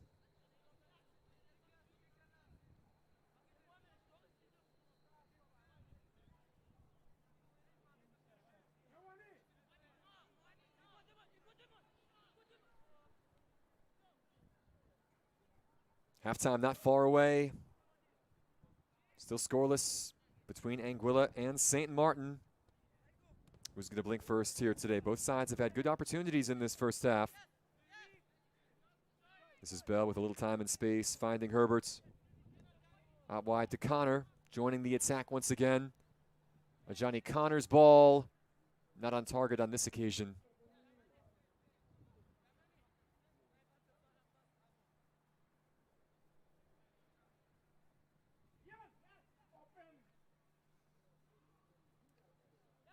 Now, St. Maarten at the senior level is not a FIFA member, again, a part of Concacaf, but unable to qualify for a World Cup. Anguilla is a part of the FIFA setup. They actually advanced into the second round of World Cup qualifying for the first time in their country's history this cycle. And a bit of a tough time once they hit the second round, but still getting beyond the first stage. A big feather in their cap for this small nation of only about 15,000 people.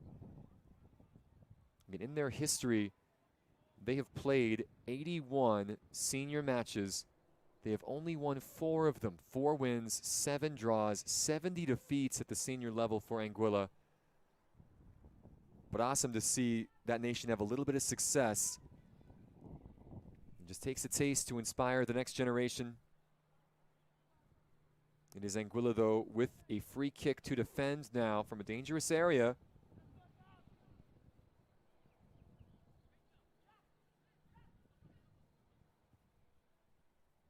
Isaiah Musgrave, actually no, this is Damani Brown standing over this. 4 in the wall. Right here on the half-hour mark. The strike for goal, saved. It's an excellent stop that time. That ball was traveling and right on target. Again, a good effort from Brown. The left foot's been dangerous in this half. Kedwan Julius, though, always behind it.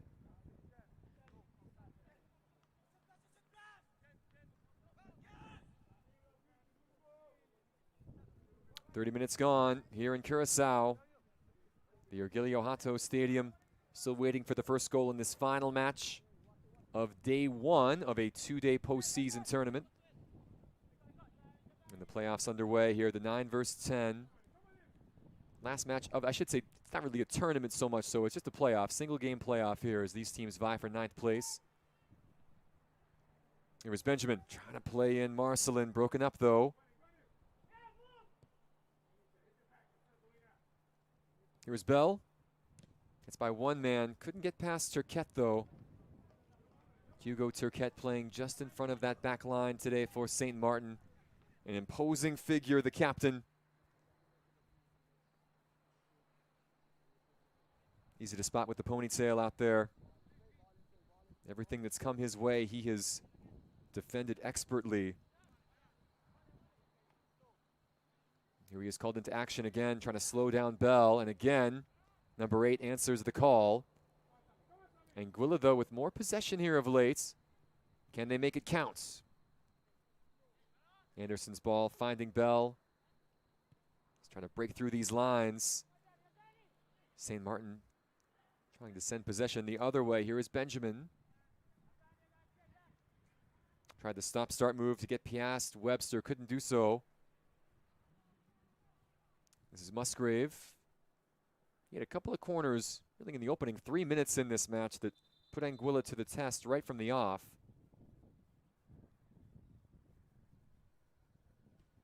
Evans Yilmaz, our center referee, has not had much to do in this contest so far. Pretty clean game between these two. Not a lot of fouls, not a lot of niggle. Good turn from Musgrave.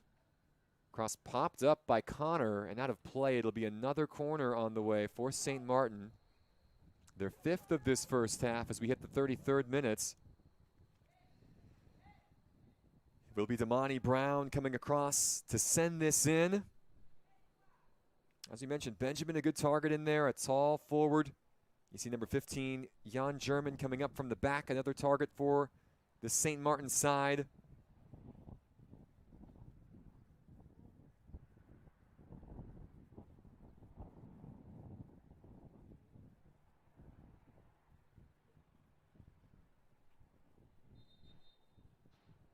Here is Brown.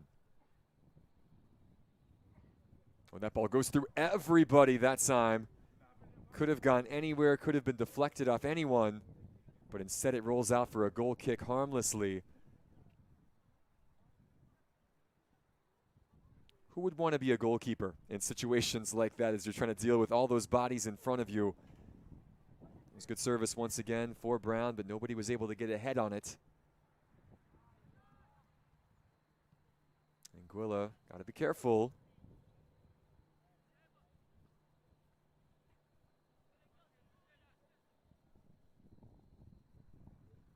We saw Anguilla have some trouble with playing the hop. Again, it was Kasani Brown who was in goal in their match against Suriname on Wednesday. They were trailing 1-0 in the game at the half, and then in the first minute of the second half, a long clearance. It was really just an aimless one. Took a wild hop in the breeze. It bounced over Brown, who had lost his footing, and ended up in the back of the net. An unfortunate occasion for the goalkeeper. They would concede again shortly after to give Suriname the 3-0 victory. Trying to reverse that today. St. Maarten, though, they've looked the more likely. That ball just eluding Benjamin on that occasion.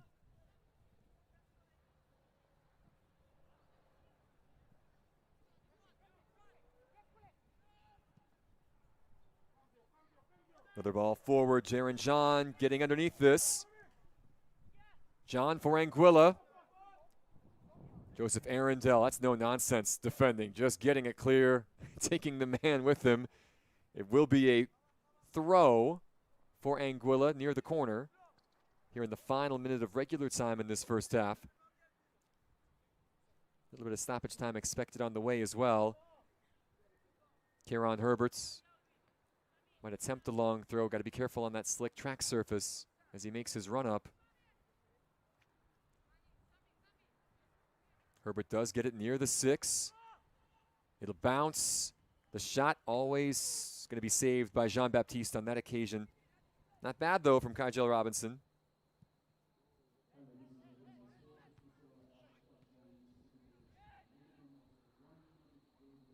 Just 1 minute of added time on the way here from the Ergilio Hato. Just 1 or 2 stoppages in that first half. Pretty free-flowing action at both ends. Good effort by Bell to keep this alive. This is Robin once again. Once again, Turquette right where he needed to be, up to Marcelin. Still time for another goal before the half is done. I say another for a goal here as both of these teams fight to break the deadlock. Oh, Herbert's ball taken away there by Barrett. Poked forward. Brown spotted the run of Benjamin but couldn't get the ball to him. Anderson. Turquette there again. Just a midfield shield, number 8. And that will do it for the opening 35 minutes in this 9-versus-10 encounter in the League C playoffs at the Concacaf U-15 Boys Championships. Nothing to separate Anguilla and St. Maarten after half number 1. We'll step away for a moment and bring you first half highlights here from Curaçao right after this.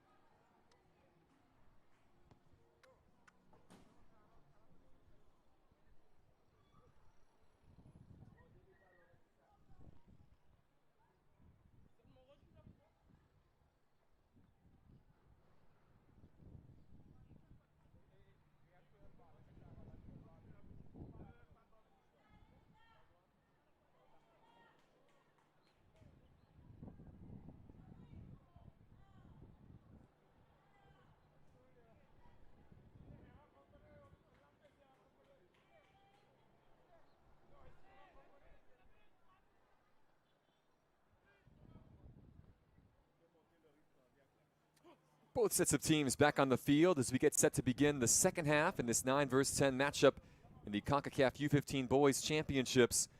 Anguilla versus St. Maarten. Still looking for the breakthrough today.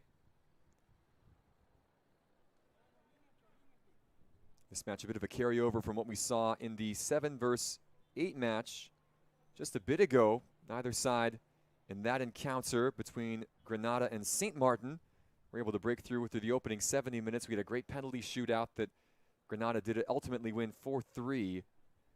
And that would be what was on offer if we do not get a goal in open play here in this second half of action. Looks like a couple of changes will be made before we kick off for the second half. Anguilla going to the bench. That's Zahir Hennis getting ready to come on, along with Calawan Julius. Johnny Connor being replaced on the far side, as is Jamari Francis. So 2 changes here for Kapil Batiste.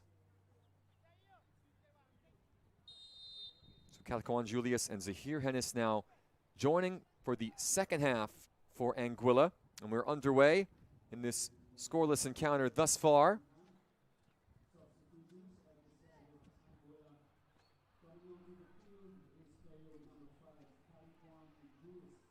It is Anguilla already with possession.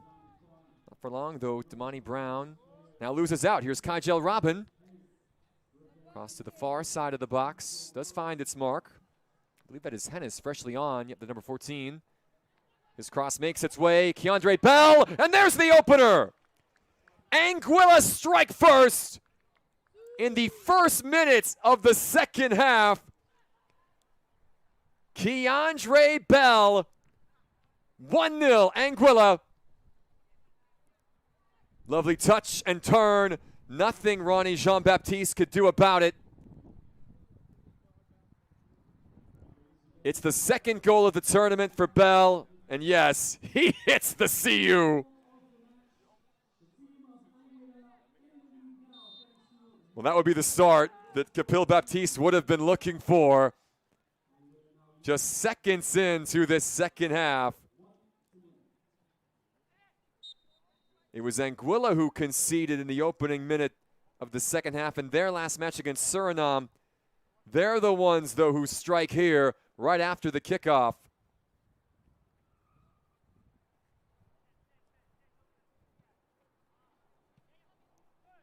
Keandre Bell in the 36th minute.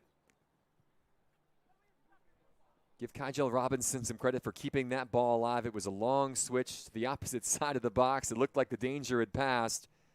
And then Bell was able to get on the end of that and turn and fire past Jean-Baptiste. And now the equation changes for St. Maarten, who had looked like the team more likely to score in that first half.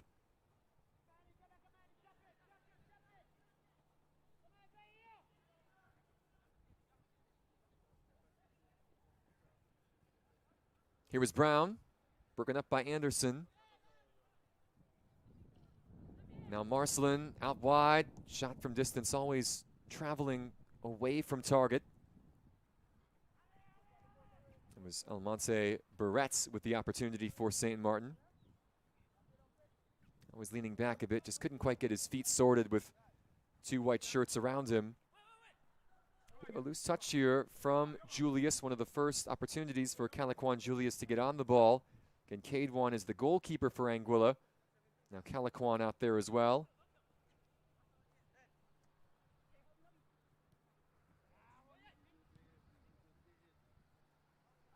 German's ball forward, doesn't quite find Brown. Tywayne Anderson was there. How does St. Maarten respond now? Trailing by a goal.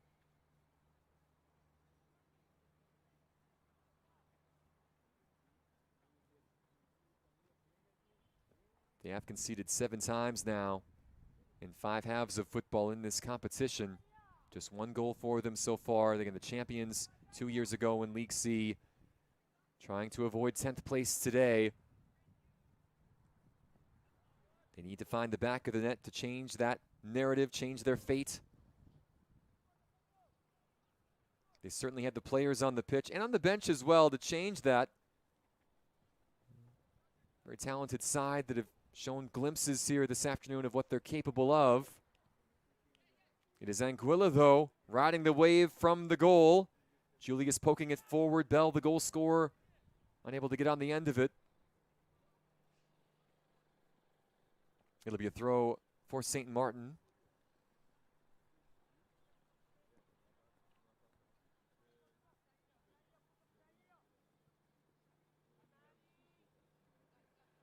Good distance on that throw. Jaden Benjamin taking it down. Dispossessed, though, by Webster. Ball sent to the other end. This is Marcelin giving chase, but to Kari Connor, excuse me, there to clean up a bit. Ball not cleared yet, though. Marcelin back on it for St. Maarten. Back in midfield, that's Turquette. Good ball on the roll to Musgrave. The centering feed to Benjamin. Give Tywayne Alexander credit that time, preventing Jaden Benjamin from getting on the end of that service.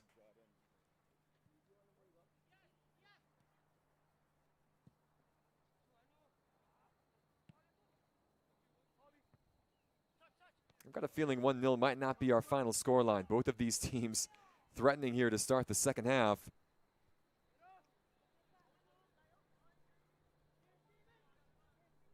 So Jaquani Lake there a moment ago playing it out to touch. It'll be a throw for Anguilla.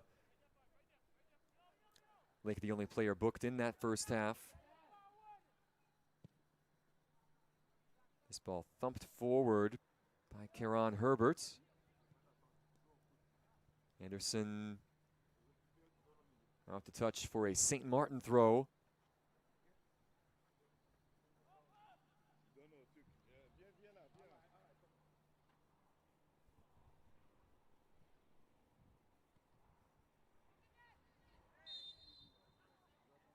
There's a foul in midfield. Chance for St. Maarten to serve something into the box. Or perhaps go quickly. It looks like that's what Barrett would like to do.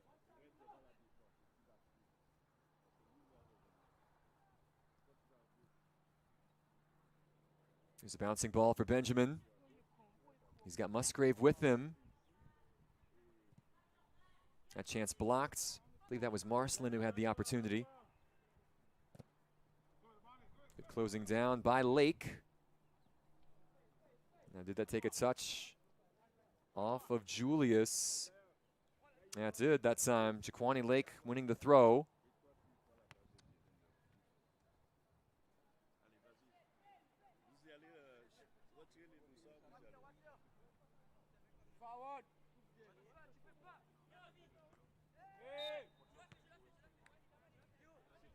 Foul here going against Anguilla. The captain, Herbert, bumping into the other man wearing the armband, who's also wearing number 8, Hugo Turquette.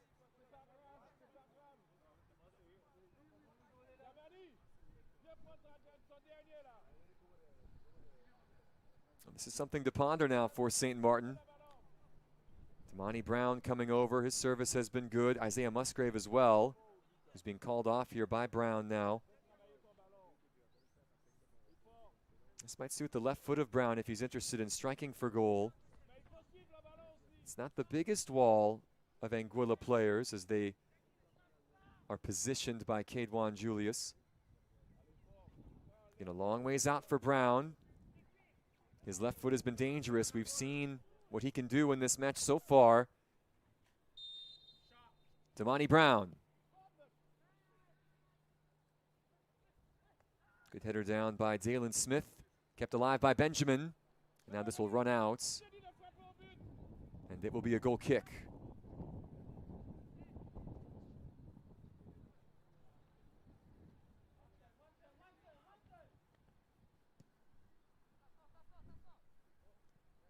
Anguilla and St. Maarten fighting for 9th place here in League C. Both of these sides looking for their first win of the competition. Anguilla just the draw and defeat in Group J. Back-to-back losses in Group I for St. Maarten. Well, now St. Maarten is going to make 3 changes.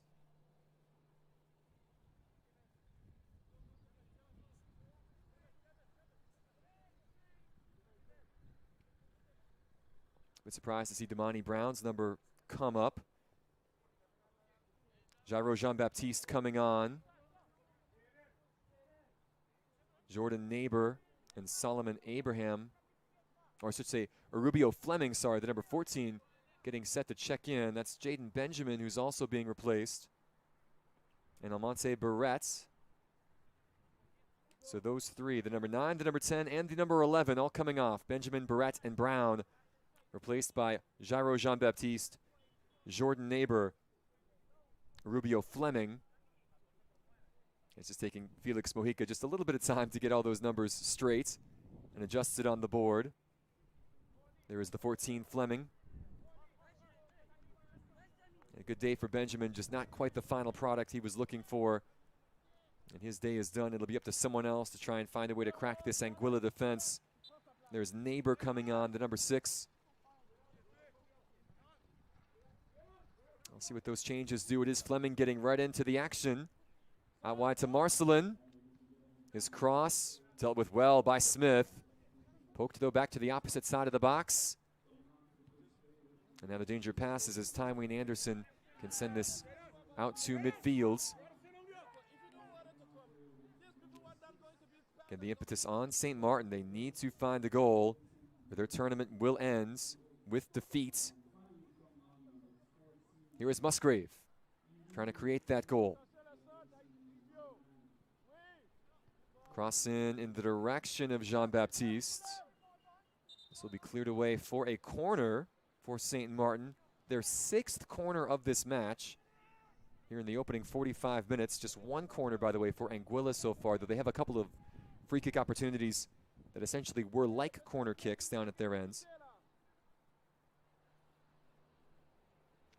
25 minutes to play. St. Maarten trying to find an equalizer.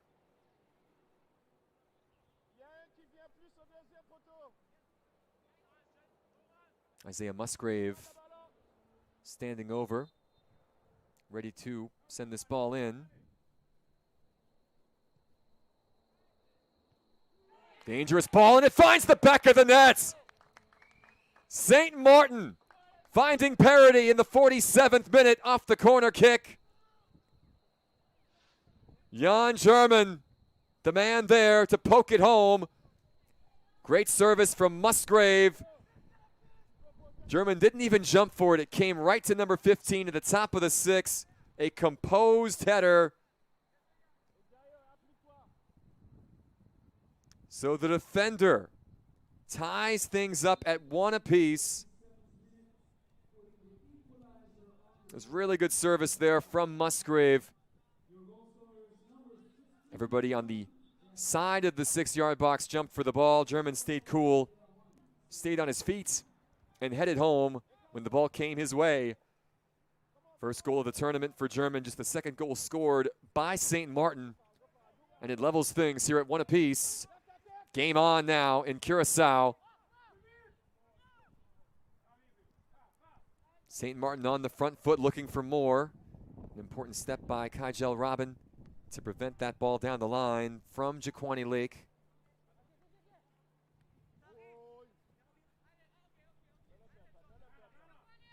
Here is Lake now, skipping forward. Robin there once again in the right place. That's Herbert a little shaken up for the side in white and blue. Karan Herbert, the captain. Good sportsmanship being shown here by Neighbor. Just to check and see if he was okay after the collision. That's one of the things I've been really impressed across the board here at these U-15 championships of the level of good sportsmanship from everyone, from League A to League B, today in League C. Obviously, everybody on the pitch wants to win, and you're a fierce competitor or you don't make it this far, but they've kept first things first, looking out for their fellow athletes on the fields.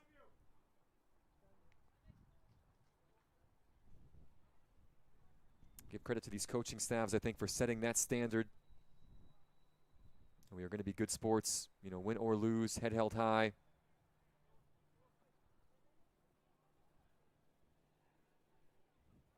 I can't really think of any incident in the matches that I have been a part of or seen over the course of this week that stand out where you'd say, I don't know if that was the best show of sportsmanship or sporting behavior. It's really been a positive week. And the future bright for the game, certainly for the region. You know, both for these young men as soccer players, but also as human beings and citizens of the world. Here's Kygel Robin now, skipping past Jaquani Lake. Good service to the backside. They're queuing up over there. The shot always into the palms of Ronnie Jean-Baptiste. Better, though, from Anguilla as they try and restore the lead they had. Keandre Bell's goal in the 36th minute, right at the start of halftime. It was canceled out 11 minutes later by Jan German off the corner.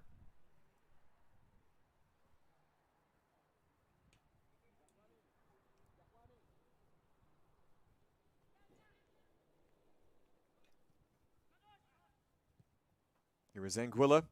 That is Herbert's ball. Taken down there by Arenzel in defense. One back by Anguilla, though. Herbert again will try his luck once more. Jean-Baptiste there just inside the box to scoop it up in front of Bell.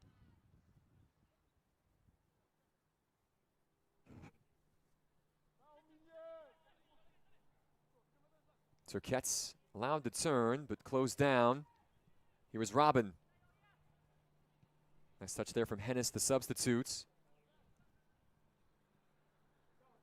Neighbor getting in the way. Now Fleming. Robio Fleming bundled over there by Armani Webster. Will be a throw for St. Maarten. And Fleming trying to put his stamp on this contest. Leading the line here in the second half after he replaced Jaden Benjamin up top.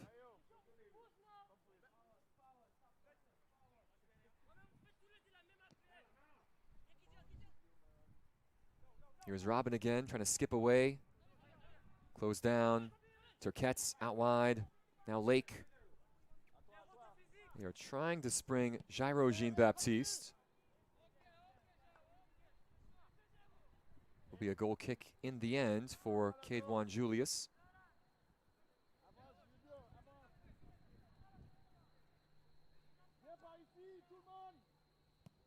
Again, these two island nations separated by 10 miles of Caribbean Sea in the northern half of the Lesser Antilles, battling today for 10th place and 9th place. I think I know which one they would prefer to have. Here's a strike from distance that was never going to be on target. You don't win the raffle if you don't buy a ticket, though, as they say.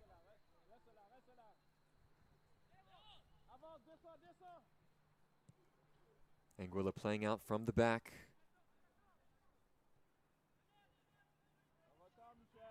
This is Hennis again with Bell to aim for. And the cross partially blocked that time by Joseph Arundel. Kept in as well. Good effort by Neighbor.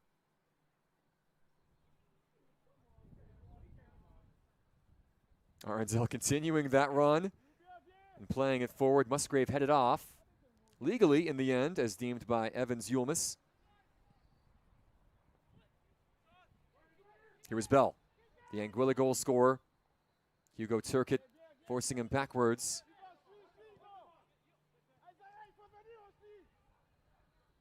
Anguilla maintaining possession, though. Bell back on it.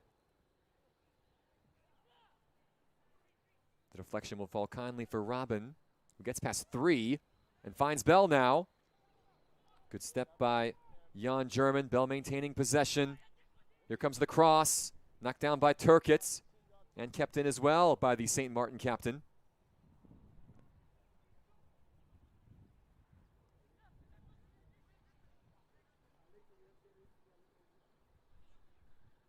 '54th minute now, all tied at 1 apiece. 2 goals coming in the second half. One in the opening seconds after the ball was restarted. One coming 6 minutes ago. St. Maarten fighting their way back after Anguilla scored the opener. This will be a throw for St. Maarten now. Right near the corner flag for the team in red.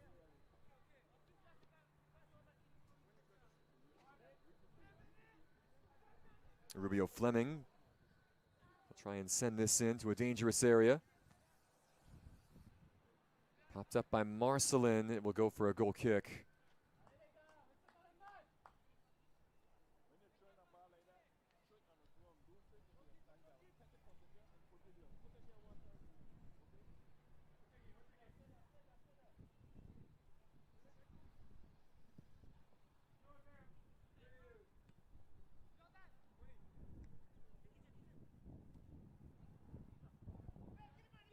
Well, good idea that time from Bell. Tried to back heel that towards Robin. Broken up though. Lake fighting for it. Kajal Robin holding him off. Julius, though, dispossessed here in defense. Takari Connor happy to help clean up with Jairo Jean-Baptiste lurking. St. Maarten have had the majority of the territorial advantage in this second half. Oh, a snapshot there. I think it was Arundel coming up from defense.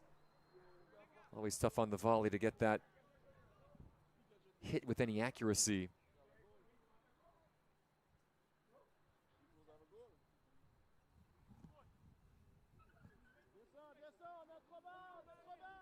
Jean-Baptiste pressuring. Connor's clearance as far as Hennis. Good composure there from Zahir Hennis. And the ball goes long. Oh, Jean-Baptiste that time had to be decisive. I think he hesitated for a moment. Ronnie Jean-Baptiste doing enough in the end. Jaron John was bearing down on him.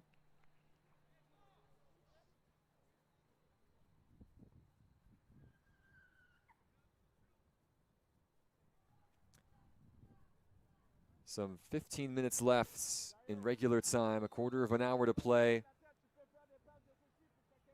This is a worrying sign here now for St. Maarten as Ronnie Jean-Baptiste has gone down.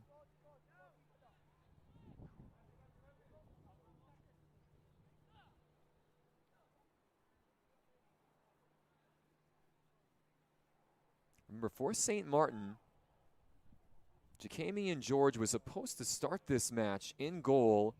He was injured in warm-ups.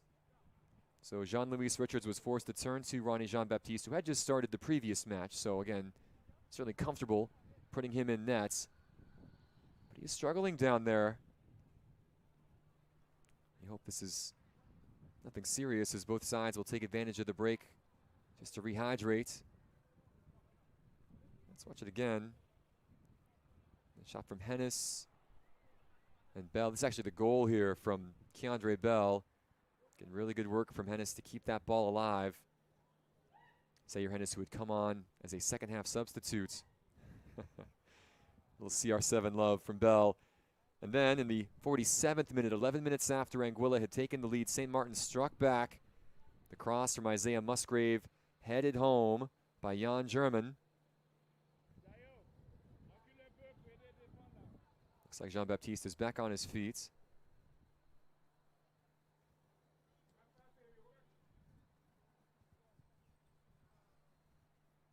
Good to see here for St. Maarten that their keeper looks no worse for wear. Anguilla, who led this match for all of 11 minutes in this second half, trying to restore that advantage. Long throw off the head of Turquette. And booted clear by Musgrave.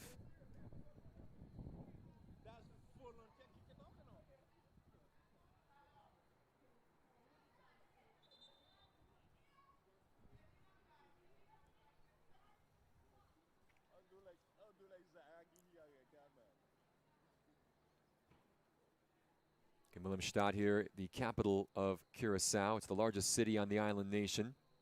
140,000 people call it home, about 90% of the island's population. Curacao, a constituent country of the Kingdom of the Netherlands, much like the other St. Maarten, the southern half of the St. Maarten Islands.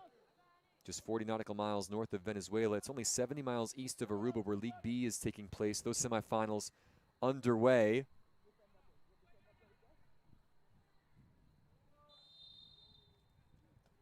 And a couple of really good matches taking place in Group B, with the semifinals and finals beckoning.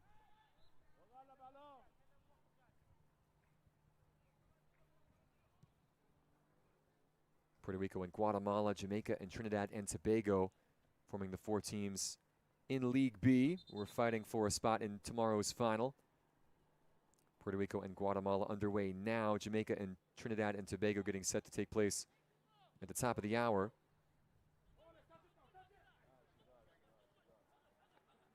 I mentioned League A. Those semis will be tomorrow in Costa Rica. Honduras taking on Saudi Arabia in one of the lower matches. Mexico, Costa Rica earning automatic passage into the semis. Panama and the USA, the other semifinal. Those games coming on the 9th. The United States, the defending League A champion, by the way. They defeated Mexico in the final 2 years ago. We're watching the defending League C champion trying to find a little joy here. That is St. Maarten. They won the title 2 years ago in the Dominican Republic, defeating St. Vincent and the Grenadines 4-1. They trailed in this match. Keandre Bell's goal in the 36th, giving Anguilla the dream start to this second half, but St. Maarten has fought their way back. And they're looking for more here. The long throw, headed down in the box and eventually punted clear.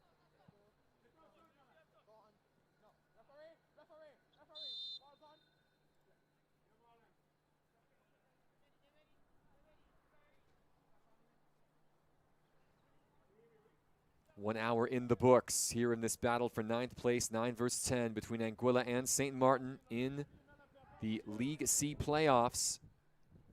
Final match of the tournament for both of these sides, regardless of the outcome. Here is Fleming, and playing it back, the captain, Turquette's. Hugo Turquette's cross, a dangerous one, had to be dealt with. It'll be another throw for St. Maarten, who are on the front foot here. Can they find another goal to turn this match around? Here is Robin, trying to relieve some pressure and perhaps start the counterattack. Bell, though, a solitary figure up top. Jan German, the St. Maarten goal scorer, allowing that ball to run out of play.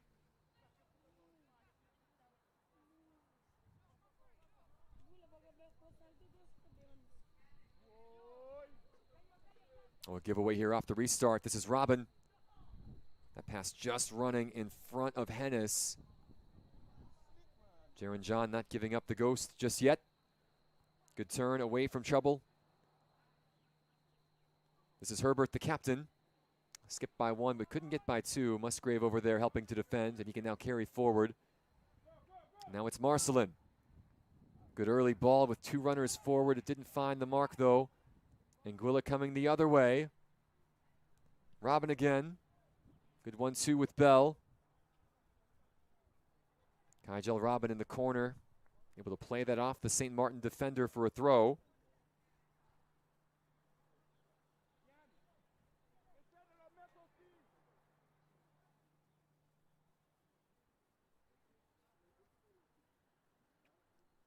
Time starting to run short, but still plenty of minutes left on the clock to change the outcome here. Again, if we are still tied at 1 apiece through the 70 minutes, a penalty shootout will be on the way. Karan Herberts getting set to fire a long throw into the mixer.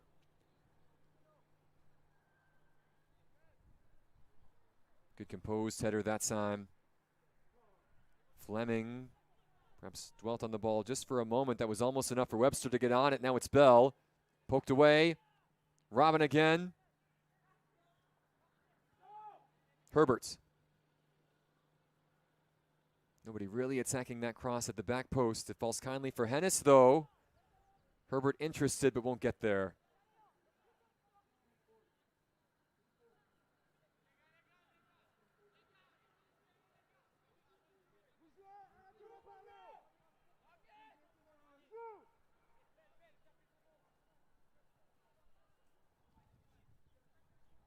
Both of these teams have shown they are capable of producing some good attacking football today. They've defended well.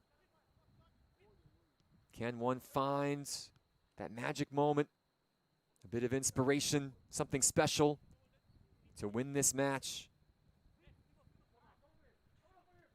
Hugo Turquette playing it forward to Marcelin, excuse me. McCurvin's Marcelin trying to weave through and is fouled on the way towards goal. A sore one here for Marcelin, who just needs a moment.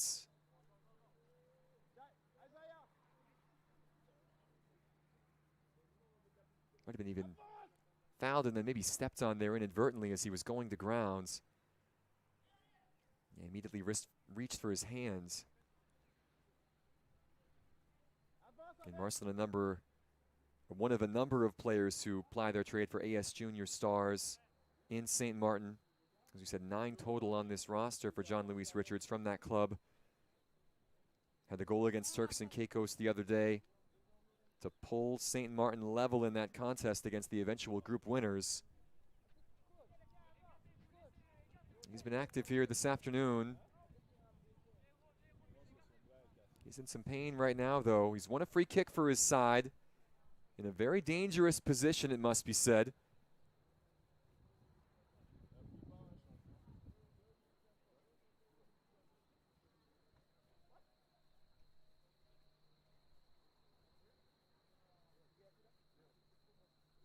The medical team here coming on.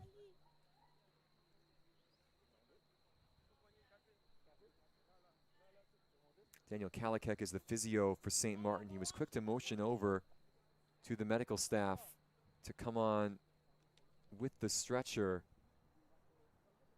And Marcelin in some pain here. And good to see the number 7 back up and on his feet. He's wrapping up that right arm with his jersey. Nice round of applause from the crowd and both sets of players as he makes his way off.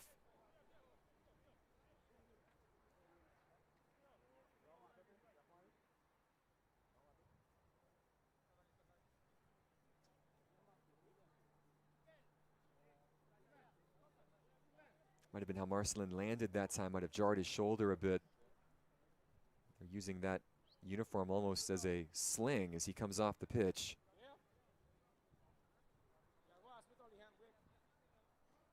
Certainly unfortunate for McCurvin's Marcelin, who's had a great tournament this year. Would appear from those pictures that he might not be able to continue. John Luis Richards with plenty of options on the bench. Again, he's only used 3 subs to this point. St. Maarten will play down a man for the moment as Marcelin is attended to.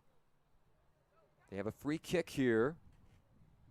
Isaiah Musgrave, who had the assist on Jan German's goal from a corner, standing over the ball from about 35 yards out. 4 in the wall for Anguilla.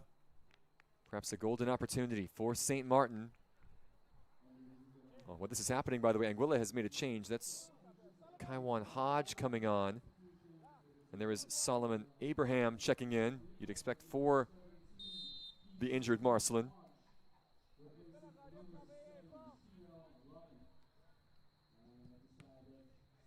And the wall there doing its job that time as Musgrave was going for goal.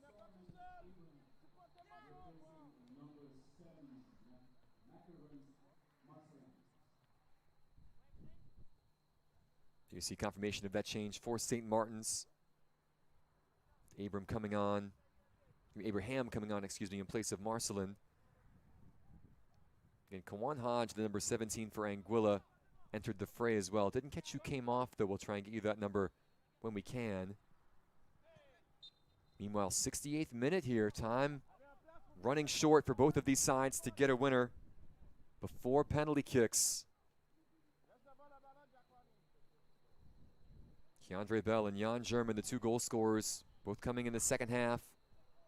Bell striking 1 minute into the interval, or after the interval, excuse me, 1 minute into the second half. German scoring in the 47th off the corner. A little flick on this time off the set piece. Goes right into the arms of Ronnie Jean-Baptiste. Can either side create one more grade A opportunity? One more sight of goal? You'd imagine after the injury to Marcelus, there'll be a little more time added following the 70. Fleming knocked over by Herbert this time. It'll be a throw for Anguilla.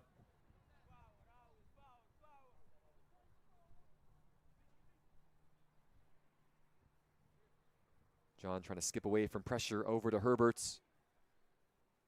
Amarni Webster. Oh, just a slip that time. Anguilla unable to take advantage though. Bell couldn't make it stick. Arundel's early ball met with by Connor.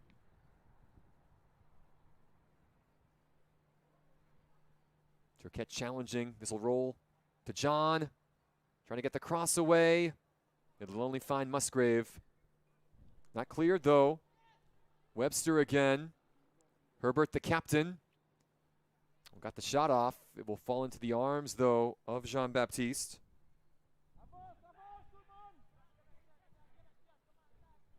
'70th minute now. Still tied at 1 apiece. Anguilla and St. Maarten looking for a winner here before penalty shootout on the way. Another thumping clearance from Connor. Jordan Neighbor was back there. Actually, that was Joseph Arundel, sorry, the number 4, not the number 6. It'll be a throw for Anguilla. We're into stoppage time now. Here in Willemstad in Curaçao.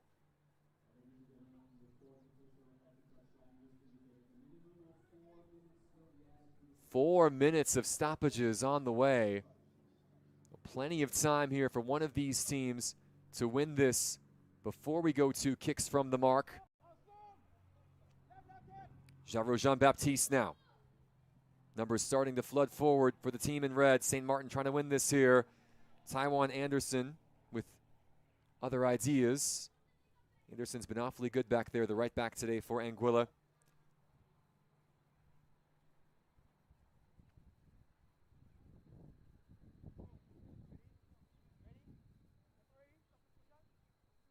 I think Anderson just needs a moment here.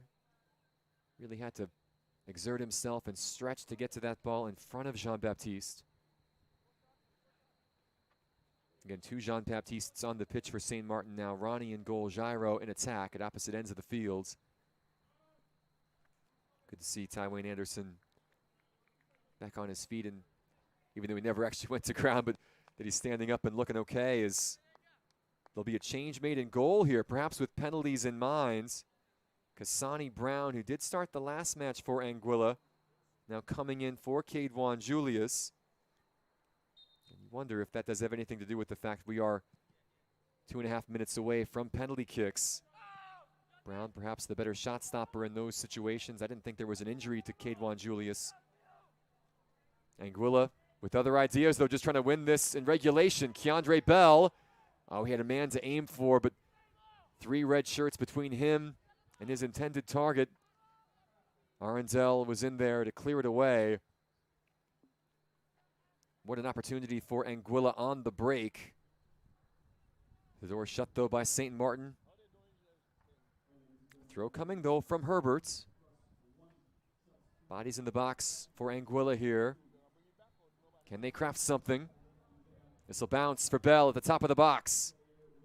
Shot took a deflection on the way from Keandre Bell. A high boot that time on the challenge inside the 18 from Zahir Hennis. He's got the assists today for Anguilla. Guilty of the foul on this occasion, though.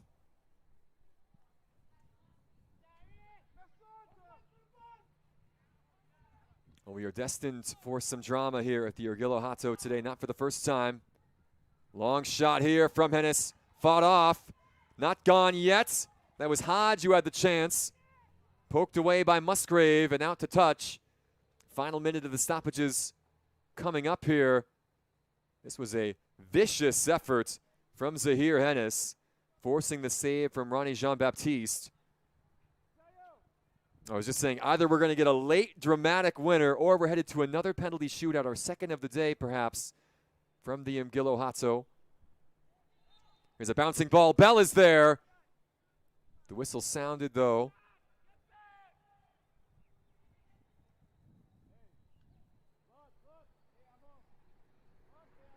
Sigh of relief for St. Maarten.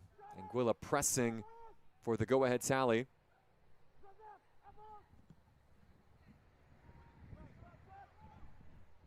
Final 20 seconds of the 4 additional minutes of the 70.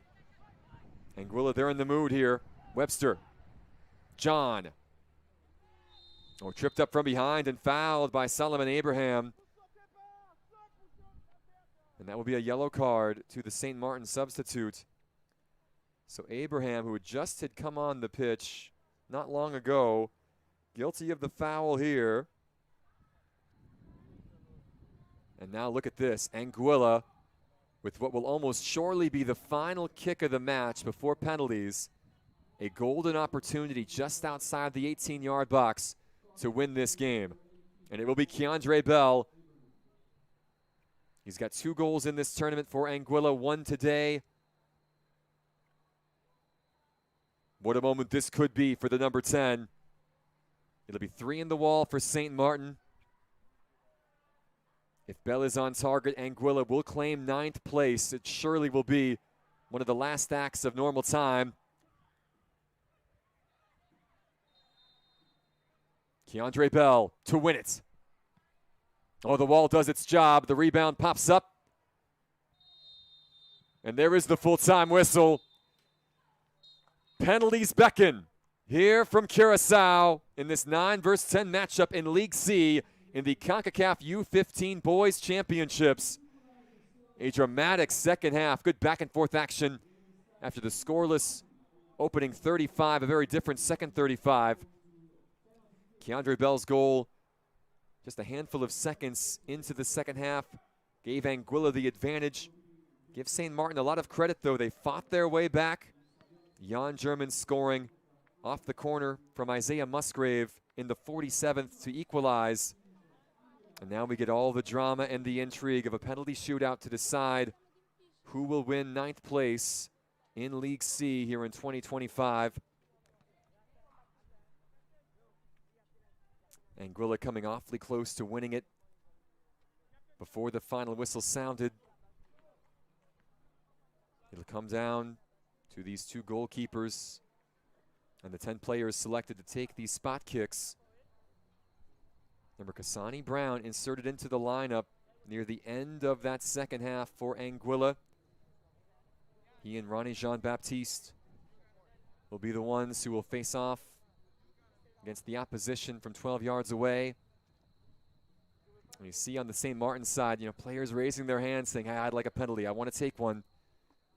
The 2 captains, a pair of number 8s, getting set to lead their sides one more time as the coin flip and instructions are given.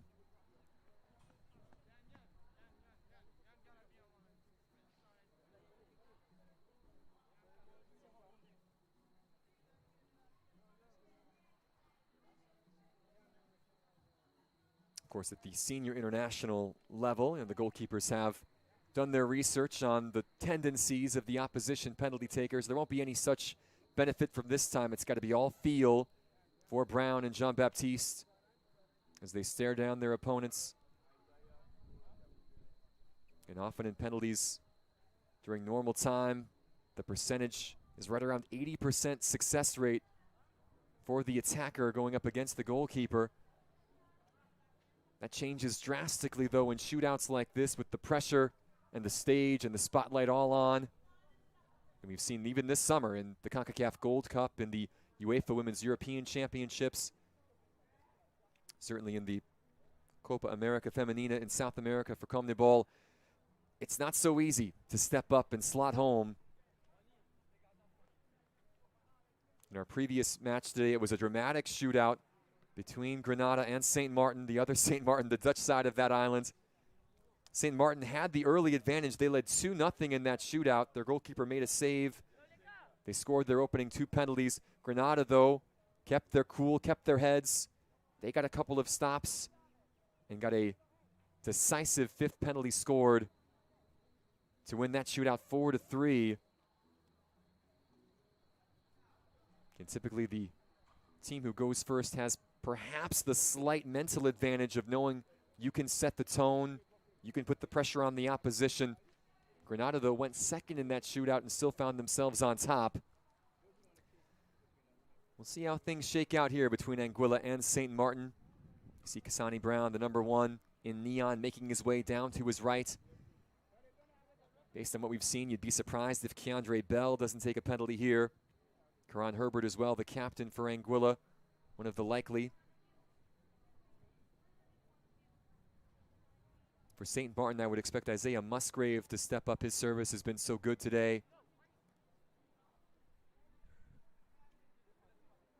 Jairo Jean-Baptiste has been good since coming on as a sub in attack. Hugo Turquette as well, such a composed player, the captain for this team. More of a defensive midfielder by trade, but you'd expect he would have the temperament, the cool head to be able to come out and slot one home. We shall see. Kicks from the spot on the way. In the final match of the day from the Orgulho Hato Stadion in Willemstad, Curaçao. And it does appear that Ronnie Jean-Baptiste will be going into goal first. So Anguilla will start proceedings from the spot. The team who led in the 36th minute in this contest.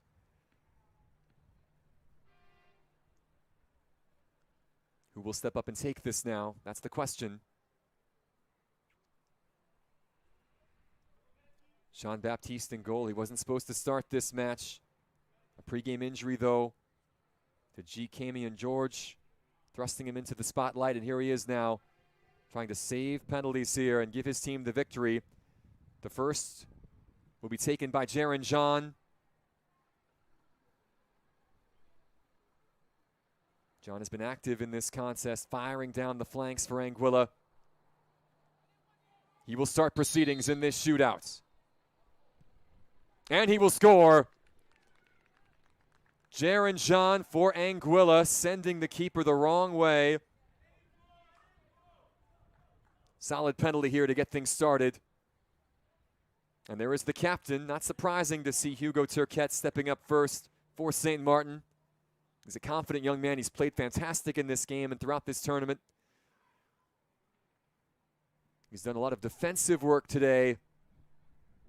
Now he gets his chance to equalize from the spot. Really the first act of the match here for the Anguilla goalkeeper, Kasani Brown, just coming on in stoppage time. Brown trying to make himself big. The mind game is beginning as Turcotte stares him down. Hugo Turcotte, a perfect penalty here to equalize. Brown guessed the right way. Power and placements from the St. Martin captain. And now it is the Anguilla goal scorer, the only Anguilla player who has scored in this tournament, Keandre Bell. His goal in the 36th minute gave Anguilla the advantage. And now he steps to the spots. Second kick of 5 for this tiny Caribbean nation in the upper Lesser Antilles. Keandre Bell. 2 for 2. Jean-Baptiste again guessing the right way. Bell, though, slots it into the keeper's right. Anguilla stay perfect. Jairo Jean-Baptiste now stepping up for St. Martin. The second half substitute. Quite a couple of looks in attack while leading the line. It'll be his turn to face off against Kasani Brown.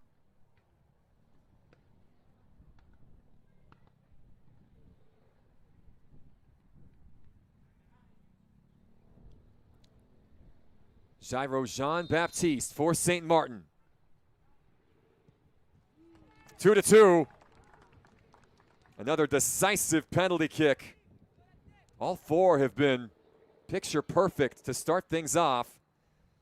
Sigh of relief, a pump of the fist from that young man. Now the onus turns back on to Anguilla. Zahir Hennis, who had the assist on the Keandre Bell goal in the 36th minute. He came on as a second half substitute. He tested Ronnie Jean-Baptiste from distance in this second half. He will fire now from a little bit closer. A chance to pull Anguilla ahead once again for a third time in this shootout. Zahir Hennis from the spot. Just through the arms of Jean-Baptiste. The St. Maarten keeper guesses the right way once again. Zahir Hennis, though, with just enough pace on that to find the back of the nets. Jordan Neighbor now will step up. Back and forth we go. 9th place on the line here in League C in Curacao. Neighbor, the second half substitutes. Another perfect penalty. Both sides 3 for 3 so far. Nerveless. Back and forth we go. Takari Connor stepping up. He has been immense in defense today for Anguilla.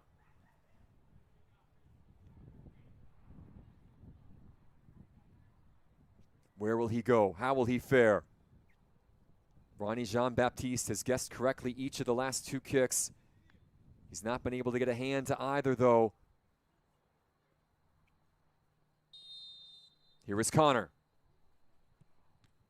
Saved by Jean-Baptiste. Connor went central. Ronnie Jean-Baptiste read it well. And for the first time in this shootout, St. Maarten have a chance to pull in front. Jan German, who has the goal today for the St. Swallows, an opportunity to give them the edge before the 5th and final kick.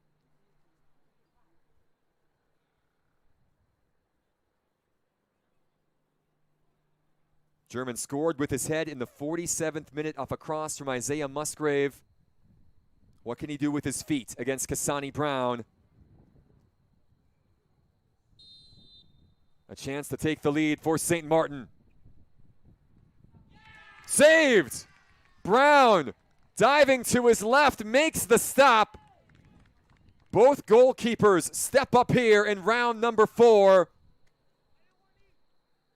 German denied from the spot, and we stay tied at 3 apiece. Calaquan Julius, another second half substitute now, coming to the fore. A chance to give Anguilla the advantage in this 5th round.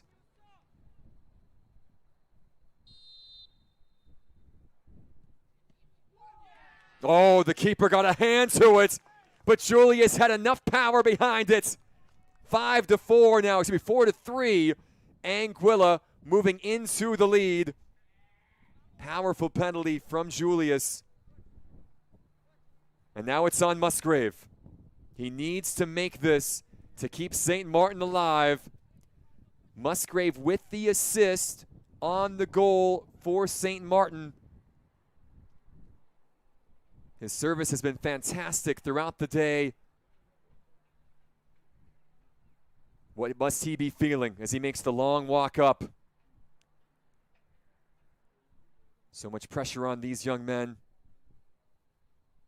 A goal and we continue, a save, and Anguilla win.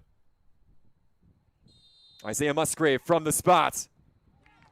He rolls it into the bottom corner. Coolly done from the number 12 for St. Maarten. 4-4 now, and we persist with this shootout. Sudden death moving forward. It's the captain's turn. Kieran Herbert for Anguilla stepping up. We have seen so many perfect penalties. A couple of great saves as well from Brown and Jean-Baptiste respectively in round 4. It's Herbert's turn now. A chance to pull Anguilla back in front and put the pressure back on St. Maarten. And Herbert scores. No nonsense. Bottom corner from the captain. Ronnie Jean-Baptiste did not even flinch that time. 5-4 in favor of Anguilla. Sudden death here. Just as we had a moment ago, it is score or game over. Michel Gamiet now coming up.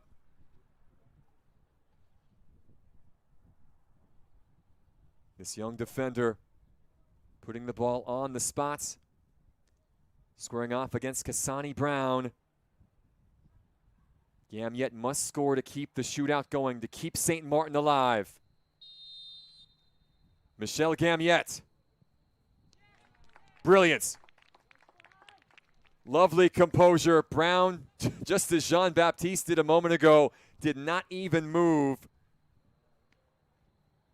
To round 7 we go, tied at 5 apiece. Amarni Webster to take it for Anguilla. He has done yeoman's work in defense today. Now it is his turn in round 7. Staring down Ronnie Jean-Baptiste.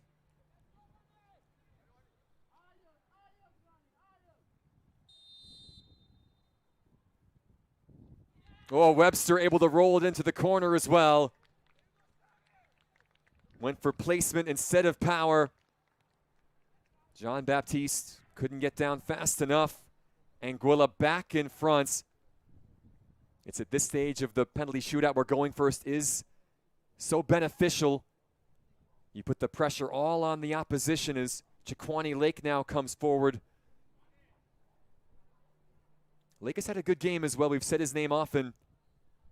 He needs to score to keep this shootout going. Kasani Brown staring him down. Chiquani Lake over the bar. Anguilla will be your champions in this 9-10 match. They take 9th place. Kasani Brown making himself big. The shot was high. It was a fantastic shootout. 7 rounds to decide it. Oh, your heart breaks for Lake. Got a bit underneath the shot and sent it over the crossbar. He has no need to hang his head, though, nor do his teammates. The St. Maarten side, valiant, fighting back from a goal down.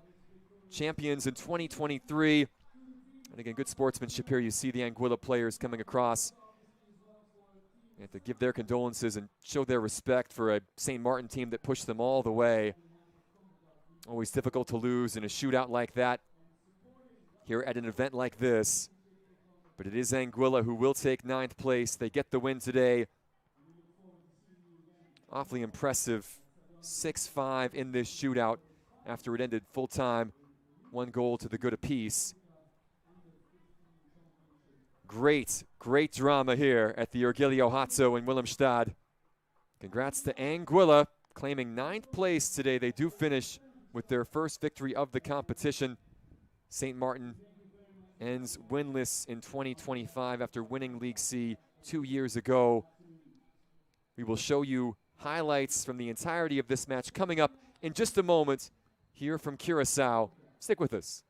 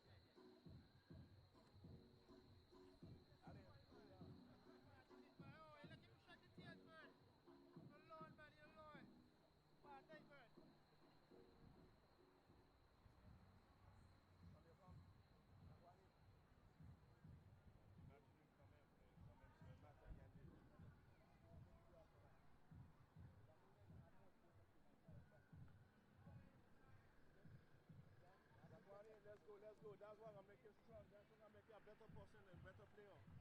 Let's go.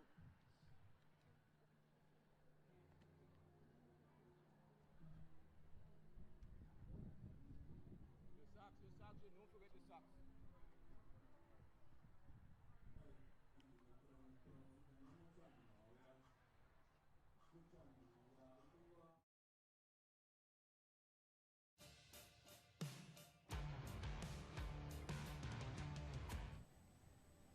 It's gone final here in our final match of this Concacaf U-15 Boys Championships League C playoff on match day 1 of the postseason.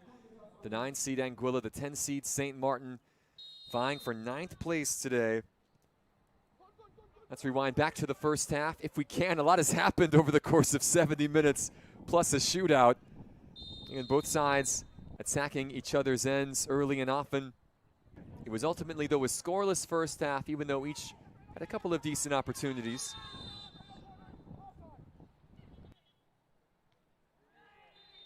Both teams defending well right from the start. That was Damani Brown for St. Maarten with a decent effort on a free kick. Anguilla attacking as well. Kygel Robin forcing a save out of Ronnie Jean-Baptiste. The first half, though, ended without any scoring, 0-0 after the opening 35. It did not take long to start the scoring in the second 35, though. Zahir Hennis able to play across to Keandre Bell, and the number 10 for Anguilla able to turn and fire his second goal of the tournament. The CR7 tribute as well at the end.